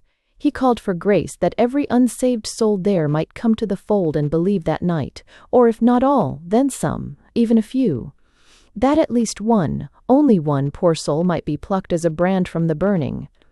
And as he flung together, with clumsy travail, his endless, formless, unconsidered vehemences of uttermost cockney, the man stood transfigured, admirable. From here and there came deep amens, then more, with gasps, groans, and sobs. Scuddy Lund, carried away luxuriously on a tide of grievous sensation, groaned with the others. The prayer ended in a chorus of ejaculations. Then there was a hymn. Abandoning himself to the mesmeric influence of the many who were singing about him, he plunged and revelled in a debauch of emotion. He heard, he even joined in, but understood nothing, for his feelings filled him to overflowing. I ave a robe, 'tis resplendent in whiteness, awaitin' in glory, my wonder in view, oh, when I receive it, all shinin' in brightness, dear friend, could I see you receivin' one too? For you I am prayin', for you I am prayin', for you I am prayin', I'm prayin' for you, but need, Cinction, certain one, stir. The hymn ceased, all sat down, and the preacher began his discourse, quietly at first, and then, though in a different way, with all the choking fervor of the man who had prayed. for the preacher was fluent as well as zealous, and his words, except when emotion stayed them, poured in a torrent. He preached faith, salvation in faith, declaiming, beseeching, commanding, hum, hum, hum, hum, come. To impassioned, broken entreaty he added sudden command and the menace of eternity, but broke away pitifully again in urgent pleadings, pantings, gasps, pointing above, spreading his arms abroad, stretching them forth imploringly, "Come, only come." Sobs broke out in more than one place. A woman bowed her head and rocked, while her shoulders shook again. Brother Spiers's face was alight with joy. A tremor, a throe of the senses, ran through the assembly as through a single body. The preacher, nearing his peroration, rose to a last frenzy of adjuration. Then, ending in a steadier key, he summoned any to stand forth who had found grace that night. His bright, strenuous eyes were on the sobbers, charging them, drawing them. First rose the woman who had bowed her head, her face uncovered but distorted and twitching, still weeping but rapt and unashamed. She tottered out between the seats, and sank at last on the vacant form in front. Next, a child, a little maid of 10, lank-legged and outgrown of her short skirts, her eyes squeezed down on a tight knot of pocket-handkerchief, crying wildly, broken-heartedly, sobbed and blundered over seat corners and toes, and sat down, forlorn and solitary, at the other end of the form. And after her came Scuddy Lund. Why, he knew not, nor cared.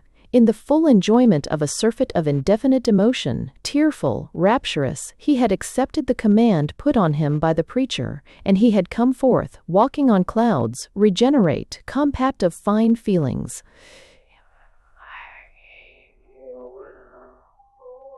Ring the bells of even, there is joy today for a soul returnin' from the wild.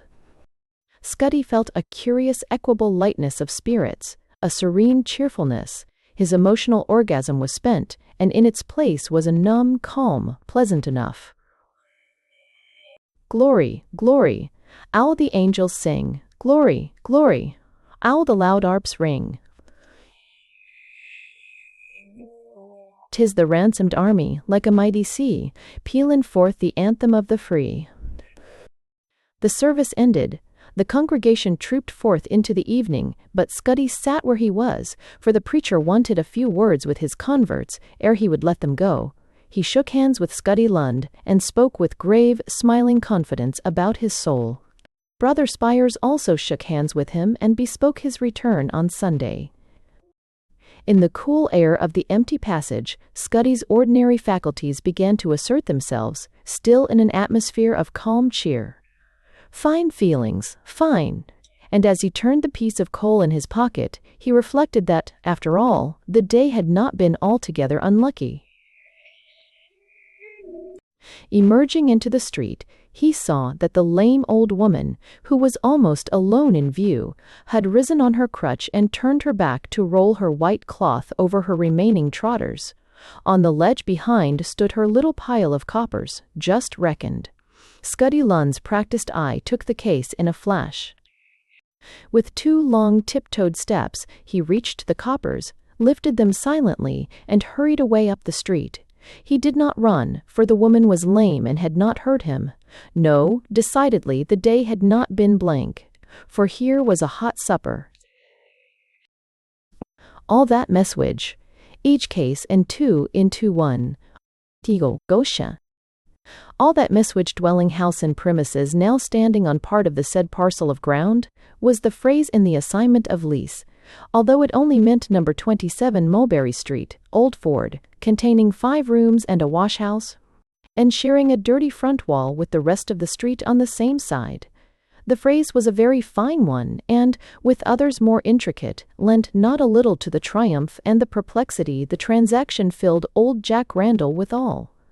The business was a conjunction of purchase and mortgage, whereby old Jack Randall, having £30 of his own, had, after half an hour of helpless stupefaction in a solicitor's office in Cornhill, bought a house for £220 and paid £10 for stamps and lawyers' fees.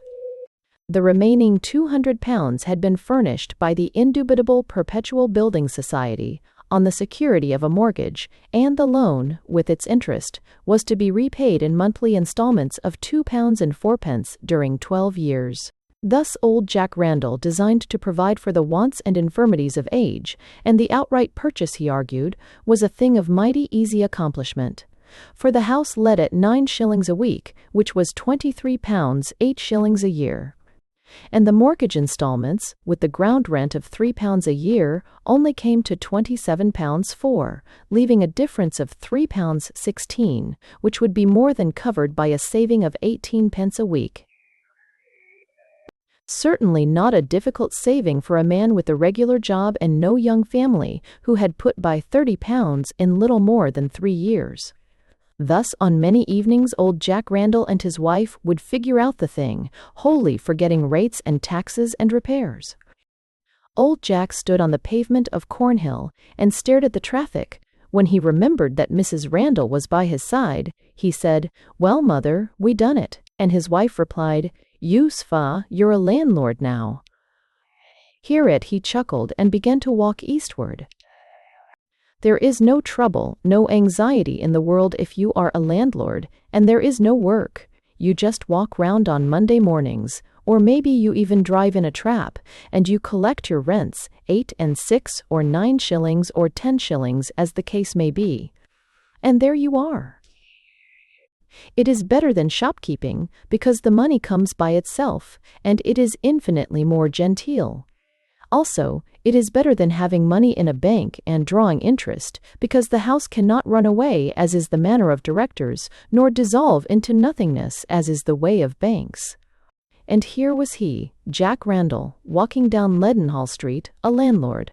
He mounted a tram-car at Aldgate, and all things were real. Ved, Gilaiver. Old Jack had always been Old Jack since at 14 young. Jack had come prentice in the same engine-turner's shop.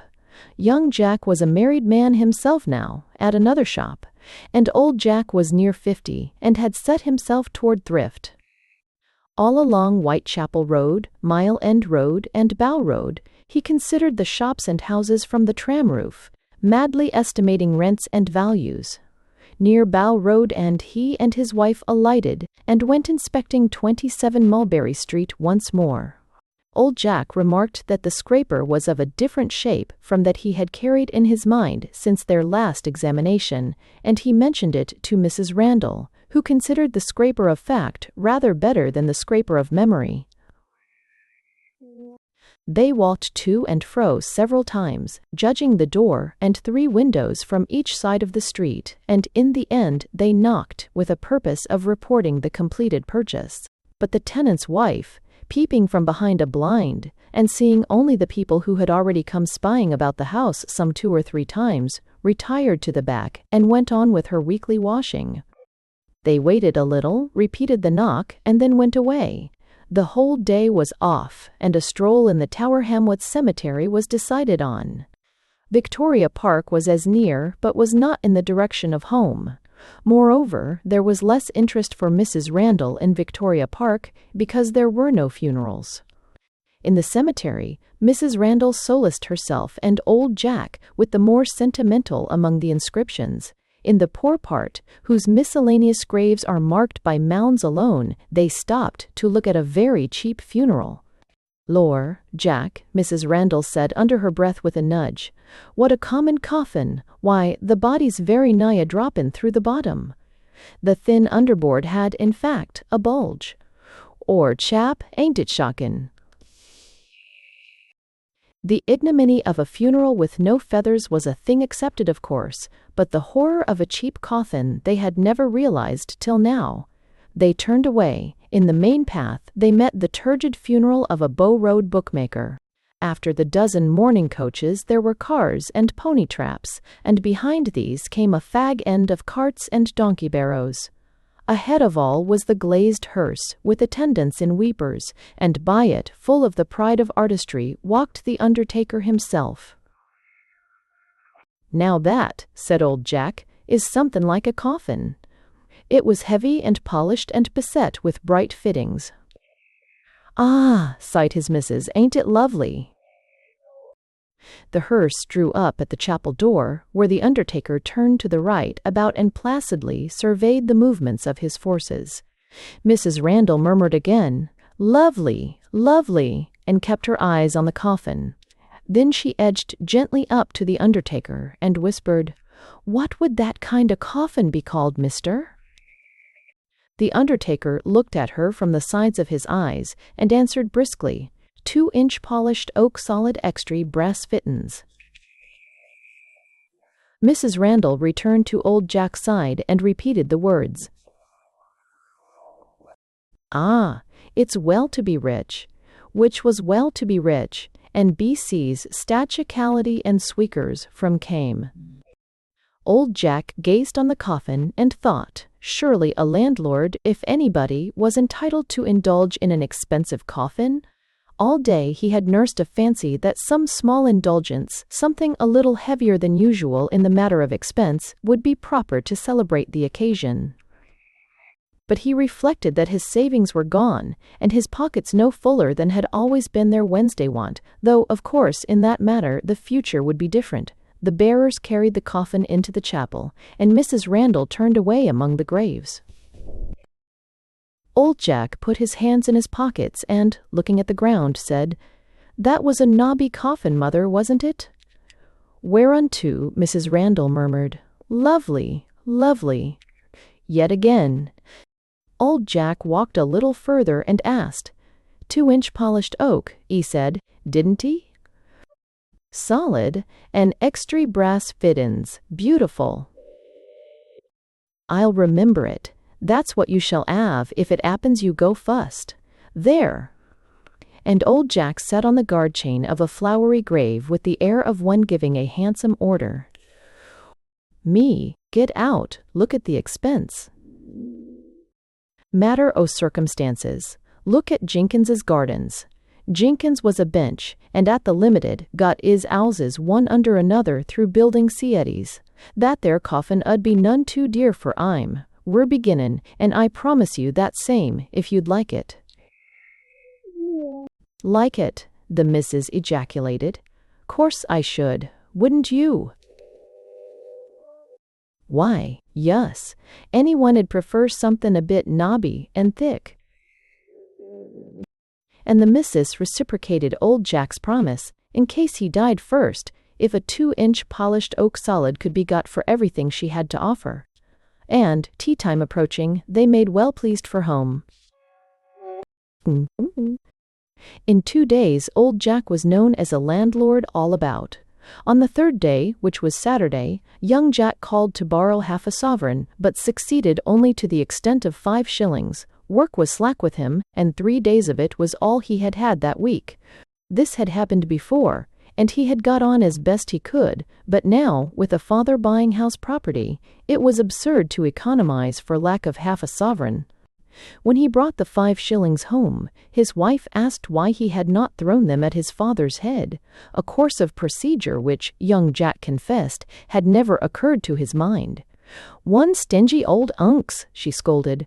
"Oh, one about buyin' 'ouses and won't lend his own son 10 shillings. Much good may all his money do him with his 'ateful mean ways." This was the beginning of old Jack's estrangement from his relatives. For young Jack's missus expressed her opinion in other places, and young Jack was soon ready to share it, rigidly abstaining from another attempt at a loan, though he never repaid the 5 shillings. In the course of the succeeding week, 2 of his shopmates took old Jack aside at different times to explain that the loan of £1 or 2 would make the greatest imaginable difference to the whole course of their future lives, while the temporary absence of the money would be imperceptible to a capitalist like himself. When he roundly declared that he had as few loose sovereigns as themselves, he was set down as an uncommon liar as well as a wretched old miser. This was the beginning of old Jack's unpopularity in the workshop. 11 people.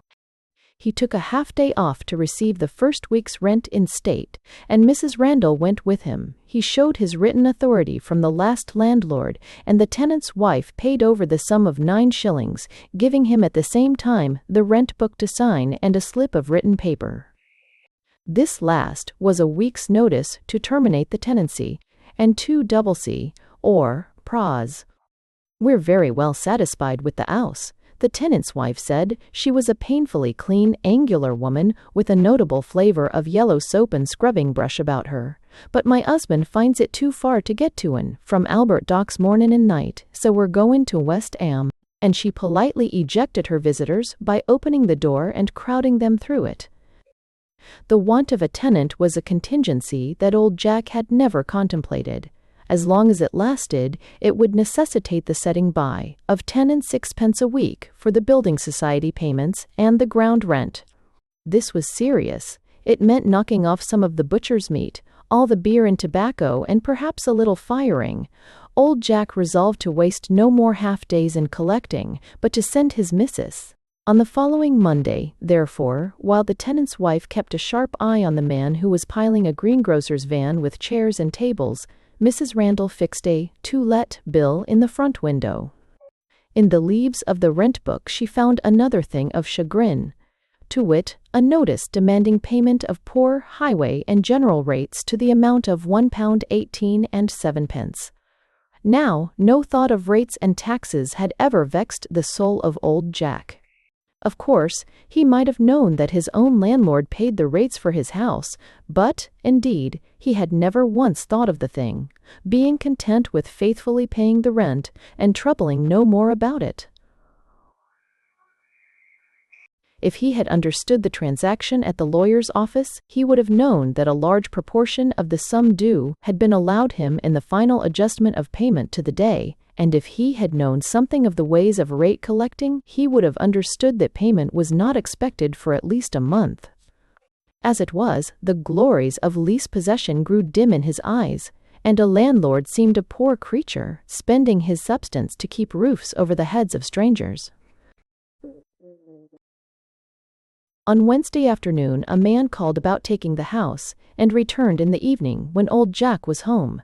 He was a large-featured, quick-eyed man, with a loud, harsh voice and a self-assertive manner.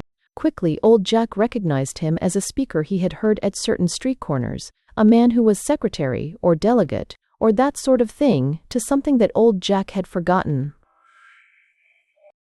He began with the announcement, "I am Joe Parsons," delivered with a stare for emphasis and followed by a pause to permit assimilation. Old Jack had some recollection of the name, but it was indefinite. He wondered whether or not he should address the man as Sir, considering the street speeches and the evident importance of the name. But then, after all, he was a landlord himself. So he only said, "Use?" "I am Joe Parsons," the man repeated, "and I'm looking for a house." There was another pause, which lasted till old Jack felt obliged to say something, so he said, "Use?" again. "I'm looking for a house," the man repeated, "and if we can arrange things satisfactory, I might take yours." Mr. Joe Parsons was far above haggling about the rent, but he had certain ideas as to painting and repairs that looked expensive. In the end, old Jack promised the paint a touch-up, privily resolving to do the work himself in his evenings. And on the whole, Mr. Rita, Joe Parsons was wonderfully easy to come to terms with, considering his eminent public character. And anything in the nature of a reference in his case would have been absurd. As himself observed, his name was enough for that. Zhg. Old Jack did the painting, and the new tenant took possession. When Mrs. Randall called for the first week, a draggle-tailed little woman with a black eye meekly informed her that Mr. Parsons was not at home and had left no money nor any message as to the rent. This was awkward, because the first building society installment would be due before next rent day, to say nothing of the rates, but it would never do to offend Mr. Parsons. So the money was scraped together by heroic means. The missus produced an unsuspected 12 and 6 pence from a gallipot on the kitchen dresser, and the first installment was paid. Mrs. Randall called twice at Mulberry Street next rent day, but nobody answered her knocks. Old Jack, possessed by a misty notion, born of use, that rent was constitutionally demandable only on Monday morning, called no more for a week. But on Thursday evening a stout little stranger, with a bald head which he wiped continually, came to the Randalls to ask if the tenant of 27 Mulberry Street was Mr. Joe Parsons. Assured that it was, he nodded, said, "Thanks, that's all," wiped his head again and started to go. Then he paused. "And pay his rent regular?" he asked. Old Jack hesitated. "Ah, thought so," said the little stranger. "He's a wrong 'un. I've got a bit of paper for him." And he clapped on his hat with the handkerchief in it and vanished. Aye. Old Jack felt unhappy, for a landlord. He and the missus reproached themselves for not asking the little stranger certain questions, but he had gone. Next Monday morning old Jack took another half-day and went to Mulberry Street himself. From appearances, he assured himself that a belief, entertained by his missus, that the upper part of his house was being sublet, was well-founded. He watched a while from a corner until a dirty child kicked at the door, and it was opened. Randall before, in every respect the same to look at, except that not one eye was black, but two. Old Jack, with some abruptness, demanded his rent of her, addressing her as Mrs. Parsons. Without disclaiming the name, she pleaded with meek uneasiness that Mr. Parsons really wasn't at home, and she didn't know when to expect him. At last, finding this ineffectual, she produced 4 and 6pence, begging him with increasing agitation to take that on account and call again. Old Jack took the money and called again at 7. Custom or law or what not, he would wait for no Monday morning now. The door was open, and a group of listening children stood about it. From within came a noise of knocks and thuds and curses, sometimes a gurgle. Old Jack asked a small boy, whose position in the passage betokened residence, what was going forward. "It's the man downstairs," said the boy, "a givin' of it to 'is wife for payin' the lodger's rent." At this moment, Mr. Joe Parsons appeared in the passage. The children, who had once or twice commented in shouts, dispersed. "I've come for my rent," said old Jack. Mr. Joe Parsons saw no retreat, so he said, "Rent, ain't you at it? I don't bother about things in the 'ouse. Come again when my wife's in." "She is in," rejoined old Jack, "and you've been a landin' of her for payin' me what little she 'as. Come, you pay me what you owe me, and take a week's notice now. I want my house kept respectable." Mr. Joe Parsons had no other shift. "We be damned," he said. "We be damned," he said. Quote, "Kit out." "What?" gasped old Jack, "for to tell a landlord to get out of his own house. In C.E. CDE. What? Why get out? I ought to know better than comin' 'ere askin' for money you ain't earned." "Ain't earnt? What d'I mean?" "What I say. Ye ain't earnt it. It's you blasted landlords as sucks the blood o' the workers. You go and work for your money." Old Jack was confounded. "Why, what? How do you think I can pay the rates and everythink?"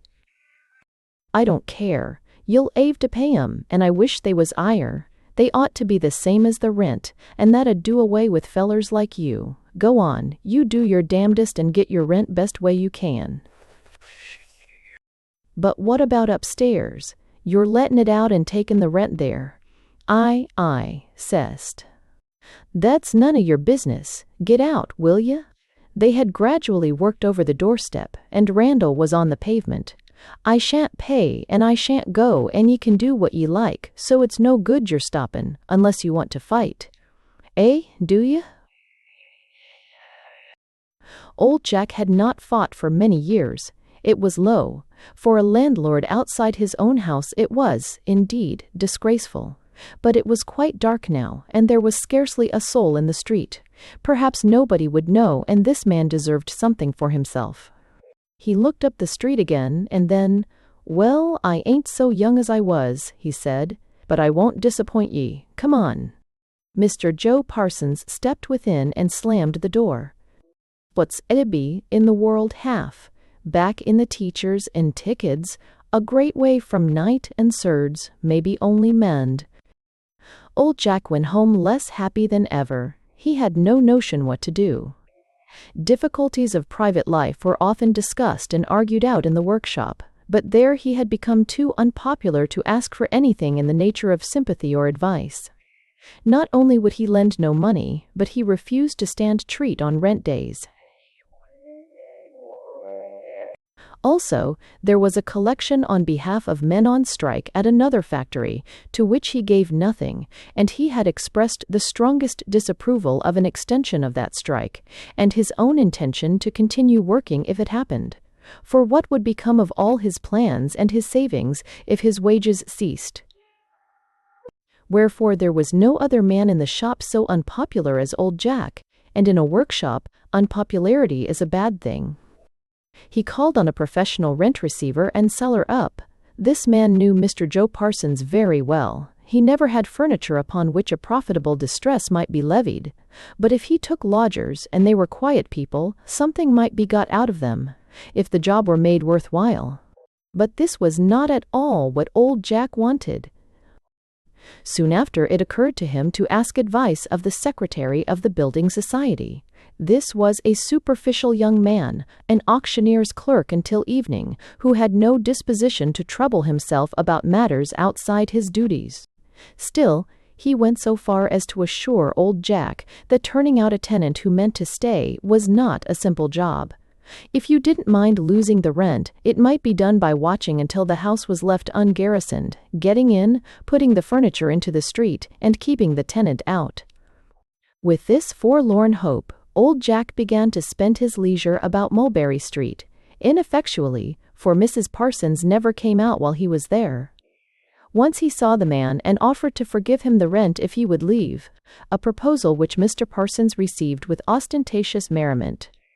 At this old Jack's patience gave out, and he punched his tenant on the ear, whereat the latter, suddenly whitening in the face, said something about the police and walked away at a good pace.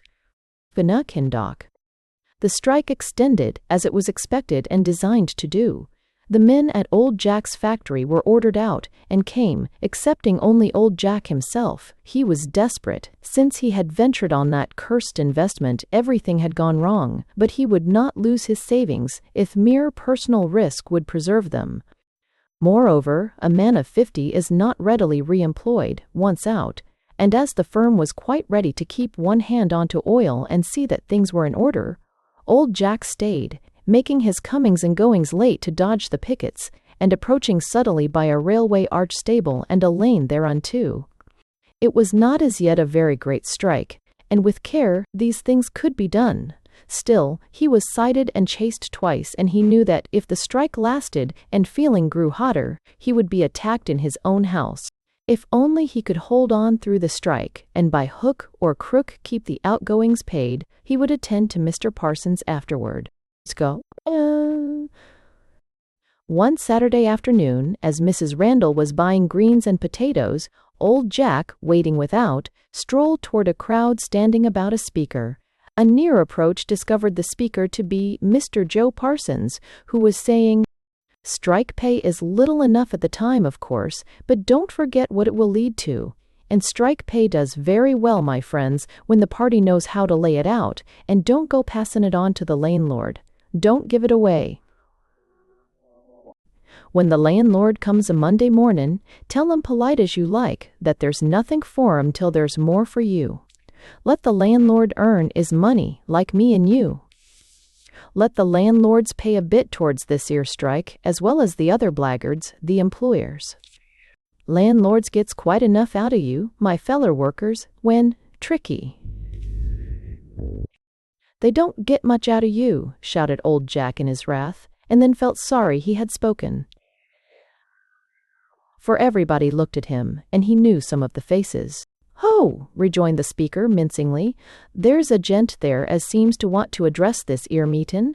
P'raps you'll have the kindness to step up 'ere, my friend, and say what you got to say plain." And he looked full at old Jack, pointing with his finger. Old Jack fidgeted, wishing himself out of it. You pay me what you owe me, he growled sulkily. As this 'ere individual, after intruding herself on this peaceful meetin', ain't got anythink to say for herself, pursued Mr. Joe Parsons, I'll explain things for 'em. That's my landlord, that is, look at 'em. E comes angin' round my door waitin' for a chance to turn my poor wife and children out o' Weiss and children out o' Weiss and W. E follers me in the street and tries to intimidate me. E comes 'ere, my feller workers, as a spy, and to try and poison your minds agin me as devotes my 'ole life to your interests. That's the sort o' man, that's the sort o' landlord E is.